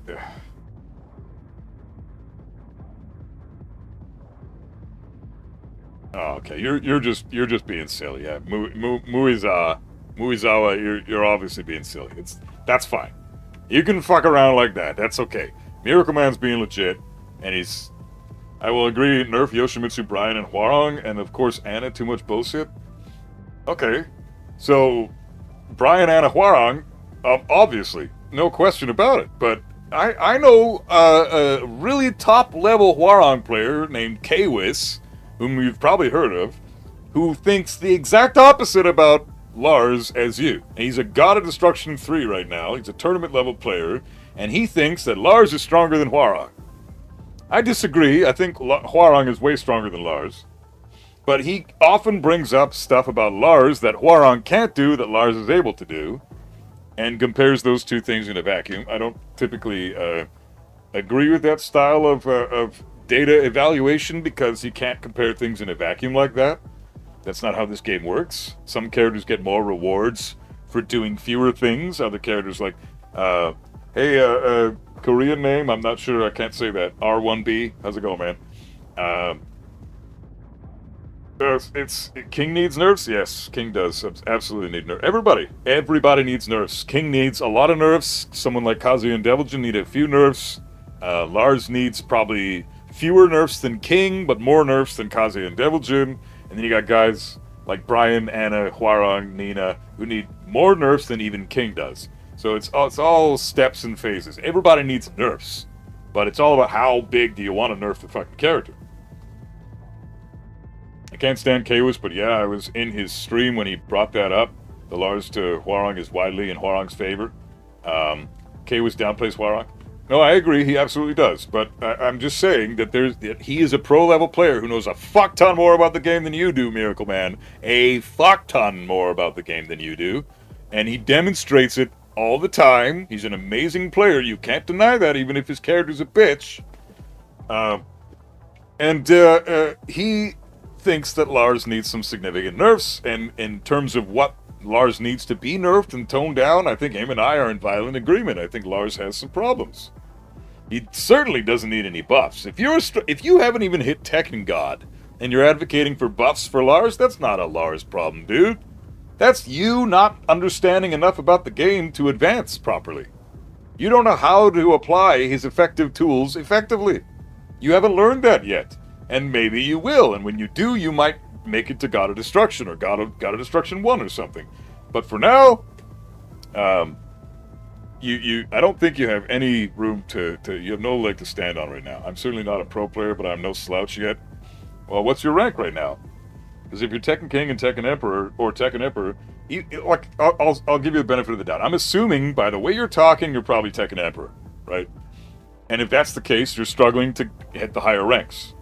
If you're playing ranked consistently, depends. I don't know. Do you play ranked often? Do you play like once or twice a week or more? Because, there's people like me. I never play ranked. I haven't played ranked in 6 months. But other people play ranked all the time and are lower ranked than I am right now, even not having played it in 6 months. So that's them struggling because they don't understand the game yet. Tekken King. Oh, come on, bro. Jesus. I highly suggest, I recommend, Miracle Man, just hear me out, dude, please. You haven't reached the level yet. I'm not saying you never will. You probably have potential to get there. But this mentality is holding you back. Doesn't matter if you regularly beat Tekken Gods or God of Destructions, because Lars is a knowledge check character. He oftentimes applies fake pressure, and people fall for it thinking it's real pressure. That's an inherent advantage that the character has when it comes to less knowledgeable players, like people like yourself. You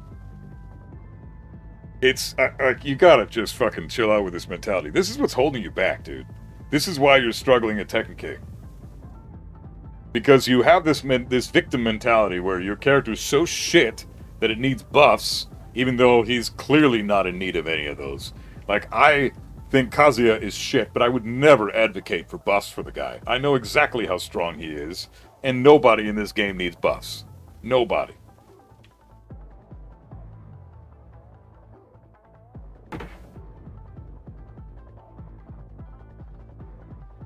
So anyways, I'm just saying, stop holding yourself back as a player.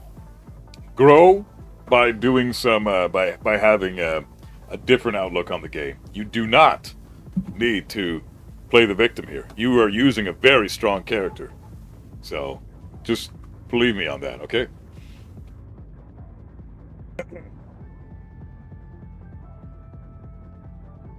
No, Georges, if you're God 1, you can say you're a pro level. God 1 is officially pro level, I would say. I would say you're definitely a pro at God 1. Give yourself some credit, man. You have any idea how hard it is to hit that rank? You earned the shit out of that. You were a pro. If you're God 1, you're a pro. Simple as that. God 1 and up. Because it is so fucking hard to get past God of Destruction. that if you hit God 1, you earn the shit out of that rank. What are we doing here? So I'm struggling to think of a way to get into back turned. I still don't give a fuck. Hey man, thanks for the follow, bro. Appreciate it, bro. What's the best way for Raven to get into back turn on block? That's not like plus on hit. Like I know he's got this shit, right? Yeah, he's got that.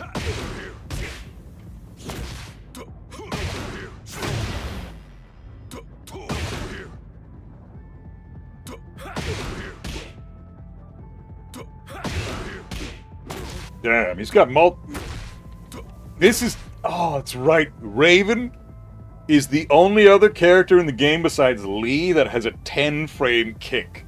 And it's from back turn. Back turn 3 is 10 frames.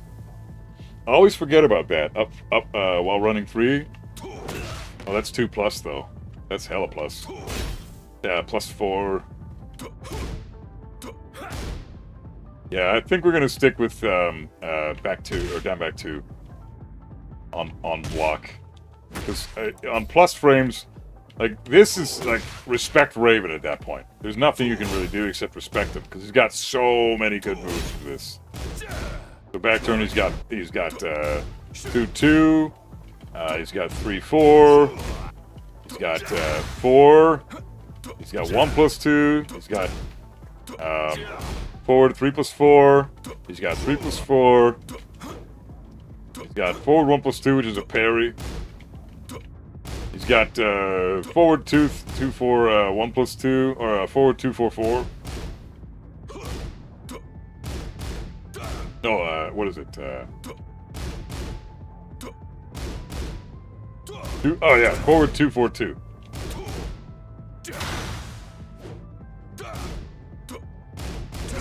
Yeah, this shit here.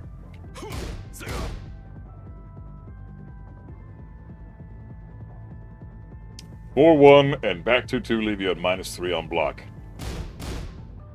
Nice! Thank you. That's actually probably the best one. Or 4-1. 4-1 is high, so I'm gonna go back 2-2. That's perfect. Thanks, bro. Georges, thank you. I appreciate hearing it from you. Dude, thank you so... I'm sorry I missed the super chat. I don't know how the fuck that happened. But thank you so much for the super chat, bro. Much love.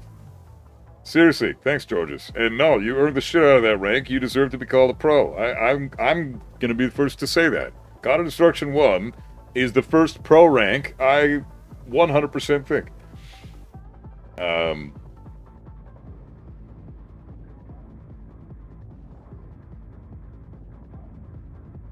4-1 jails? 4-1 jails! I didn't fucking know that! Wow! That's right!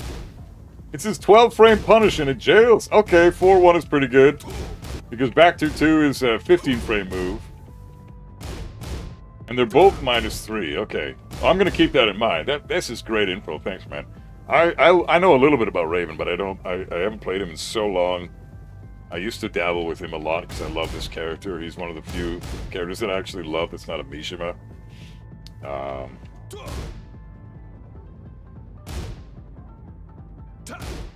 The full crouch down forward 3 and up 3 situation. Up. Oh.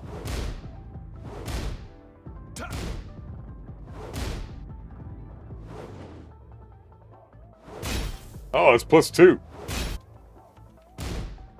Oh, so I can just do this on block or on hit. It's +2. Actually, that might be better. Down back 2 is -5 or +5 on hit.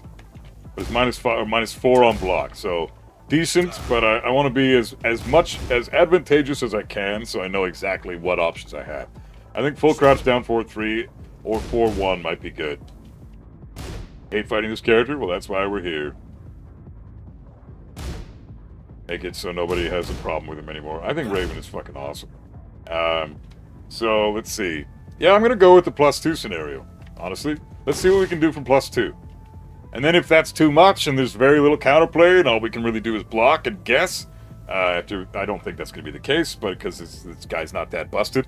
But the less advantageous we can make him with the more options we have, we'll try to figure those scenarios out too.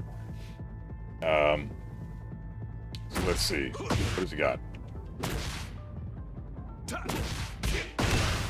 Got that. He's got that.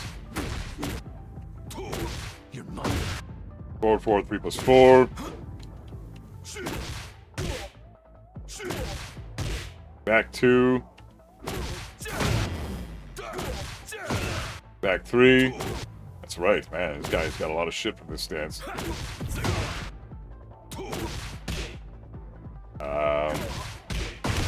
10 frame jab from back turn. 8 frame jab! This is an 8 frame jab! Holy fuck! I forgot that he's got an 8 frame jab! That's insane from back turn. Holy fuck, man. Back turn G, 221 is a G clef? Yeah, that's right.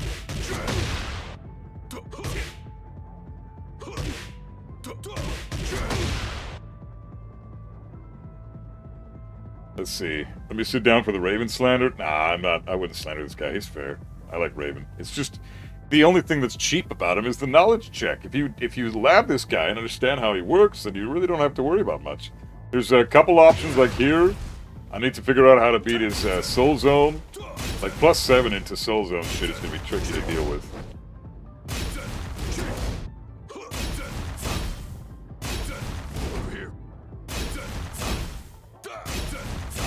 Probably gonna have to sidestep left block.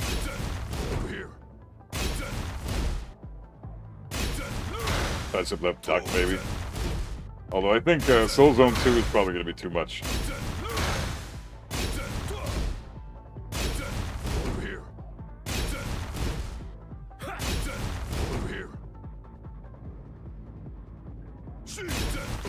Soul Zone 3 is also -1 on block. Another good way to get into back turn stance. Soul Zone 3 and hold back, -1.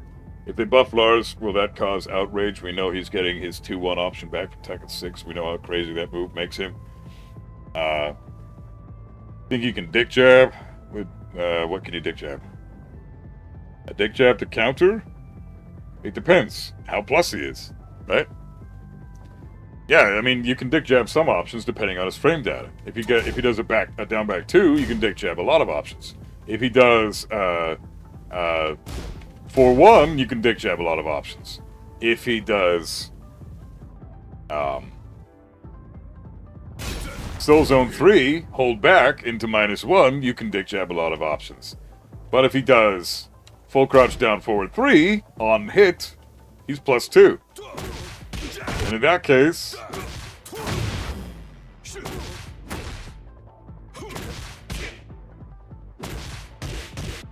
it's gonna be hard to figure out what he can do, because he can power crush shit with his 1+2, his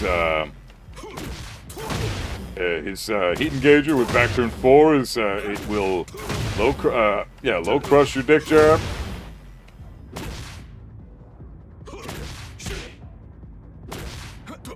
Plus, he can beat you out with his own dick jab.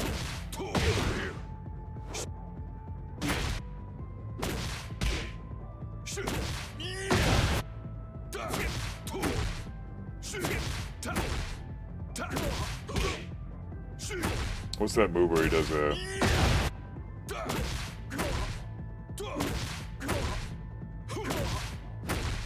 Forward 4, yeah. Forward 4-1.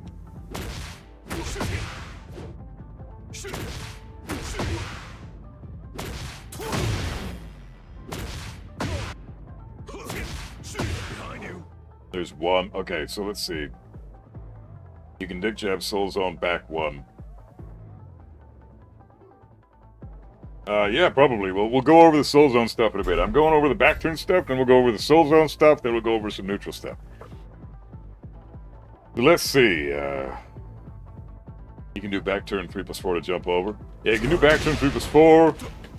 You can also do back turn 4, which is a low crush as well.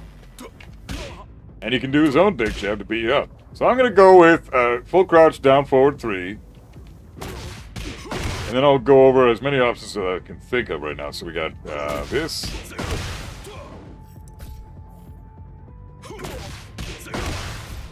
Okay, there's that one. He's +2 into stats. 2-2.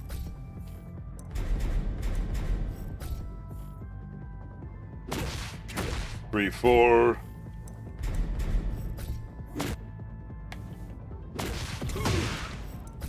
Four I need, right? Just back turn 4. 4 more options. God damn it, they really need to add more fucking actions. This is dumb. 1+2 power crush. 3+4, and now the other shit. Forward 4, 3+4. What else does he have? Got forward 1. So we got the 1, 2, 3, 4, 1+2, 3+4. That's 6 options so far. We need 2 more options to fill this shit in. What else does he have? So from back turn, he can do forward 1. He can do forward 4-1. He can do forward 3+4. He can do forward 3+4. He can do forward 3. So he's got a bunch more options from this shit.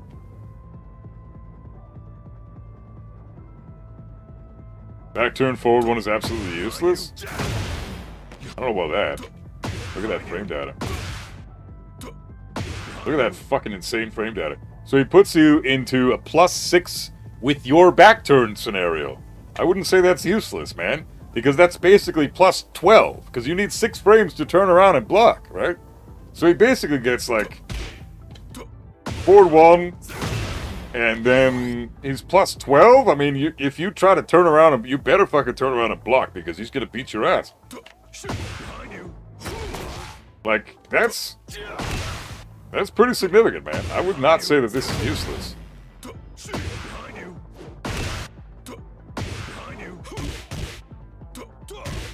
Oh, back to...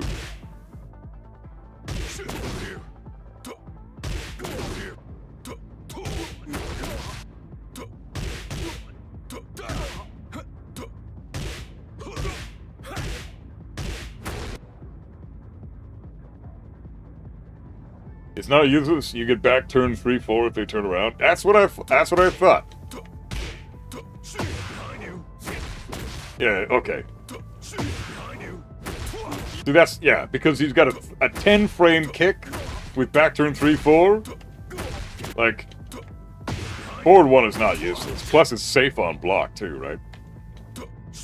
Yeah, it's only -8 on block, so no, it is not fucking useless. I don't use back turn forward 1 because it's slow and rarely leads to anything. Back turn 3-4 is pretty good though. Hella frame advantage, they can't block. Yeah, if they turn around without ducking. Yeah, but then you get your back turn 3+4. Or your power crush, or your launcher.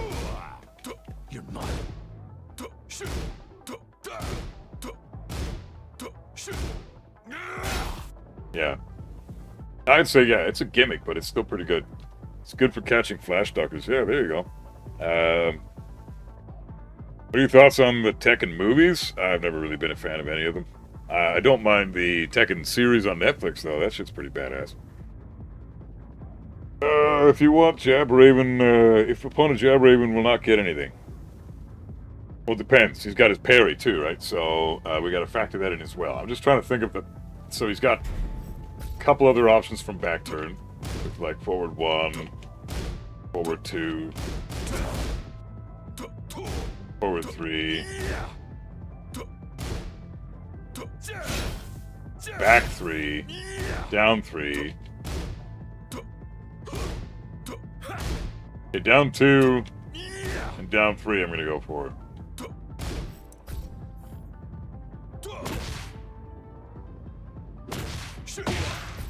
Okay, down 2. And the final one would be down 3. Okay, so we'll go over these 8 options first, and we'll see what else he has in back turn, and then we'll focus on Soul Zone after that, and then we'll just go over some common neutral tools, and that'll be it. Okay, so you can't do anything. You can't step here, I don't think.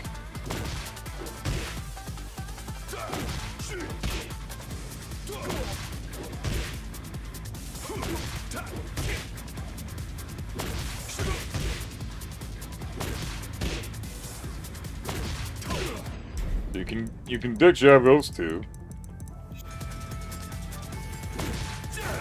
You can step there.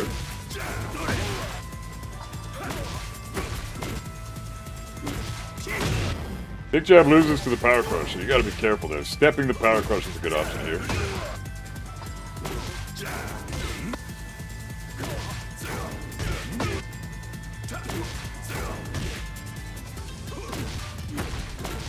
Damn.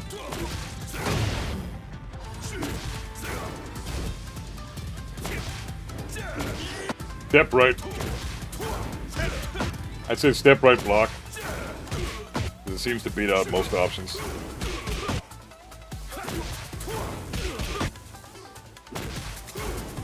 You can stop doing that, please. I want to use this shit. Okay.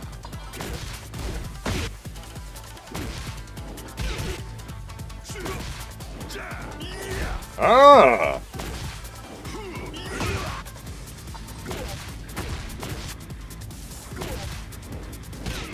Ah!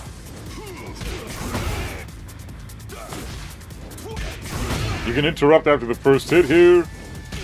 Step right block beats both these options. What else does he have? Oh shit. Oh shit. Hey, this is minus 13. Power crush from back turn. You can launch, or you can block punish this bitch. Minus 14 is big ass kick. So both of these moves are heat engager. Honestly, 13, 14 frame punish. Step right block. Pretty much every option he has at +2 or less, and you will fucking kill him. Minus 13. All right. Sidestep right block. Seems pretty fucking good so far. Let's see what else we got. Oh, fuck, it even beats out the low. And this move is so telegraphed. That's crazy. So that, like, he's risking his life by doing this shit, and you can see this coming, so. 26 frames to impact. Yeah, you can definitely see that coming. Sidestep left duck is generally the best thing against Raven. Mr. Raph, not in this case, no. Like, sidestep right block is the better scenario here. When he's plus frames into back turn stance, then you want to go sidestep right block.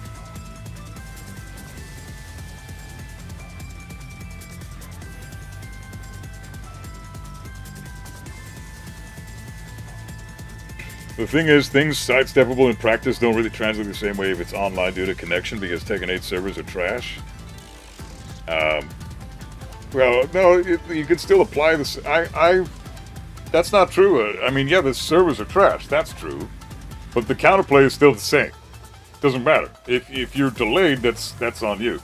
But the thing is, I've used this type of counterplay after labbing these characters and doing this exact shit, and then making videos about them and posting them online, and then going into quick matches and fighting people online myself. I have completely destroyed people using the exact counterplay that I discovered online with you guys in these videos. So, no, it translates exactly if you know how to apply it. But the thing is, watching the video is great, and that's where you should start. Watch the video, but then you should still go into the lab and practice this shit for yourself, because you can't just watch a video, understand that this is how to play against the character, and then apply that to yourself in real time. It's not possible. You have to go into the lab, practice the same shit that I'm showing you, and then understand the timing. Because if you fuck up the timing, you're never going to land anything properly, right? So, and there is specific timing to the counterplay. You have to know exactly how big of a sidestep you need, and how big of a sidestep that feels like to do, and then when exactly to block, and how fast certain moves come out, and when blocking is appropriate. Like I don't think. Again, Miracle Man, stop getting in your own way, dude. You're the only one that's getting in your own fucking way.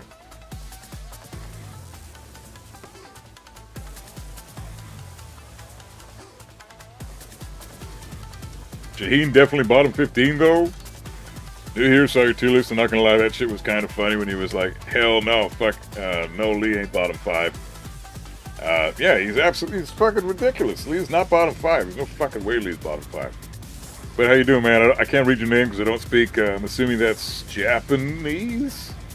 Could be Korean, but it looks Japanese. Shaheen definitely bottom 15, though. I mean, yeah, I think he's, you know, Shaheen is a broken bitch, but everybody's broken right now, so I don't like that Shaheen has gray health deleting mechanics at 14 frames. I think that's completely unreasonable.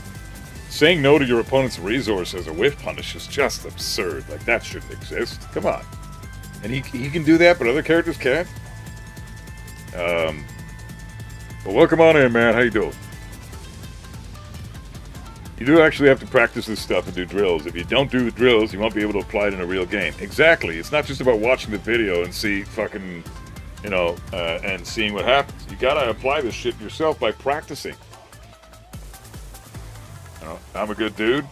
Well, I'm just trying to help out the community. Everybody's bitching about this game and saying it's a broken mess, which it is. I'm 100% right there with you guys. It's the worst that Tekken has ever been, and I've been playing Tekken for almost 32 years. Literally since pretty much day one of Tekken 1 being released, I was right there playing it. And I have been playing competitively for like over 10 years now.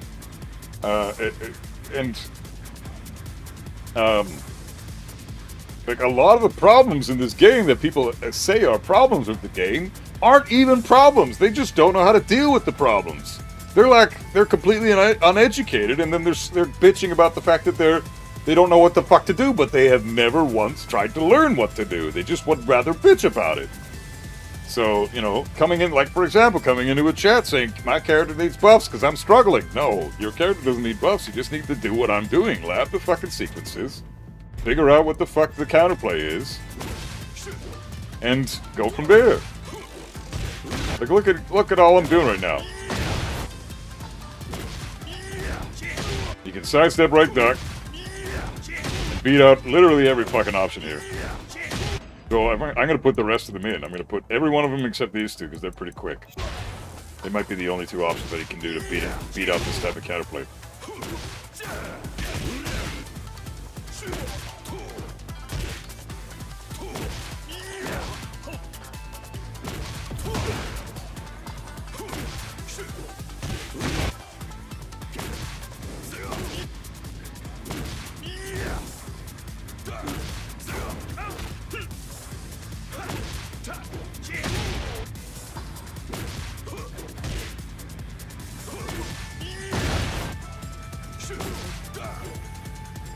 It's honestly, sidestep right is beating everything.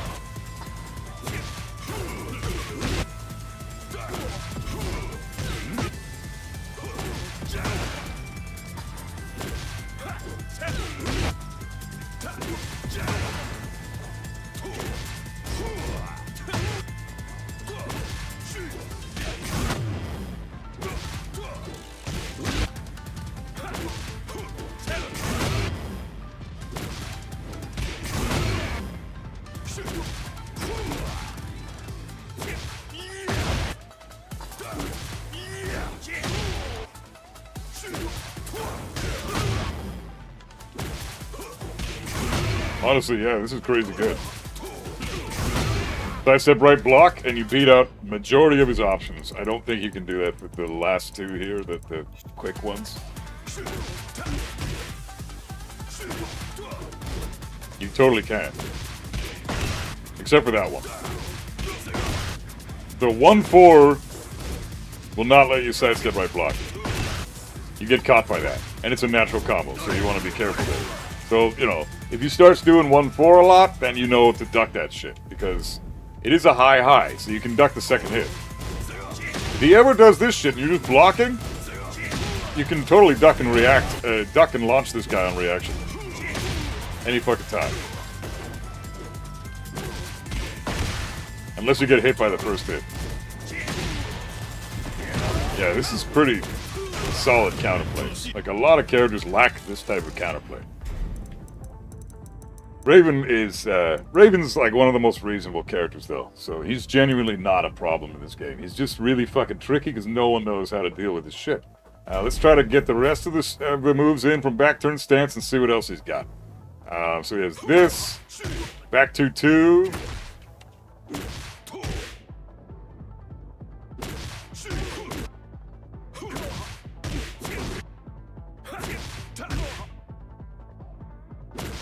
Oh, back 2, 3 plus 4. Back 2, 4 I'm gonna do instead. Yeah, back 2, 4.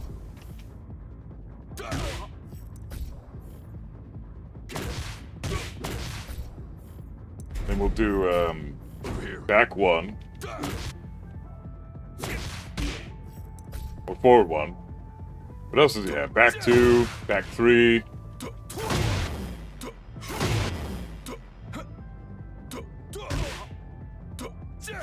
Yeah, back 2 and back 3. Am I missing anything once I've got all these in? Just let me know if I missed anything. Forward 1.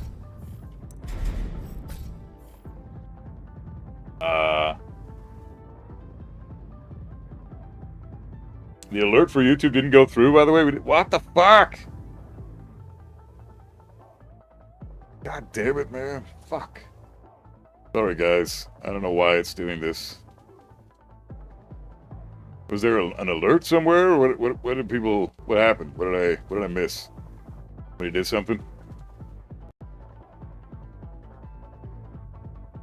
Iron Angel, what's up, man? How goes it? We love your live streams. Very helpful. Hey, man, anytime. Happy to be here. Welcome on in, bro. Bob Black, what's up, man? Forward 3. Yeah, forward 3. Back turn 2-1, hold back. Okay.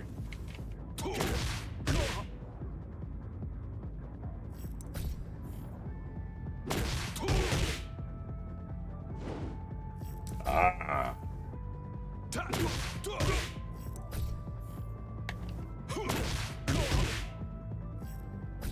Okay, there's that. That's 4. Forward 3, you said. Yeah, that's the knee. What did I miss, though? What the fuck happened?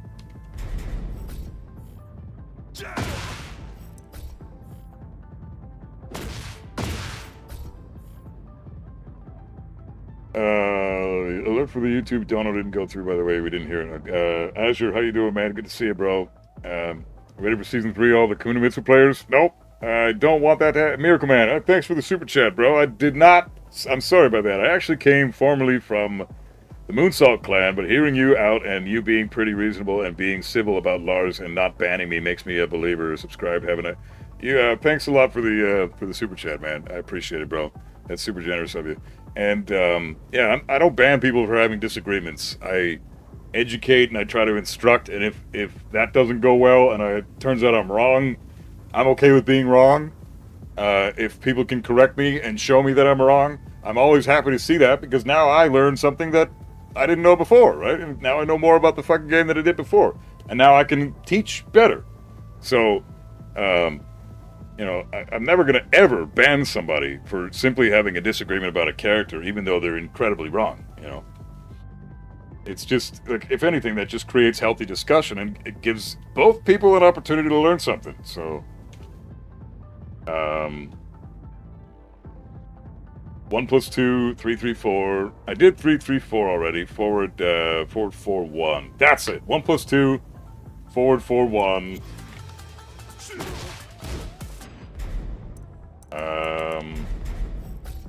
Right.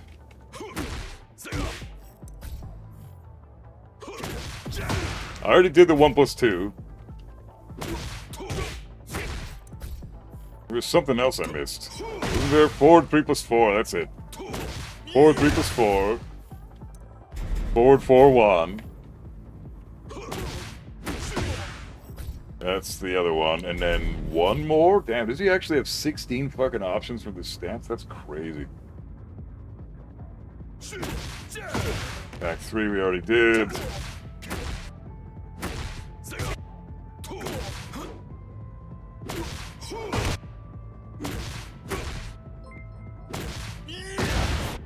Thanks for the follow, mate.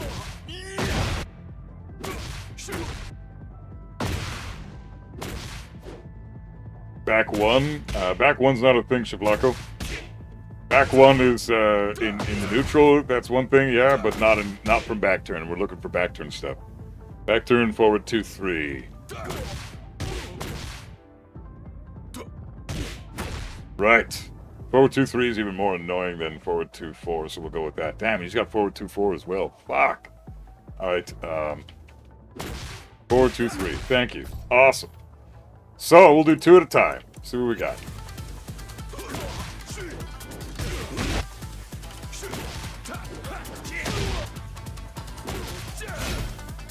Nice.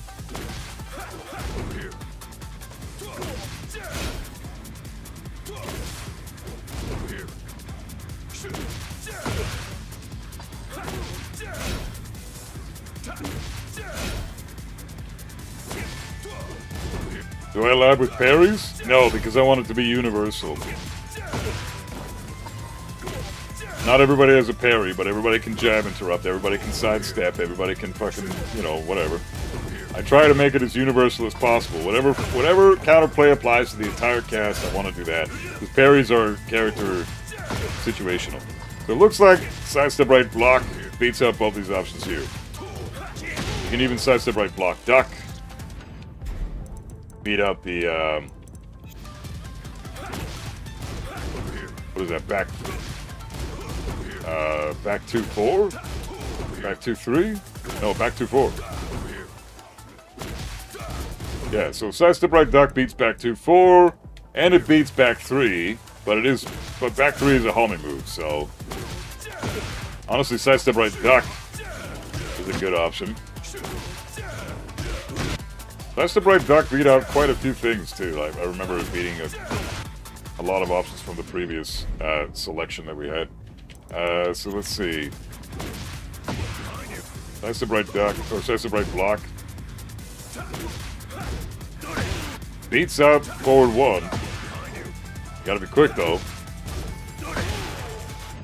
There's sidestep right block.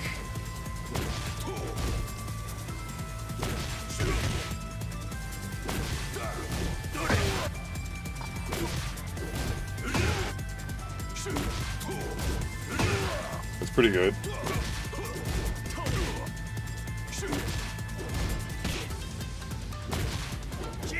Damn, sidestep right duck seems to beat on a lot of options here. Even the 2-1 back turn. Wow, even forward 3 it beats out.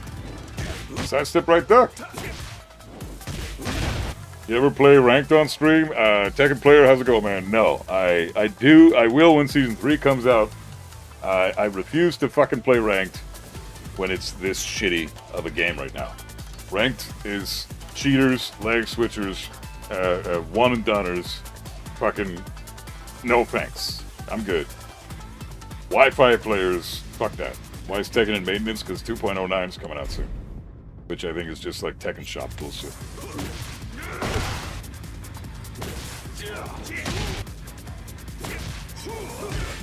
Yeah, sidestep right duck, man. All these options have lost to it so far.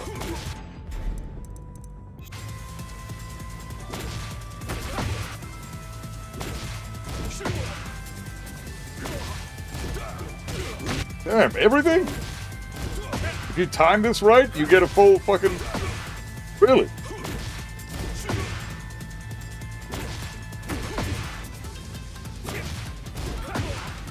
When's it back? I don't know, it should be like 6 hours. Sidestep right duck. Aha! Oh. Oh, you can interrupt, dude! You can interrupt. Or you can sidewalk that move to the right.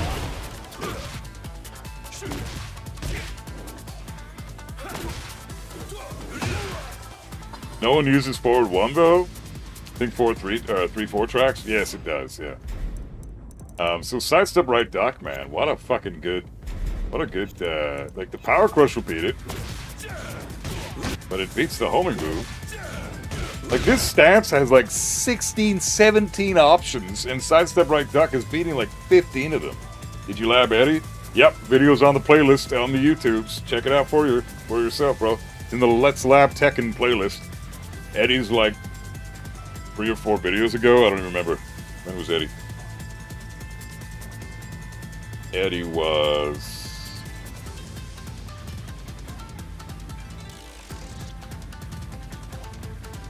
Oh yeah, like a month ago. My last video was Let's Lab How to Kill Paul. One before that was Season 2 tier list. Before that was the Jab tier list, when we did the fuck ton of Jab research. Before that was the Zafina video, How to Kill Zafina. Before that was, does your character have a strong jab? That jab analysis where we broke down everything in the game. And then before that, Brian's video, then Dragonov's video, Steve's video, Claudio's video, Eddie's right before Claudio. So yeah, go ahead and find the Eddie video. Lots of shit there. Back turn 2-2, catch a sidestep right. That's cool. Yeah, that's true. He genuinely needs things that will catch sidestep right duck.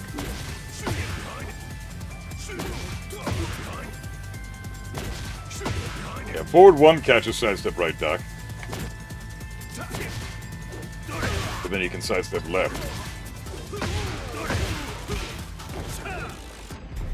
So what else does he have? I can't believe sidestep right duck is so good. Like, all I did there was a fucking... That's insane, man. He's doing 2 quick jabs in succession, and I'm able to sidestep right duck that whole thing. Like, this is not that fucking scary. This character is not that scary.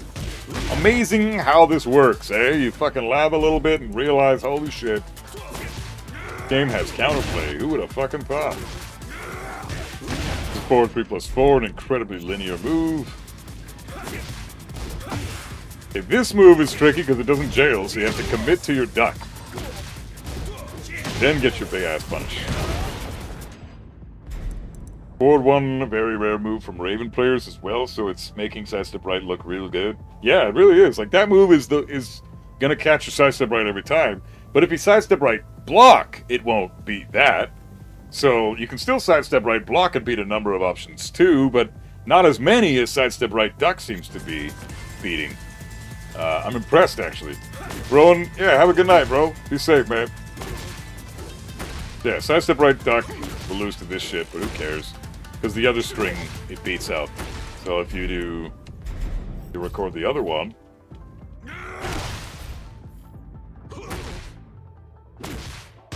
Not bad. This shit here. The other version of the same string.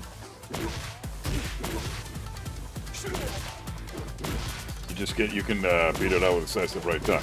I just gotta be quick.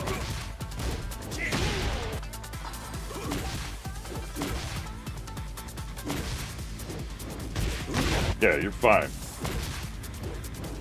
But see that? See how I got clipped a whole bunch? Because I didn't understand the timing of the move that I'm trying to defend against. And I need to repeat that a few times for myself to get the timing understood, and then it's in my brain forever. But that's the thing. People see these videos, and they want to apply it in real time to their gameplay, but you can't do that unless you go into the lab yourself, and watching the video is a great place to start, but then everything that I show in the video, you have to practice yourself too. You can't just watch the video and then be like, oh, you know, the video is like a reference point on what to exactly lab. What are the things that I want to practice in the lab? What are the things that I'm seeing in this video that are all pretty scary, that I don't know how to beat, that he's showing me how to beat, but now I also need to put the time in the lab myself. Can't just watch a video and have it be done for you, right? So, and I think that's what a lot of players want. They just want all the fucking work to be done for them. And I'm sure that probably works in games like Street Fighter or something, you know, but in Tekken, this is a man's game, so you gotta put the fucking time in. Alright, so sidestep right duck is just fucking destroying all that shit. So let's try one more time. Start from the top again, and I want to see, because we didn't test sidestep right duck against all this shit. Well, that's gonna catch sidestep right duck, but that's okay. 3-4, I think, catches sidestep right duck because it's too quick. I think that's gonna beat out. That's gonna lose to sidestep right duck.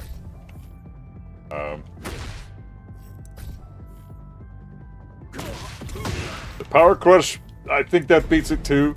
But I mean, we just saw like what, 7 out of 8 of the other options lost to sidestep right duck. It's crazy.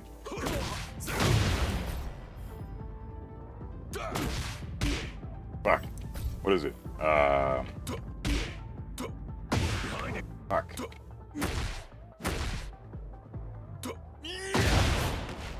Fucking hell, what is the fucking move I'm looking for?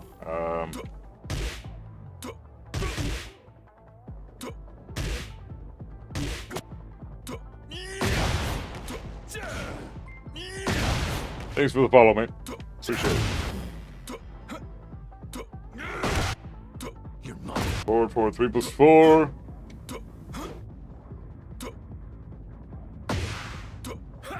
Down 2. Fuck, man, I'm trying to think. Aqua Spider's not good for mix-up. For back-turn mix-up. Which move is that? At +5, it might be harder to apply sidestep. Yeah, that's why we're not allowing that.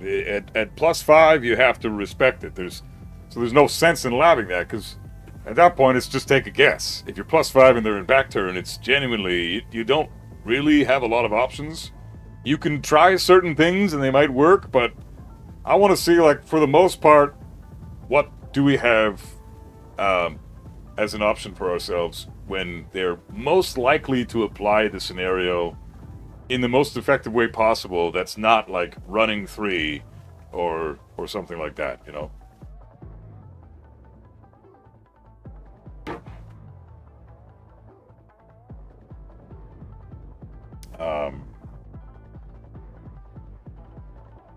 Again, Good Raven will not let you sidestep him because he knows his weaknesses more than anybody.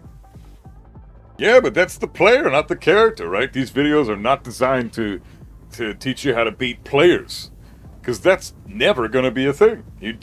How do you beat a player? Well, you fucking get good at beating that player. You fight that player a lot, and you figure out how they like to play, and you beat the shit out of them. You don't, but if you don't know how to beat the player or the character, then you're double fucked, right? So this is how you teach, or this is designed to teach people how to beat the characters. The player is never, it's always going to be a wild card, so. Even still, Slam as a defender, as you know, you have to show the Raven you know these things and make him change his offense. Exactly, yeah, Good Raven or not, you got to do this as the defender. Absolutely. Sidestep right duck against all this shit, and the Raven player, if they're good, if they're smart, if they're good and they're smart, they will notice immediately, holy fuck, this guy actually knows the matchup. Damn, I got to play some Tekken now. And then, you know what? A lot of Raven players will respect that and be like, fuck yeah, rematch, rematch, rematch, this guy's sick, fucking rematch.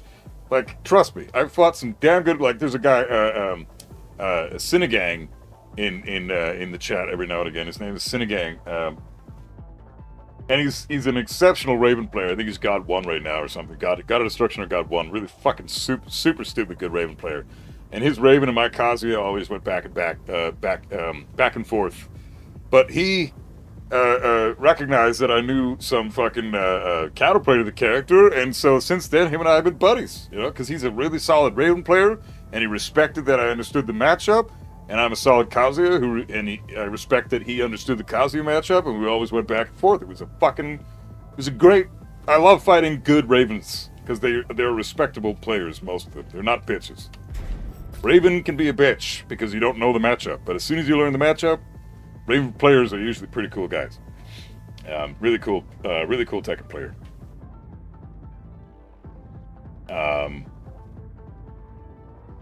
Dick jabbing them on back turn will change the way a Raven player plays so much. Love Cinegang. Yeah, you can dick jab on back turn for sure.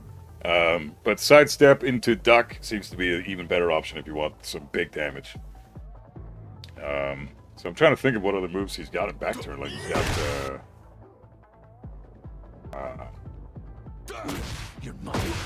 got that, and then down 2, I guess.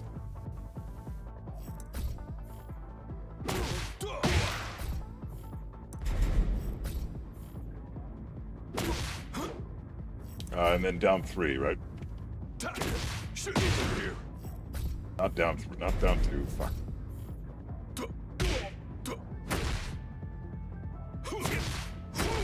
Fuck. There's also, yeah, I think I got all of those programmed in there. So the first two options are fast ones. Yeah, so these two jab strings are not gonna, you're gonna get clipped by this shit.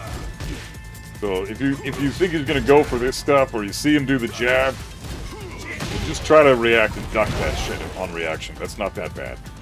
So, a couple of little options that'll clip you for sidestep right ducking, but who really fucking cares? They're not that scary. This shit is just linear as tits. Just fucking kill him for it. That's 3-4. This is a 10 string, or a 10 frame kick. Yeah, sidestep right duck, dude. This is insane.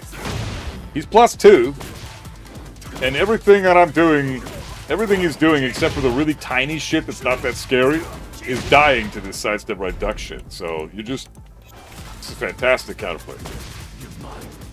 Fantastic. Power crush will kill you.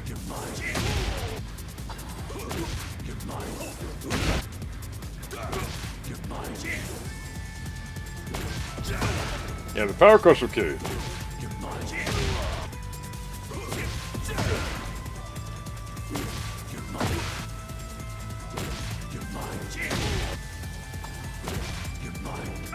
But honestly, that you can switch this up with just sidestep right block. You don't have to sidestep right duck.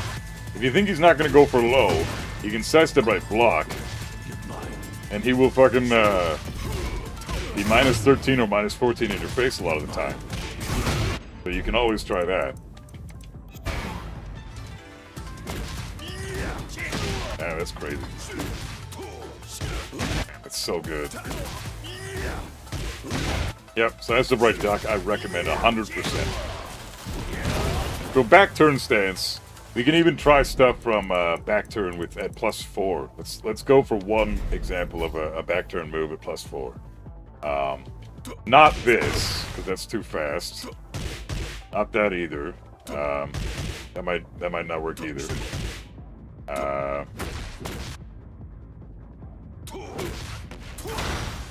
that again on block. Hold on.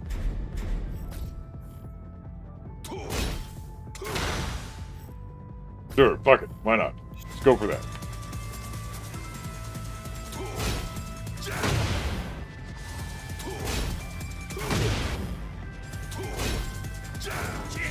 Sidestep right duck. You have to learn the recovery frames. This move has a lot of recovery frames, even though you're only +4 with Raven. The move itself has a fuck ton of recovery frames. So, okay, there's that.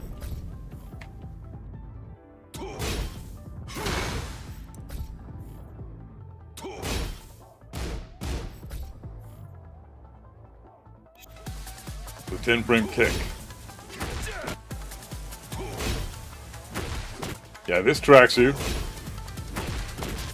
You can't. This beats out sidestep right duck from the wall running 3. For this. Wow, sidestep right duck beats that. Dude, even at fucking +4, you're still like, yeah, his little tiny pokes will clip you. But sidestep right duck will beat out all the scary shit. Hey, Snoozebot, what's up, man? How you doing? Back turn forward, forward 3. Oh, you're right. Let's try that. Yeah, this is definitely... Yeah, that'll clip the shit out of you. This track's a fuck ton. Yeah, that'll clip the shit out of you. Yeah, you're getting clipped hardcore. Even a sidestep left duck will die to this. So, again, another option that's probably better to sidestep right block and take your turn.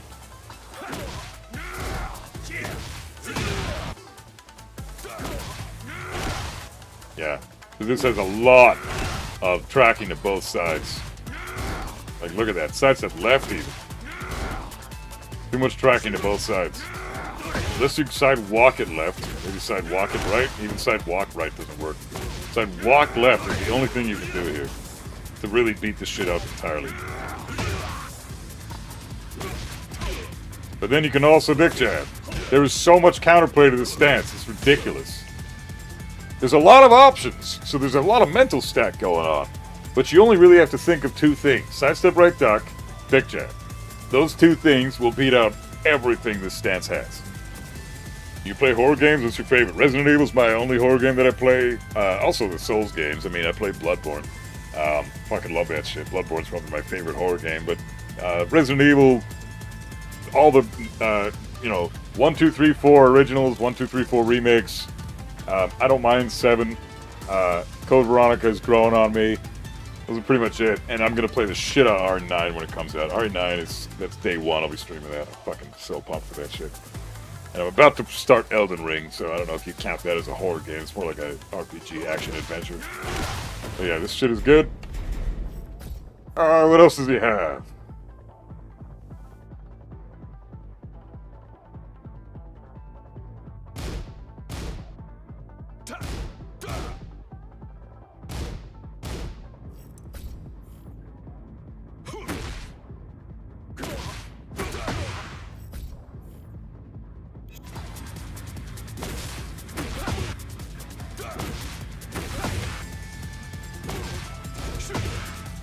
It's hard to deal with this one.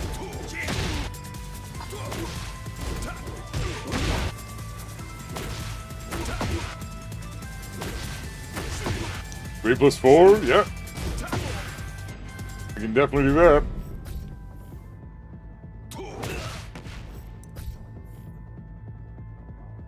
Block this. Let's see what that's all about. I guarantee you're going to be able to step right duck. Get the fucking recovery frame there. Oh, maybe not. Yeah. Might not be able to duck this or block this in time.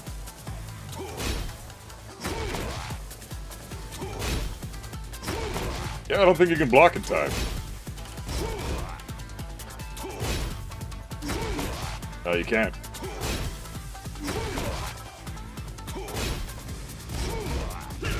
Maybe you can, I'm just sloppy. Nah, I don't think you can. I'm sidestepping and I'm trying to block immediately and it's just not working. I got a micro step. Yeah, so you can sidestep right, duck this move if he's +2, but if he's +3 or +4, you don't have the frames to work with, so I don't think this is gonna work. If he's +4. Yeah, even +2.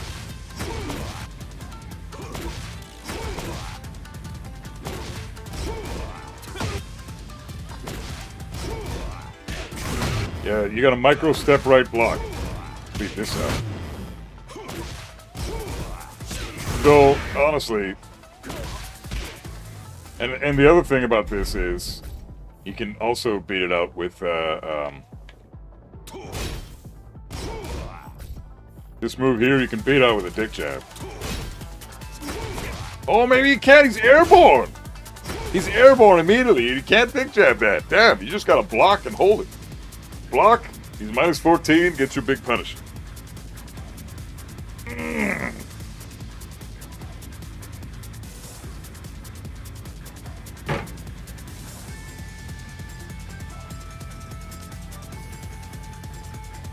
Hey, no glitching, stop typing in capitals. Not gonna ask you again, man. I've asked you a bunch of times already.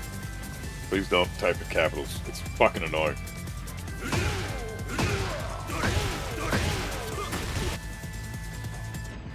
Okay, so, let's see.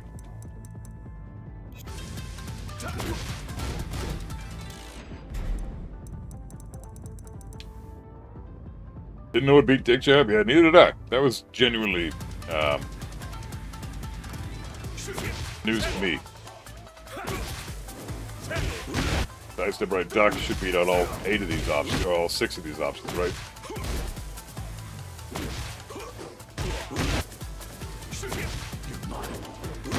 Damn. That's so sick, man.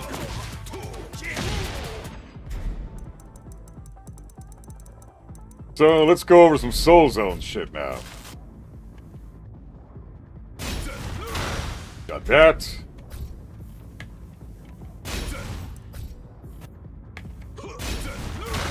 Soul Zone 2.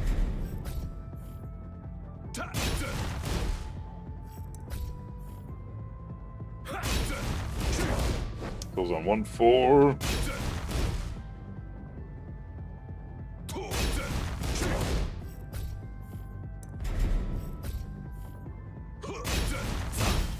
Soul Zone 1+2.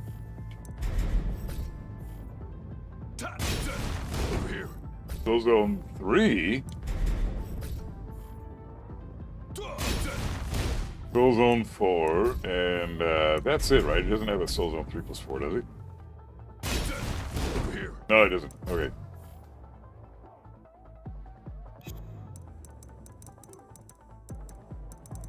Okay, so if he's doing Soul Zone, sidestep right duck already! God damn!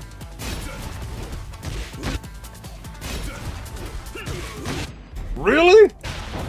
Fuck, I've been getting wrecked by Raven players for fucking months and I never knew this. Yeah, that's gonna be out, which is fair.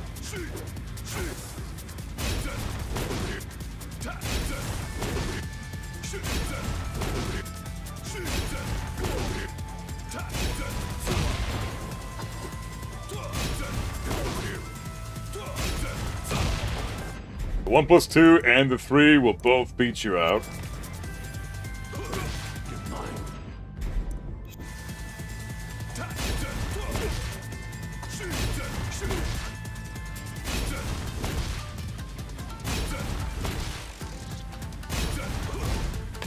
That's -14 on block, but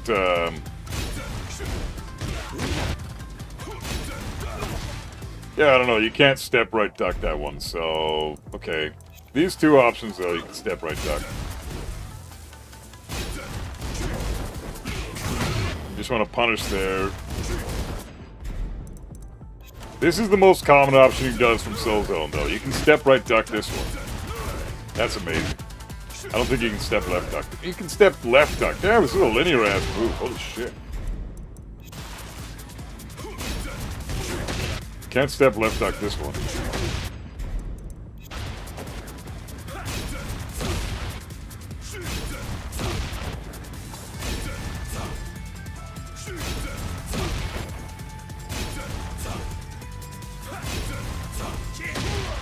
You step left duck that. Micro step left duck works on that. Oh, micro step left duck works on that too. Shit.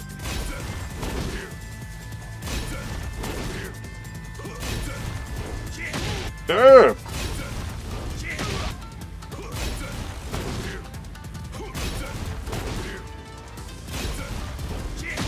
Yeah, that's pretty good.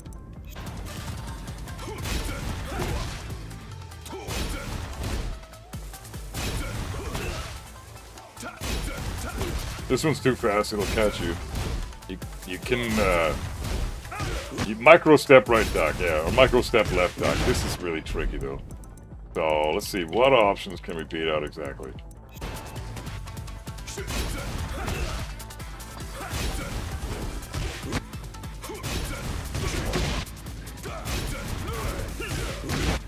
Two loses, 4 can lose if you time it right. 1-4 clips you if you step left duck. 3 loses if you step left duck.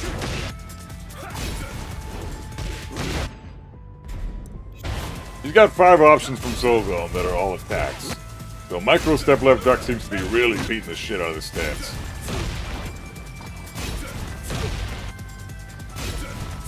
This is so fucking strict with the timing though.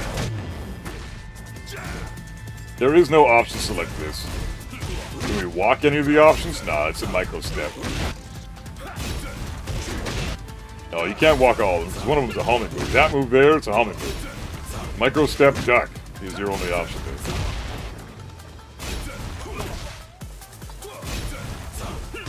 The micro step is to beat out the Soul Zone 2. that move there. You can't beat that unless you micro step. That accounts for Soul Zone 2, and then the duck accounts for everything else. That move can clip you if you're not fast enough. That move is always going to clip you. The homing move can clip you if you're not fast enough, so the micro step has to be super quick. The 3 is fucking brutal. You just fucking destroy the 3. Yeah, like, I'm getting it more now. I'm getting used to the timing. Like, it's consistent. You just have to time it perfectly. This is why you have to practice this yourself. So if I turn off the 1-4 option, I think Dick Jab will beat most of this. I don't know about that. Think so? Maybe. Trades with that, so you die there. Trades, yeah, you lose to the 3.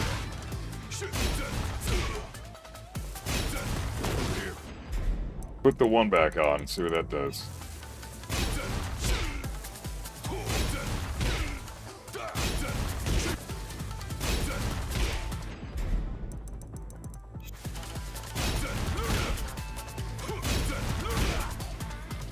Big Jab beats 3 options and loses to 2. Sidestep, micro step left duck loses to 1 option, beats 4.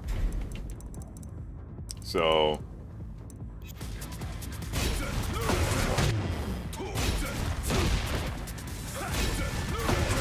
the problem is it's very, very risky. Or it's very, not risky. The timing is very strict. So you have to be very, you gotta buffer the step and immediately duck. Buffer the step, let go of the button, and then immediately duck and launch. If you don't buffer the step, you won't be able to do this.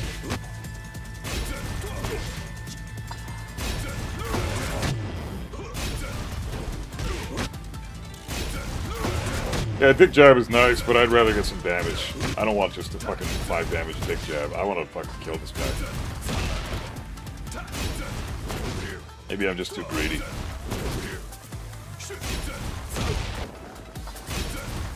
He's +7, yeah. +7 on back 1 is the best way for him to be in the Soul Zone. So, essentially, if you can beat everything this way via +7, you can beat everything the same exact way on any other frames. Because +7 is probably the most he'll be to get into Soul Zone, aside from on hit. Like, this is really consistent, though. To make it +5, you can probably... Oh, fuck. If +5 would be... Honestly, if look at the counterplay that this shit has, though.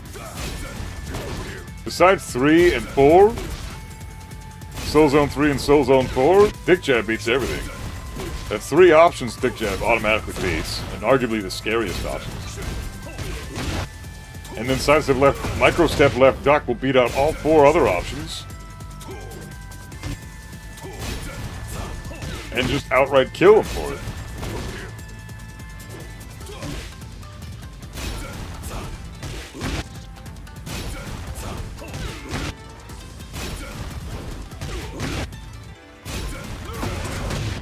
That one's tough. Yeah, honestly, this is consistent. You just have to be good at the timing. Even Soul Zone 2. You gotta be quick.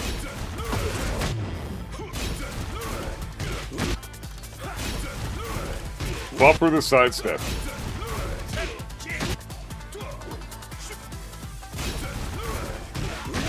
Maybe idea for Neft? What? I mean, for nerf, you mean? I don't think this should be +5. Or, because +7 is already destroying the stats. I mean, you're already destroying the stats at +7.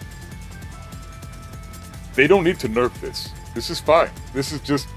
Get a sense of the timing. And then, if you're lazy and you don't care about damage, just Dick Jab him out of it. If you want some real damage and you want to scare the fuck out of the Raven from even bothering with Soul Zone anymore, then you want to do the proper counterplay. Like, look at this shit. What the fuck? If I was Raven and I saw Akazuya do that, I would be like, okay. That fucking stance is off the table. Jesus Christ. What the fuck do I do now? If I saw somebody do that in an actual match, I'd be like, holy shit, the guy knows the matchup. Oh my god, I'm fucked. So that's where I would throw that in, but then if you just stand there and block, he's minus 13 and you can kill him. Is there an update going for Tekken 8? Yeah, man, we're on maintenance right now. But then step right duck beats that. So. Or even just ducking, to be honest, because you got a lot of options that just... He's got 2 options that beat ducking. He's got 3 options that lose to ducking. Just straight up lose to ducking. So we're not even going to step right or step left, micro step left duck. Just duck.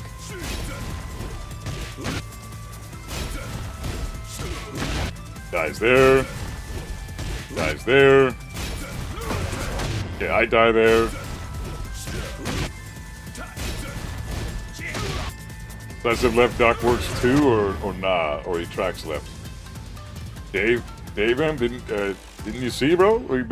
That's exactly what we've been doing to beat the shit up.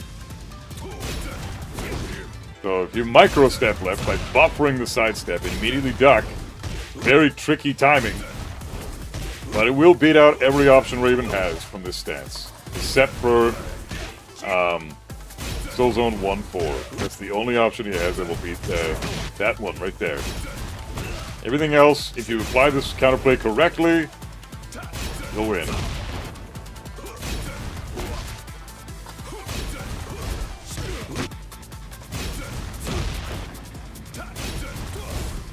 The timing is tricky.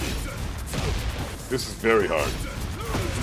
So honestly, Big Jab might just be your better option here. Because yeah, it loses the 2 options, it kind of sucks, but they're not that scary. Like the 4, we trade, and then the 3 will beat us outright. But it's not honestly that scary. Like that move is not even that's the one that probably Raven players would go for the least.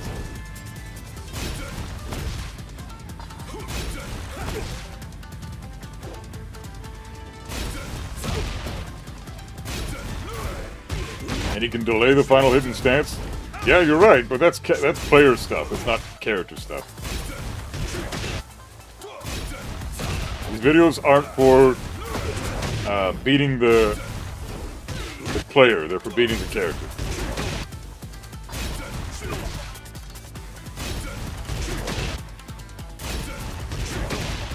He's risking a lot by doing that move to begin with, so honestly, that's I wouldn't even include that.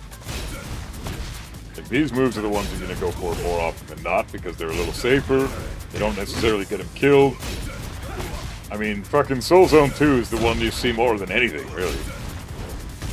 Soul Zone 3 you rarely see. Soul Zone 4 is common. Soul Zone 2 just outright gets fucking destroyed by this counterplay. Sidestep left duck, you're fucked. Soul Zone 3 dies immediately. The homing move dies if you're very fast with the micro step duck.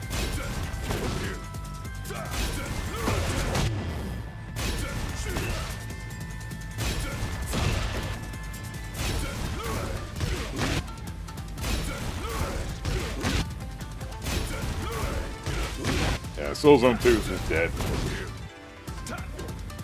Which is great, because that's already the best move in the stance taken care of. So, I think this is definitely worth doing.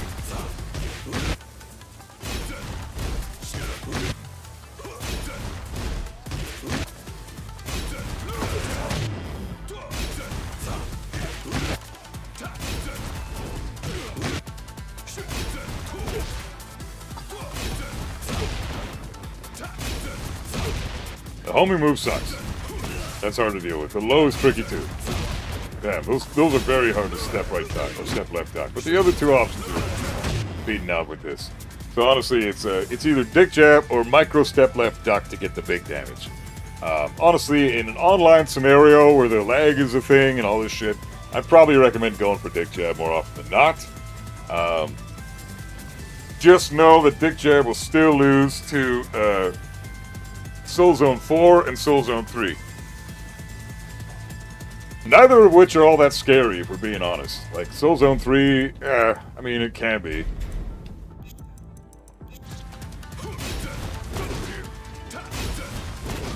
Because he's +5, and then he can be in back turn at +5. That's pretty scary. And you have to apply the other counterplay, you know, which is not going to happen, really. Transition interrupt is very character specific. Not every jab can float Raven. That's true. Yeah, you're right. So,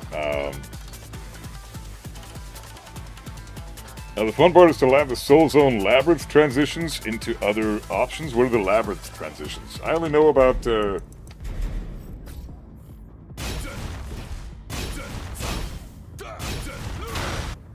Labyrinth transitions. This shit?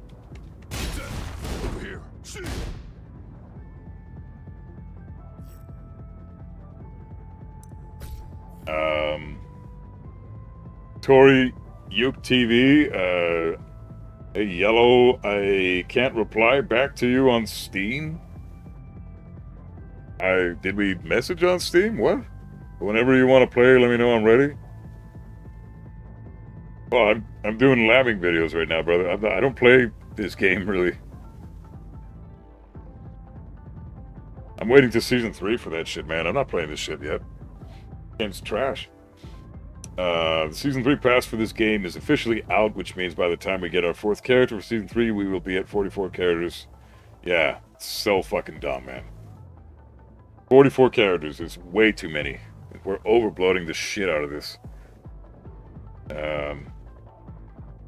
Yeah, I'm not playing. No disrespect to you, man. I'm not playing this fucking garbage game, dude. Fuck that. I'm labbing the game, I'm learning the characters. I don't learn really anything by playing in ranked. I just learned that this game's a mess because you're full of broken mechanics, broken characters. Heat is disgusting right now. We're getting nothing but rage quitters and cheaters and fucking lag switchers and one and doneers, which piss me off more than anything, really. And I'm just not interested in that environment. If I'm going to play anything online, it's going to be quick matches, and that's it. Maybe the odd viewer match here and there, but that's fucking it. I'm still learning stick right now, so I suck ass. I'm doing nothing but losing. So until I get good at stick, I'm not going to be taking this game seriously. Hold forward in stance.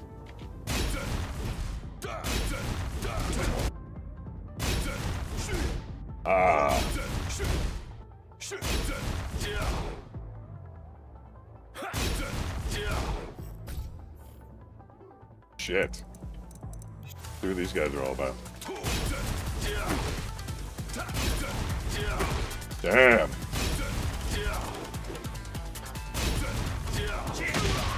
Damn.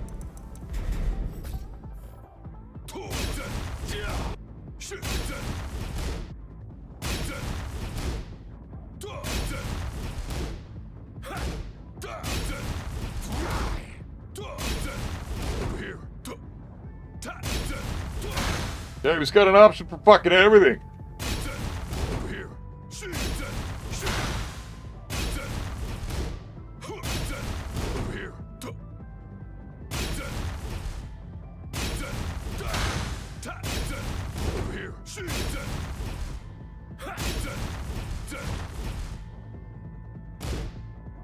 Raven has so many layers. Yeah, he's so fucking cool, man.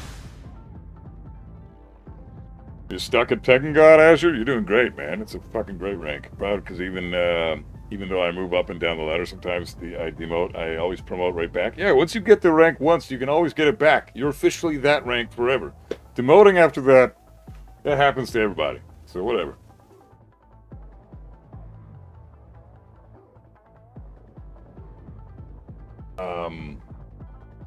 Yeah, Raven's sick, man. Sick character. Very reasonable counterplay, lots of mental stack, lots of tricks. But if you understand that there's like, if one option beats most, then really the mental stack is significantly degraded. So like sidestep right block, sidestep right duck, sidestep left block, or sidestep left duck against a lot of options, dick jab against a lot of options. I mean, you don't even have to think, just apply that counterplay, boom, Ravens reset back to where he normally is, and you get to take your turn. So, honestly, fucking more than reasonable character. This guy's great. I love Raven. We'll tackle the shit out of this video tomorrow. And hopefully bang this one out so I can get the Lars, Raven, etc. all this shit down for, before Resident Evil 9 comes out would be nice. But I'm gonna hopefully have all these characters done, well, hopefully, definitely have everybody done before we get Season 3, for sure. All the characters will have a video before then. So, Lars is on the way, and whatever, Raven's gonna be next, and then we got, who's next on the list after Raven? Who the fuck do I lab next? Oscar! Shit! And then Jack, and then Alyssa. So those next three. Jack is interesting. Oscar and Alyssa are gonna be a fucking nightmare to try to lab. Alyssa, maybe not so much, because she has stances we can figure out how to like her fucking destructive mode stance. Everybody wants to know how to beat that crap, so we're all gonna have to fucking be dialed in and buckle down for that bitch. Oscar, I don't fucking know what the hell's gonna happen. She's gonna be a nightmare. You don't share the enthusiasm facing Raven? Well, that's... Again, you just have to put in the time, man. He's not that bad. He really isn't that bad. The only reason you seem to... You're probably struggling is because you're unfamiliar with the matchup, right?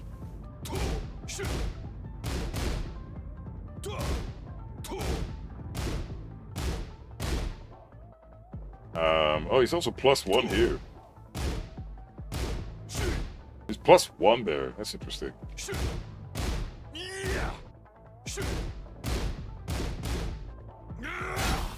So I'm even happier now, because this is a very common way for him to get into stance.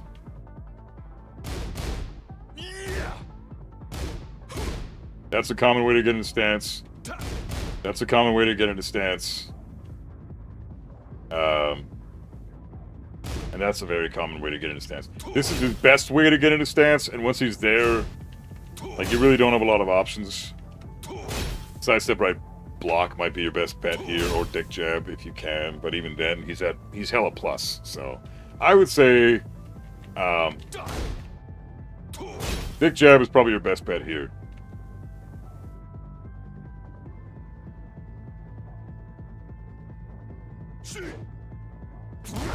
Usually 1+2 is very good. Yeah, this is a pressure tool big time. This power crush, this fucking move is so dumb. Everybody uses this, but nobody punishes it. It's -13 on block. Almost everybody gets a heat engager for that.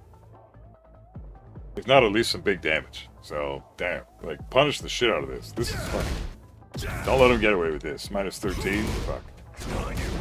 -15. This is launch punishable by the majority of the cast. That's pretty crazy. This is also -13. -12 for that new low. Like, his frames are not that great. Raven is a risky character, and he's constantly back-turned, and yeah, he's got that one-frame parry. This shit is crazy good. One frame. Takes one frame to engage here. I can be, let's say we'll do this, and I'm -9.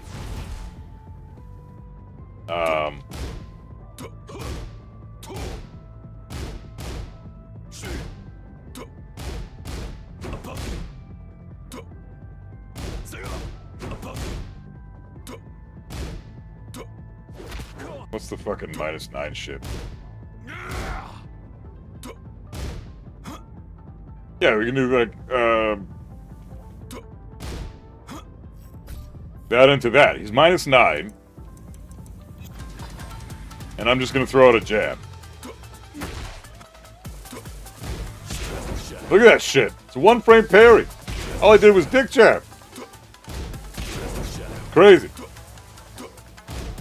It's a one-frame parry. It's amazing.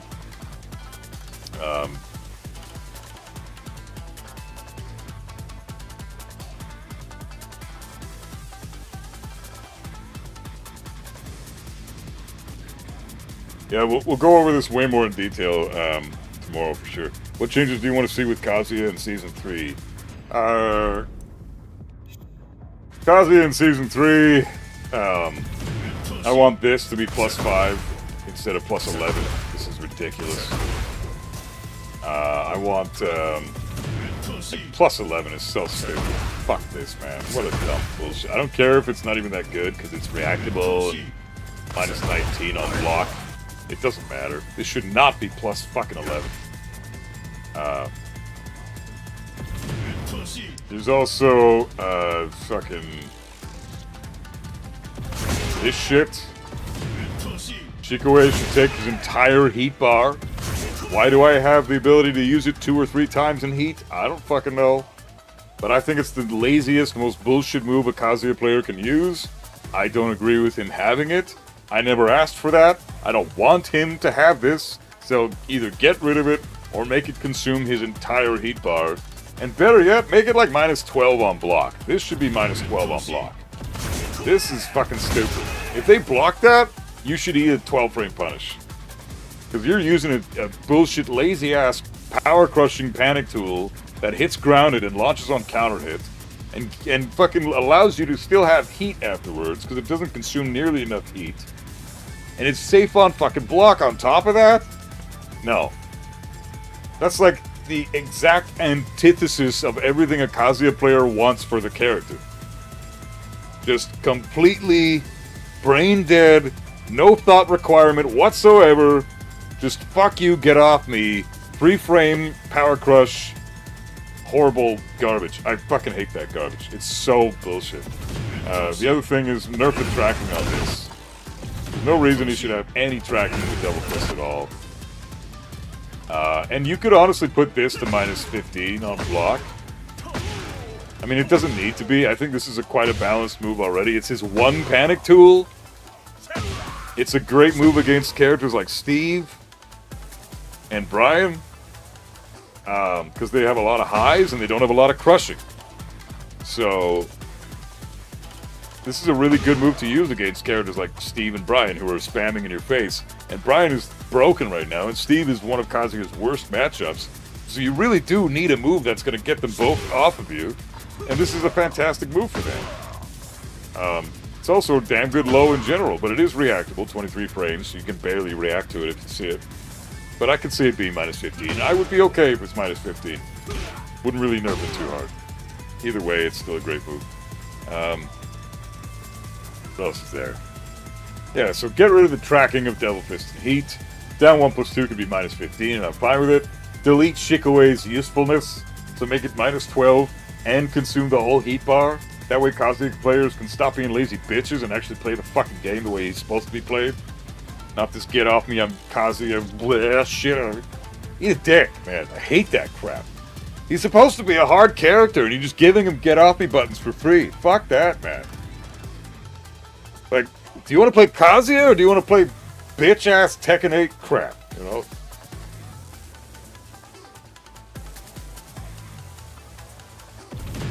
And then obviously like Devil Fist, or Devil Stomp is stupid. This is bullshit. This is like my favorite thing to abuse on this character right now.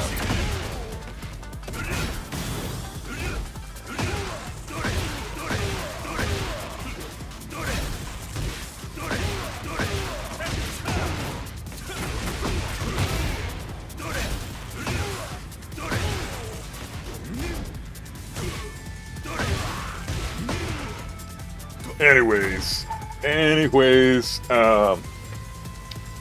yeah, I would nerf the shit out of all that stuff. He doesn't need any of that crap. It just makes him a stupid character. It makes him too Tekken 8 for me. So I don't even really use Shikaway or like I've used it a few times, but I don't agree with it at all. Yeah, and I would switch the Heat Smash as well. So right now, he does 2 hits, and then the animation's over. The kick and the punch. I would make it so that if you whiff the kick, the punch doesn't even come out. You whiff the kick, you're done. Animation's over, he's hella unsafe, everybody gets a full launch punish. Lars needs more plus frames, Spartan? No. Don't be silly. Nobody needs any buffs. Stop being silly. But yeah, I would get rid of all that crap. I fucking hate that stuff with Kazuya. He's garbage in this game, but that's still a bunch of Tekken 8 shit that I want gone. Because it's too much Tekken 8 for Kazuya. Give that trash to, I don't know, fucking Lars. Give it to a bitch character. Don't give it to my boy who's the coolest goddamn character in all of video games, you know? Why the fuck would you give such a badass, such scrubby-ass bitch tools? Hell no. Kazuya needs to have a mid-heat smash that wall splats. Yes, totally. Abso-fucking-lutely. Give him a broken mechanic and remove it from everybody else. Oh, that'd be so fucking sick, but no. Where do we even start with needing Hwoarang, Lars?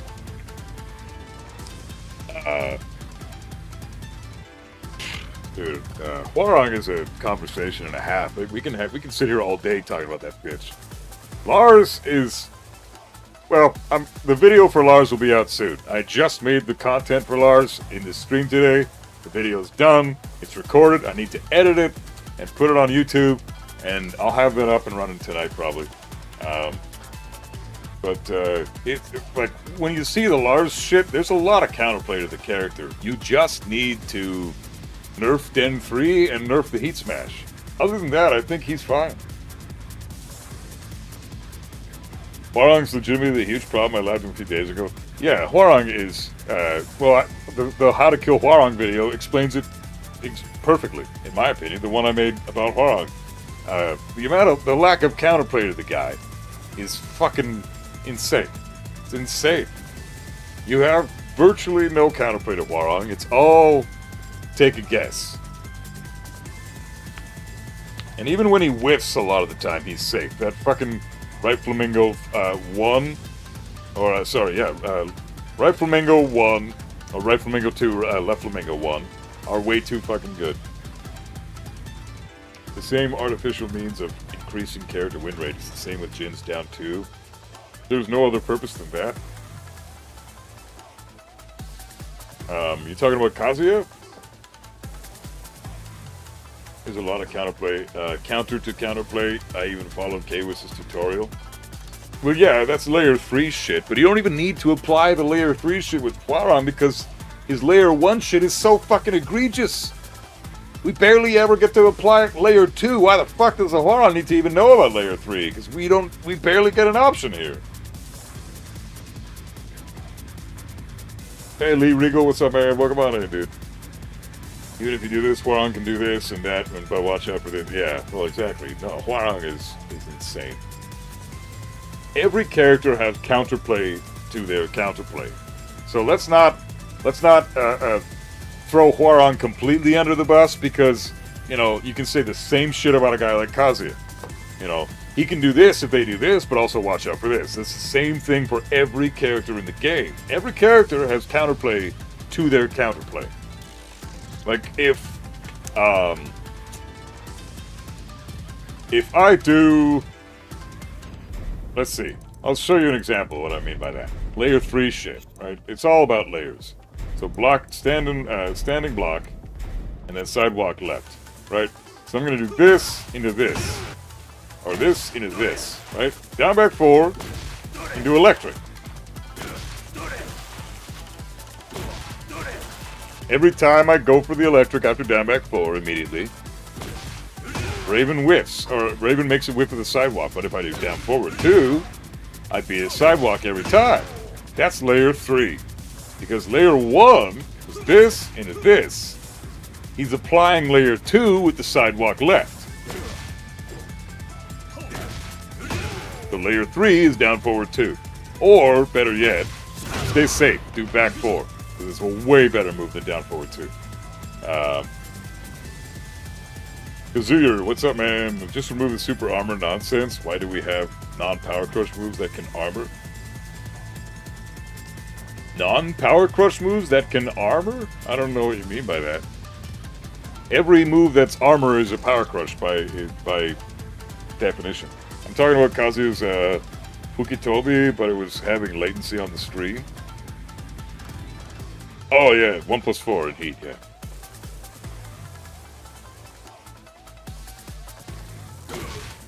Yeah, you can't step 1-1 after down back 4. That's a frame trap. So down forward 2. And then you can catch them like this. And you can hit confirm. So this is really good.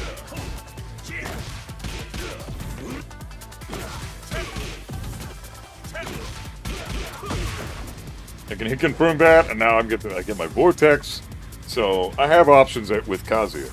But then Raven has options too. So okay, I think he's going to down forward 2 after down back 4. He's going to down back 4, and then he's going to down forward 2. So I'm going to step left block, right? So let's try.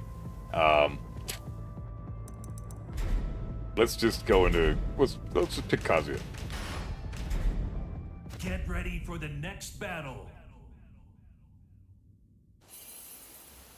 I mean, like, why do heat moves like his Devil Roar even exist? Yeah, I agree. The fucking Shikue, yeah. You can armor through stuff with that. Yeah, it's... I don't know why it exists. I hate that he has that. As an advocate for Kazuya and a huge, passionate Kazuya player, I hate that he has a panic tool that good. It's fucking stupid. It removes the entire identity and concept of Kazuya. I refuse to use that fucking move most of the time. Unless I'm 100% sure my opponent's gonna eat it and I don't really care one way or another, you know, in the moment. And maybe I'm pissed because my opponent's using Anna or some shit, then sure. If I'm playing against a broken bitch like Hwarang or Anna or Brian or something, I'll use Shikaway to get off me, because sometimes that's all you got, right? But, for the most part, I avoid the fuck out of the move because it's too much. So let's say Kazuya wants to do...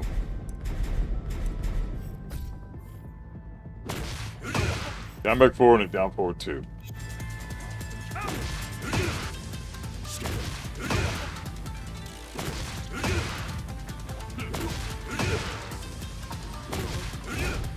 There you go. You can micro step left block and beat out this option.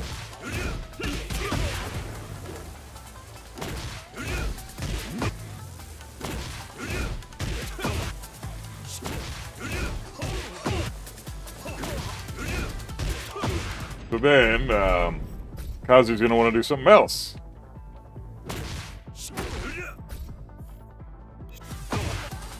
Which will be the layer 3.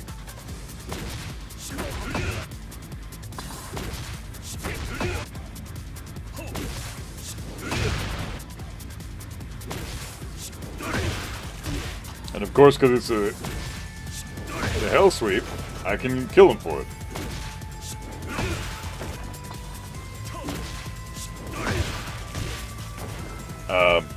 I think it's a reaction to the offensive capability of the game. It's less than Kazuya should have it, but more that he needs to have it to get rid of some of the pressure from other broken characters. I don't think he really needs that, because he already has down 1+2. So that's all the panic tools he needs. He's got 2 panic tools now because of that fucking shit. He used to have 0. Like, he never had panic tools in the history of Tekken. So giving him 2 really good ones is just like, fuck off. I don't want that with my character. No Kazuya player who's been playing the guy for longer than, I don't know, what's new for like 10 years. If you've only been playing Kazuya for 10 years or less, then you probably don't care that he has a panic tool like that, because you're still brand new with the character. But I've been playing the guy for 31 fucking years, and he's never had panic tools, and I don't want him to ever have that shit. It drives me fucking crazy.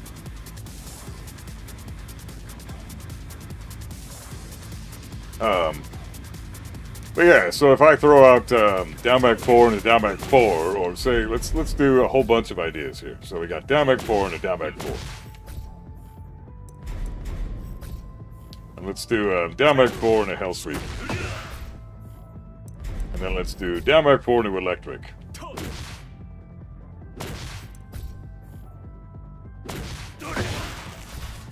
Now let's do down back 4 and a patricide.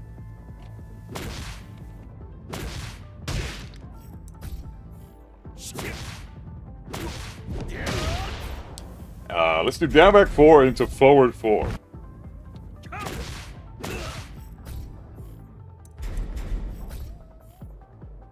Down back 4 and a down forward 1-2. Let's just do down back 4, down forward 1. Oh, fuck that. Down forward 1, down forward 2. There you go. That's a reasonable move, because that's a pretty cheap string. So what's his cheap shit? Down back 4 into forward 4-3. So I think that about covers all of it, right? That's all of his really good shit. Right? So there's all of his, like, 7 options that you'll see Kazuya players go for to do it.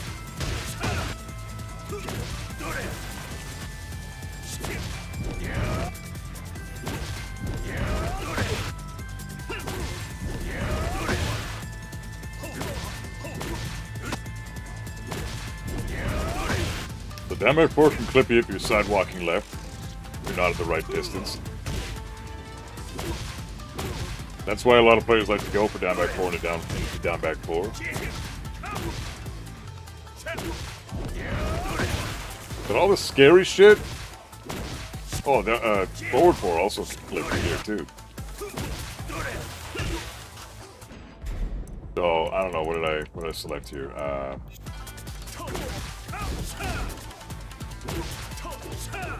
Down 4 1, down 4 2 whiffs.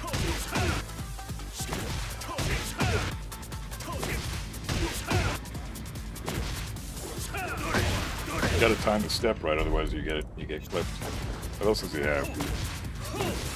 Forward 4 is pretty decent at clipping you if you eat the down back forward. Can backdash block neutralize most of them? Backdash block? Or backdash sidestep left? That's a lot of frames that you use. Yeah, you can't. You have nowhere near enough frames for that. Backdash and then sidestep takes forever.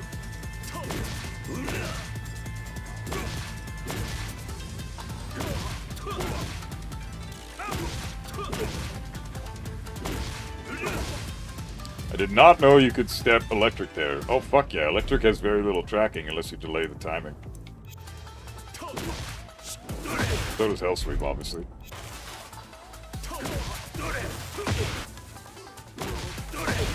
You can't step it right, though. You can walk it right.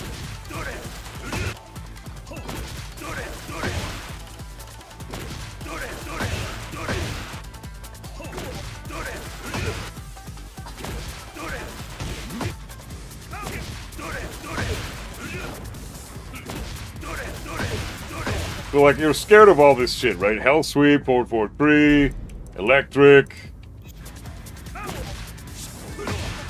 Kill him for Hell Sweep. What else does he have? Patricide. Everybody talks about Patricide like it's this god button. This is not a god button. If you can do this against that button, it's not a god button. What do you do to step down back 4, side step? You got to side walk left. So if you do something like what's a move that I can show as an example? There's that +4 here, then you can do down back 4. So down back 4 and a down back 4 is going to clip you if you try to side walk it left. But say he does, I don't know, down forward 4, down back 4. That's only +2, right? Down 4 +2 and a down back 4.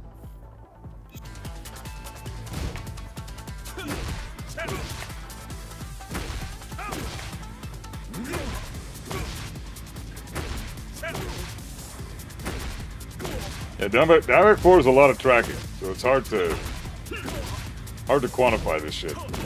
But yeah, you want to sidewalk it left typically. So if he's just doing down back 4 leisurely, you can just sidewalk it left. It's very sidewalkable to the left.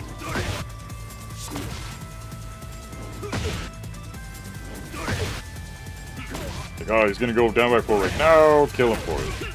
So yes, but if you have a frame advantage.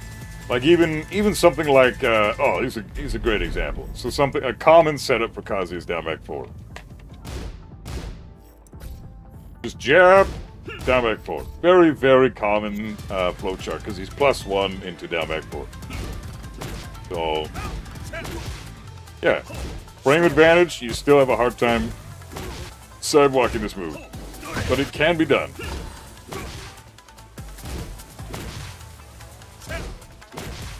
Very, very good move. This is his best low, in my opinion. Fuck the hell sweep. This is what his move. This is what this move is for, to cover his weaknesses, right? Because his homing moves aren't the greatest, so he has pretty much his best poking and only poking tool to catch sidewalkers. So the only time you can actually step down back forward is when it's neutral, and he's just throwing it out normally. And even then, you have to sidewalk it left. A lot of Kazuya players do down back forward in a mix-up. Yeah, it's true. Yeah. It's a good mix-up. But you don't need to guess there, because even if they do that, the only things that you need to really worry about are down back 4 into down forward 2, which can counter hit launch. Pretty scary, yeah, but it's also minus 12 on block. Down back 4 into down forward 4, not that scary, just a 13 frame mid poke. My plus 2 on hit barely does any damage. You know, fucking who cares? 10 damage, who gives a fuck, right? One of the shittiest 13 frame mids in the game. He's also got down back 4 and a jab, which is probably my favorite option.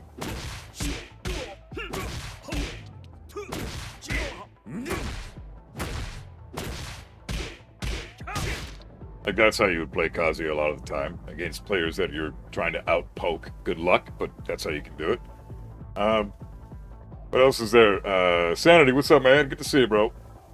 Jim Mike, Kazuya has to be fair. If you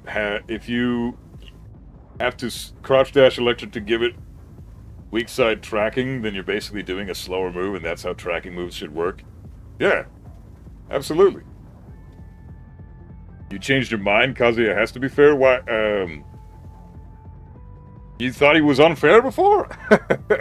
Well, again, Chad is a great player, and he knows a lot about his characters, but when it comes to the Mishimas, he doesn't know a lot of this stuff. So you have scary options you need to look for, but it's never a guess. You never have to worry about just guessing, right? Because the only thing that you really should be nervous about is his down forward 2. After you eat it down back 4. That's the only move that's really all that scary. His jab is not that big a deal.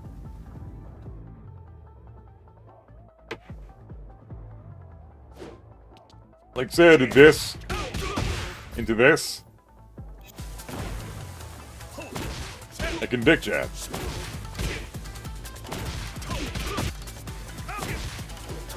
You can also sidestep right.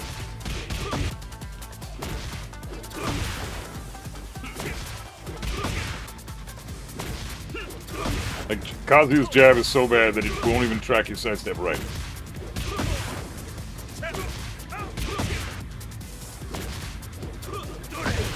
You can sidewalk it right.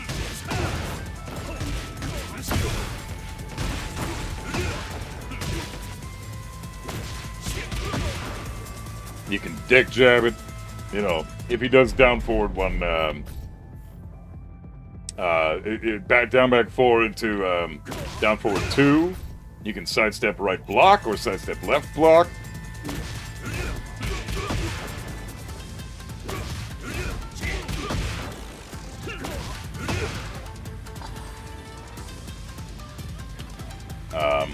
If he has to realign, then it's fine, honestly. Yeah, because then you're just mixing up your timing and you're being a good Tekken player. What about Kazuya's CD1? Terrible move. Nobody uses it in combos as a tornado link. Nobody uses it in neutral since his animation is so slow and notable. And it's minus 16 on block, which is just launch. Shouldn't the move get reworked or adjusted? No, it doesn't need that because CD1 has a couple of properties about it that are really good in heat. So if you do like CD1, which is a terrible move, terrible fucking move, you're going to want to do this in heat, and you want to do it against the wall, in the corner, and set them up for... Oh man, it's going to be hard to explain, but who is Kazuya's worst matchups? Good question. Lily, Steve, Lee, Yoshimitsu, and Dragunov. And maybe Jin. You can throw Jin in there too. Jin just has everything Kazuya has and then some. So you're in this position, you've got your opponent in the corner, okay? Now you want to You want to bound them here, and then you're going to do heat. Then you're going to record the status, and then because... Actually, fuck that. I want to be in this here.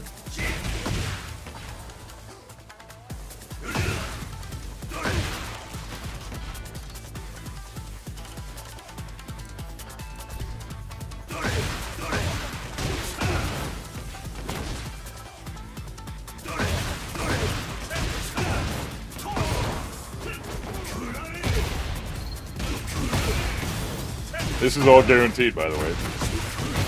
Okay, so that's a setup.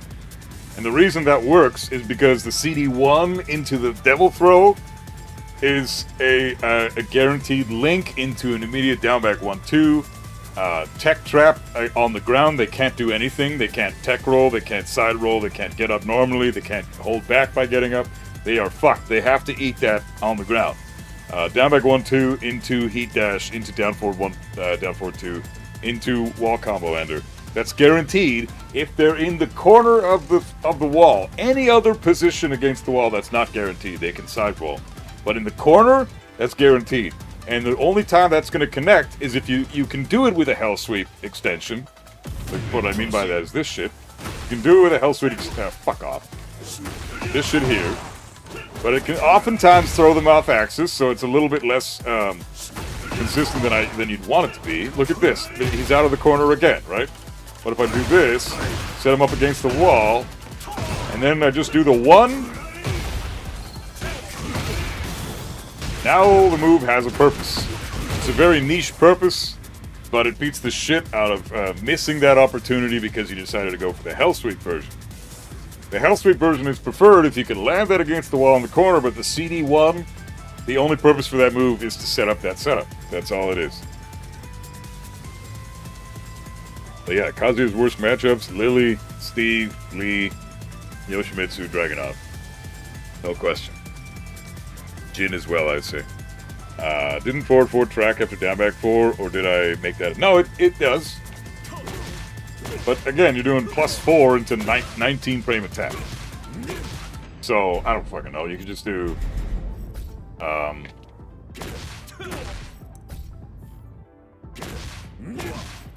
down back 4 and a forward 4. Cool.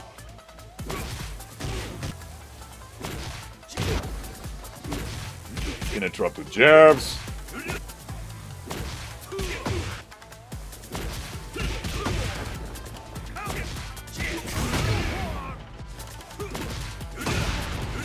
This is the problem. Yes, Kazuya gets +4 here, but all of his best tools are so slow. All the tools that Kazuya wants to go for are fucking so slow that you don't get the opportunity to really capitalize on the plus frames. That's why +4 for Kazuya is really who gives a fuck. You don't get anything for +4. You can get it down forward too, and then if they block it, which oftentimes they will, you're -12 and you die, or you get fucked up for it at least. So it's a mix-up. Down back 4 does set up a scenario where it can be potentially scary for you as the defender, but it is also almost equally as scary for the Kazuya, because I can't tell you how many times I went down back 4 into, say, electric, or down back 4 into forward 3 or something. Down back 4, forward 4, 3. Down back 4, forward 4. You get countered and interrupted. Forward 4, 3. Countered and interrupted. Down back 4, patricide. Big time. Countered and interrupted. Down back 4 into hell sweep. Big time interrupt. Like, what the fuck? So, it's just as scary for you as it is for the Kazuya player. And vice versa. So, so you just guess. No, you don't guess. You observe what your opponent likes to do. That's how people beat my Kazuya most of the time. I like to usually down back 4 into electric. That's my favorite. My favorite is this. This is my classic, because this can't be stepped by anybody but Lily. She's the only character that can step this. So this perfect setup, in my opinion, is... because he's +4 and then I do a 13 frame mid, so I can't be interrupted. This will check my opponent. But then if they block it, I'm now -9, and now I have to respect them. Now I do this, and then I have to block. I'm forced to block now. I can't fucking pursue anymore, because -9. I don't even get to set up counter hits or do a power crush or a sabaki or anything. I'm fucked. I'm cut off of doing anything. I have to respect my opponent. So, this is a good option. Back 2. This is a great option because you're at the same, you're +4 into a 14-frame move. Jab is a great option. Down forward 2 is a good option. But again, these are all risky tools. Back 2 is probably the other better one besides down forward 4. Back 2 is a great one because you get +4, and your opponent is still in your face, and you can then go for another setup. But it's not necessarily a guess.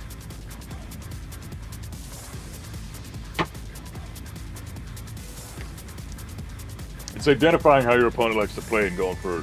Honestly, if I eat down back 4, I'm probably going to jab interrupt everything else Kazuya does after that because he is so fucking slow. He is so slow.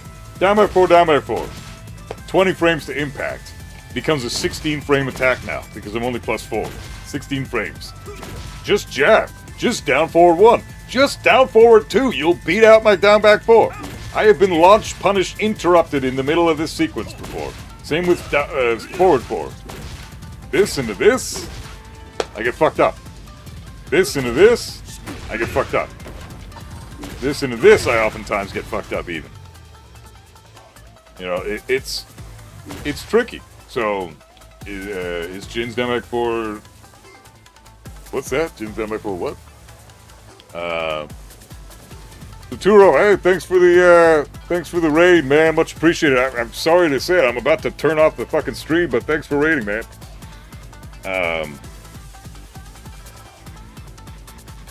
The RPS is like 60-40 in his favor. Exactly, yeah. You're way more in favor than your opponent if in that situation because you hit them with a move that's plus. So you've earned that ability, right? That's more than fair. I hit you with a move that's plus on hit. I get to take those frames, but you don't always get to. Hey, Channel Reindeer, what's up, man? How you doing? Good to see you, man. How's everything going, brother?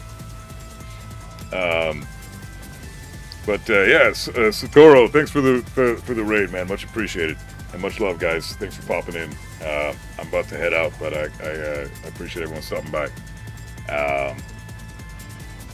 But he's not slow. He has a 14-frame counter launcher. No, I never said he was slow. But his best tools are slow. Like this is slow. This is slow. This is slow. This is slow. Even this requires a little bit of timing because you need to input with a forward. It starts with a forward input. So immediately you're not blocking at the very beginning of that move. This is slow, right? This is slow. So those are all his best tools. That's the shit that Kazuya wants to do. So force him to do the tools he's not super keen on doing. Like this into this. I don't want to do this.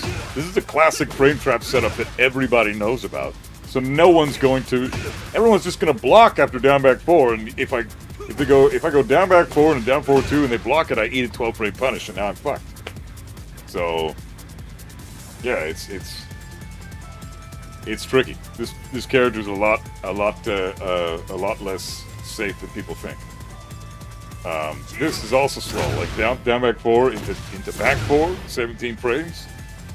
Like just jab check here, or do a 12-frame mid or something. He will beat out everything he can do except for down forward 4 or down forward 2. So jab checking is never a bad option.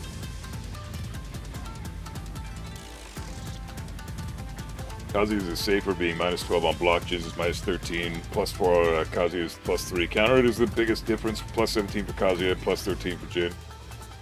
Yeah, that's true. So the Jin's down back 4 is way better than Kazuya's down back 4, but on paper, Kazuya's is way better than Jin's, and it's funny how that works. But it's all about the character's move lists, right? So Kazuya's down back 4 doesn't complement his move list as much as Jin's down back 4 does.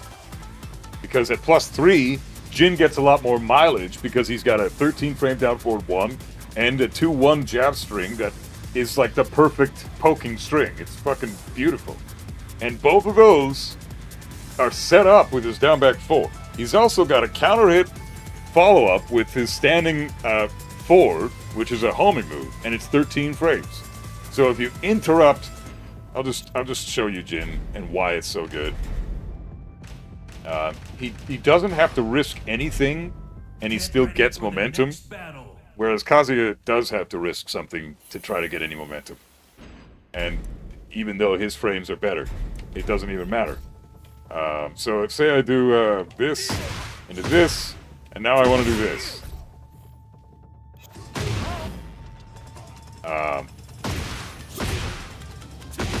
That's guaranteed. All I did was jab interrupt.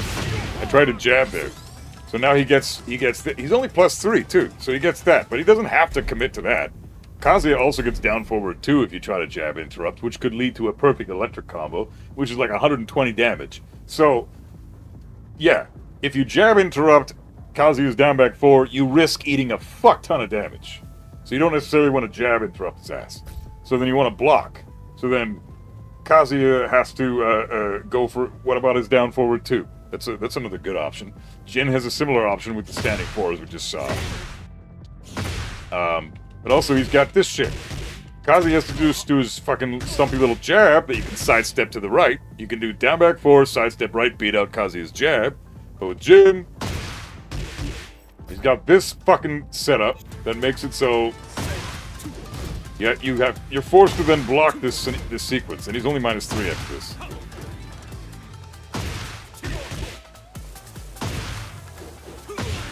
So at that point, you're forced to then... You gotta time the sidestep right.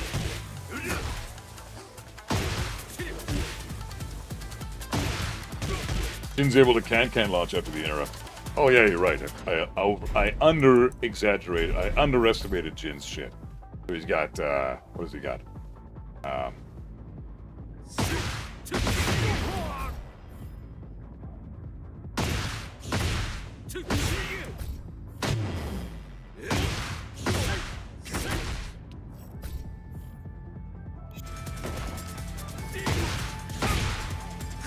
Yeah, you're right. Fuck. So Jin gets a full launch as well. So it's just as rewarding for both of them, really.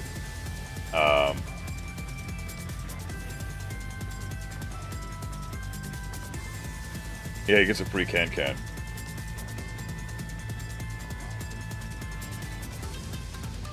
Jin doesn't kill me for pressing in a down back 4. Well, I just showed you that he does, and the chat is also telling you that he does. Jin's down forward 1 is the difference. Yeah, exactly. That's the main. Well, the 2-1 string is scary because he can do 2-1 delay 4. So if I step him to the left after down back 3, then 2-1 delayed 4 kills me. If he does this into the electric, its step left will die because it tracks sidestep right or sidestep left. There's also, but he risks launch for that? No, he doesn't. No, he does not. What are you talking about? How does he risk the launch? Explain that to me. I would still prefer Kazuya's down back 4.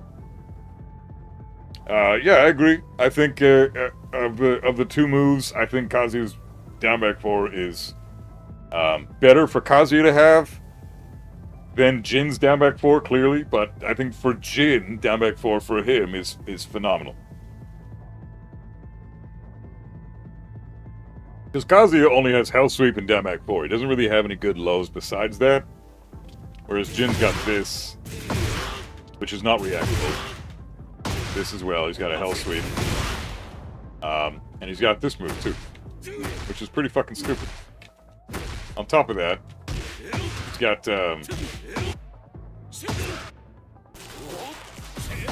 what's the fuck? There it is. This shit too. Right? Lots of good lows. Jin's got lots of good lows that you don't have to worry about shit with. So yeah, but they won't can unless they see the trade. It's hit confirmable, exactly. You can can on reaction to the trade. Yeah, you're not risking anything. Can's launch on block. Nobody is blocking the can though. That's the problem. You're never blocking the can. So Jin's actually risking less than Kazuya here in this sequence. I can show you what I mean by that. So if I do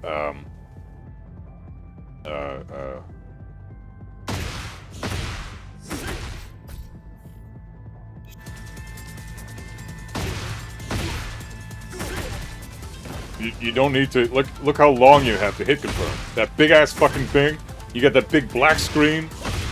Okay, he did that. I'm gonna hit confirm, kill him with the can. Where is the risk there? You're not blocking shit. I'm just dead. So no, Jin is not risking shit for that. It's the same kind. It's almost the exact same sequence here. He gets a standing 4 that trades with a jab that then leads to a full launch. Kazuya gets a down forward 2 that trades with a jab that then leads to a full launch. Similar scenario. Jin is just outside of that launch punish or that launch concept, which they both get to enjoy. So that's a feature for both these characters. Jin also has this shit. Down forward 1, which is a move that can really really turn the tides for Jin. It's +4, it's a long range, 13 frame mid poke. Kazuya doesn't have anything like that. So the fact that this leads into this so well is really good. And this is guaranteed. If he presses anything besides the jab, this is guaranteed. So, but you can't say that really about anything that Kazuya has. His back 2, I guess his down forward 4, but what the fuck does that do? +2 on hit. It's not very relevant. You can't get any real momentum building with Kazuya for that. So objectively speaking, like there's no question about it. Jin's down back 4 does a lot more for Jin than Kazuya's does for him. There's just more things he can do because he's got this solid poking tools. If you mash at all, he can do this into Sen or Zen stance, whatever you call it. That bullshit. If you mash at all, he can just risk doing this. He can stay safe and do this. He can then delay the last hit.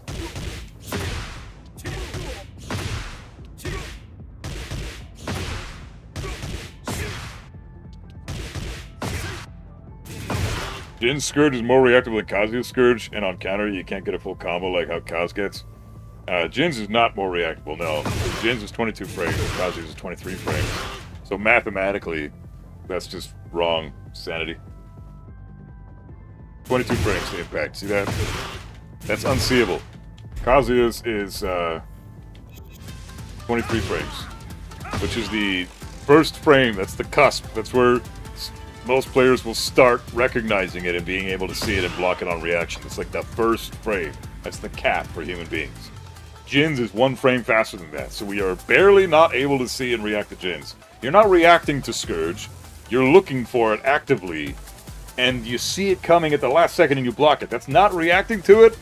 Reacting to it would be like blocking Brian's Snake Edge, because you're always going to react to that, right? Blocking his Snake Edge is reacting to the move. What we're doing with Jin's down 2 and Kazuya's down, even Kazuya's down 1+2, you're not really reacting to the move. You're looking for it and you're trying to block it on reaction, but it's not a reaction. It's a reaction guided by the process of actively seeking out the move to beat it in that instance. So, not the same thing.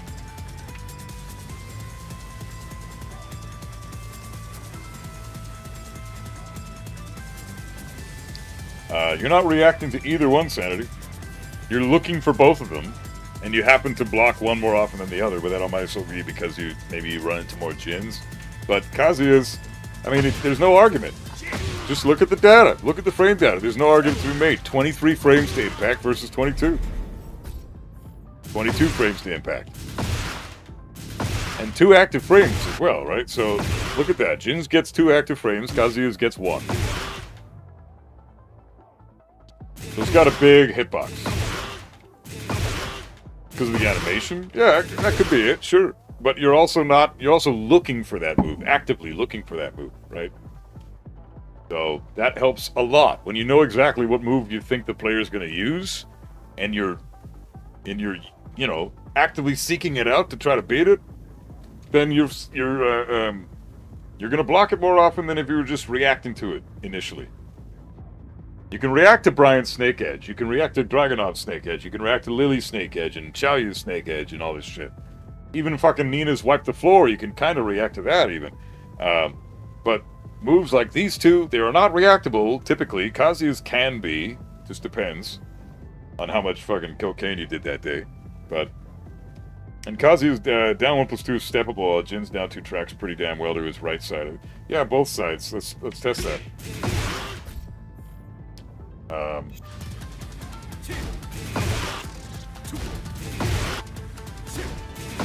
So I can't side step in either direction. I'm side walking left now. Side walking right. Yeah, you can't step it. There's no stepping this. I'm side walking both directions. Side step, you die. Side step, you die. Side walk, you die. Side walk, you die. Okay, so now let's go with now let's see Kazuya's. Standing block and sidewalk left.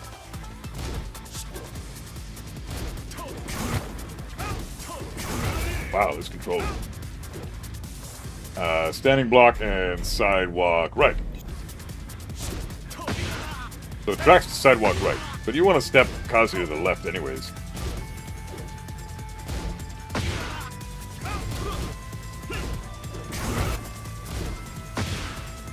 So it doesn't track to Kazuya's weak side, which, I mean, nothing does. Very few moves actually track to his weak side.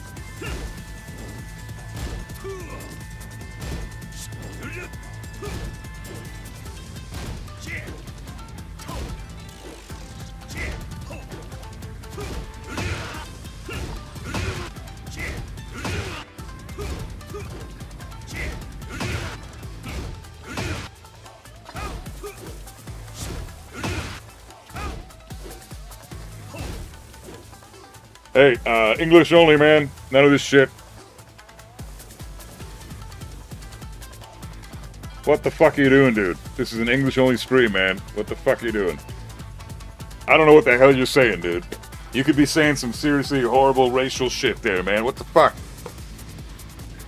You can hear me speaking, right? How fucking stupid must you be to type in your native language and you hear me speaking obviously fucking English? Jesus Christ, get the fuck out of here, dumbass. I don't want people that stupid in the chat room. Jesus fucking Christ. Obviously, if I'm not speaking your fucking dumbass, whatever the hell, Arabic, then I'm not gonna fucking know what the hell you're saying. So don't fucking type Arabic in the chat, you moron. Jesus fucking Christ.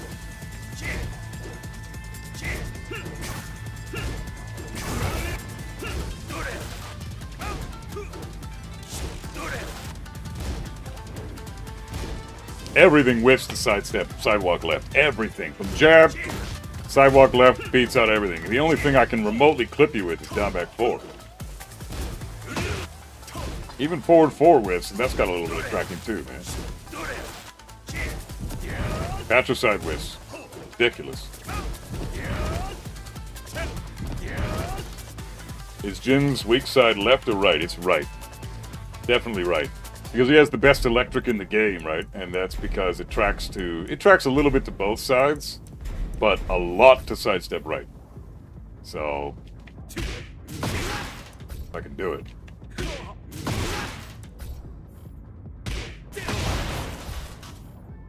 Yeah, best electric in the game.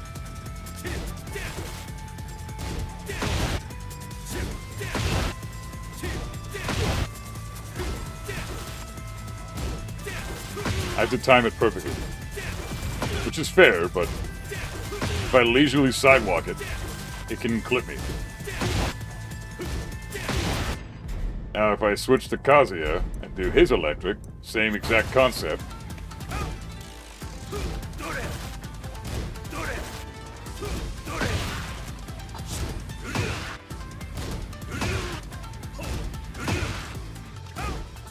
Jesus fuck.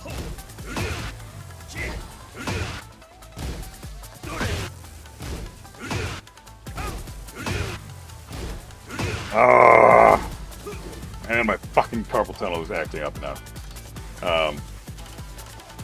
Oh, Jesus Christ. You know I'm in a fucking lot of pain when I can't even fucking do a single electric. Jesus fucking Christ. Devil Jin's electric is the same thing. All the electrics but Jin's are the same. Jin's just has a really stupid busted electric. Fucking hell. I think he's like half Mishima, so I think you need to try to step his hell sweep to the left. I think so. If I can remember. Yeah, I'm pretty sure it's side step left.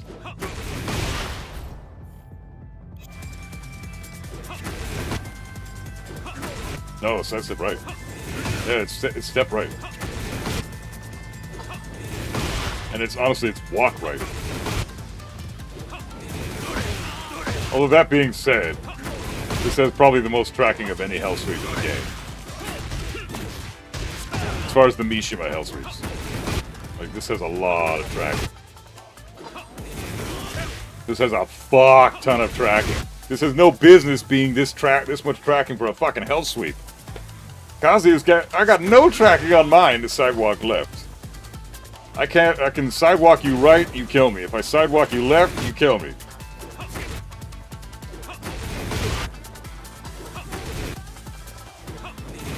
You gotta time the sidewalk right perfectly. Sidewalk right perfectly.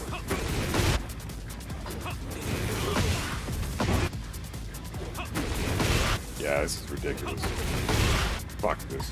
So, Jin's hell sweep is better, his electric is better, he's got better poking, he gets more utility with fewer plus frames, and he has all the tools the Mishimas have, aside from a fucking flash punch, so he's not technically a Mishima, but he still has a 10 frame that wall splats. So, like, the difference in power between Jin and Kazuya is fucking insane. Like, it's unbelievable. Considering they're both the same, similar archetypes of characters, one is clearly way more equipped for this game than the other. And he's more handsome. You fucking take that shit back down. You think fucking not having any scars on your face and having 2 different colored eyeballs is fucking not sexy? Fuck out of here, alright? Kazuya's a sexy ass bitch. The fucking red eye with the blue eye with the scars on his face and the grimace. I mean, come on. That's a sexy ass man right there. A face a mother and other people could love. I was wondering because I have to wave dash electric or deep dash electric. Deep dash is probably the better way to go. It's easier and it does the same thing as wave dash.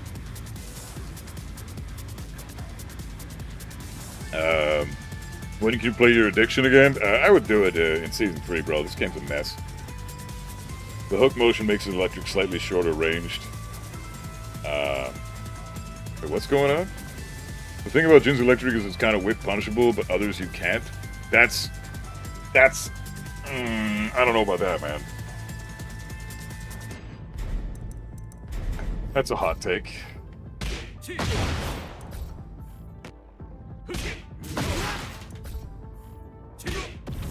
What the fuck is this controller doing? There we go.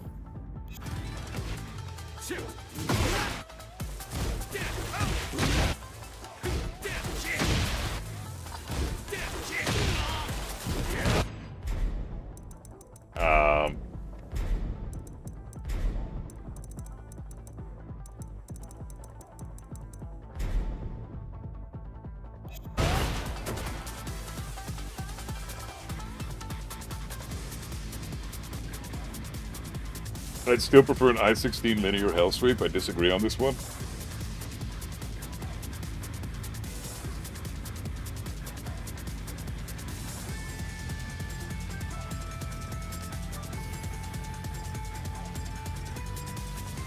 When you see a Jin with electric, yeah, if you duck it, yeah, I agree. It's a little, it's susceptible to launch punish that way. But if you sidestep it, they're very similar.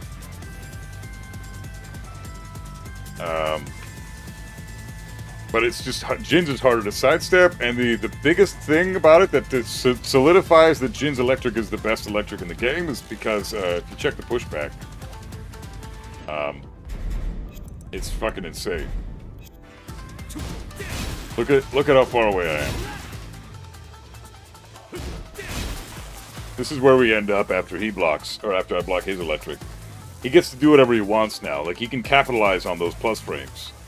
He's +5, and now he gets to capitalize. If I make him block my electric...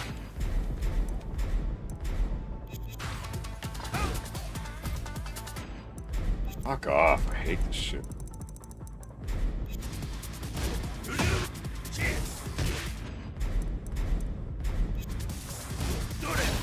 Look how far away we are now. Like, I have to back 4 if I want to capitalize.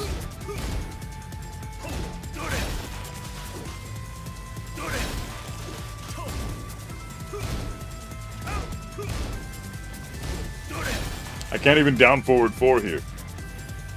Jin gets to do things. I don't. That's the main reason his electric is the best. It tracks way better than all the other electrics. It's easier to whip punish, but it tracks better and it has less pushback. And the damage is the same. Even though it tail spins right away, it doesn't matter because Jin can, or tornado spins I should say right away, but it doesn't matter because Jin has multiple different tail spins in the combo to extend the combo. And the electric combo can often exceed 90 to 100 damage if you're really good. So, yeah, there's no real comparison. Jin has by far the best electric and the best hell sweep, in my opinion. Because it tracks to both sides and it floor breaks. And the Oki scenario after that is fucking stupid. You're in face down, feet fucking away. Or face up, feet away. That's like the worst position to be in.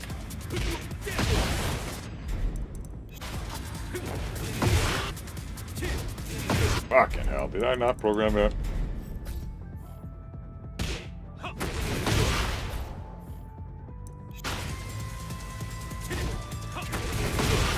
Face up, feet away. Horrible spot to be in. So now he gets to do stuff.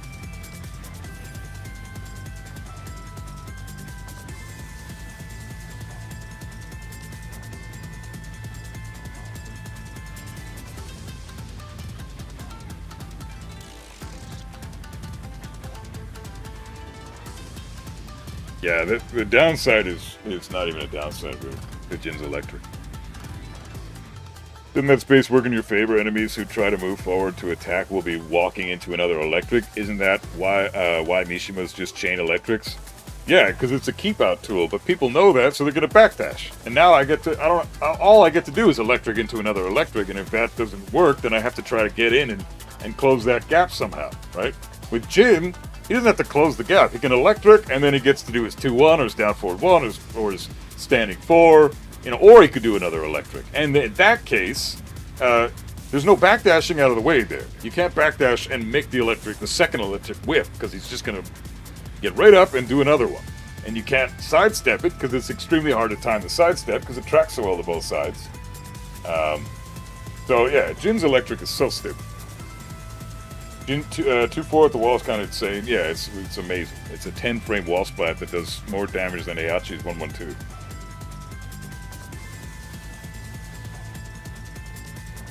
But you can launch -13 lows? Yeah, but Jin can launch -14 lows, so like, it's not that... And Kazuya's punishment should be better than Jin's. The one thing that I should always be better than Jin in this game. And you can't even really say that a lot of the time, because you've got a stupid good 13-frame punish from while standing that also breaks the floor, so it could potentially launch as well. He's got a way better 11-frame punish than Kazuya does. And his 14-frame punish is a full launch. He's one of a few characters in the game that has that. Kazuya's got a 13-frame, but the difference is his range on a while standing 2 is way better than my range on twin pistons. So he can launch things that are -14 that Kazuya can't, even though they're -14, because they leave you far away. Right? So there is that. There is that to worry about. Like, in my opinion, there's no argument. Jin is like 10 times better than Kazuya. He's got everything Kazuya has and then some. So he's a horrible character. I hate his design. And then on top of that, we have the biggest offender. The reason I think this is the most broken shit that he has. Like, there's no reason he should have this. There's no reason he should have that. Why does he fucking have that? That's insane. A wall splatting heat smash that's 15 frames that tracks the sidestep left is bullshit. It's ridiculous. Anyways, guys, I'm gonna take off. I gotta go to work, and I'm already kind of late, so I'm gonna raid somebody though, because we've got a whole bunch of people in Twitch, so I'd like to share the love. But yeah, tomorrow we'll do the Raven video, and we'll knock that shit out. Who do we got in? Oh fuck, there's who the fuck? Oh, Chad's streaming. Oh fuck, we're raiding Chad for sure. Okay, guys, let's raid Chad. Everybody go follow this guy. I love this guy. Him and I completely disagree on Kazi 150%, but I will educate him, and then he'll change his mind, and then everything will be wonderful and blissful with the world.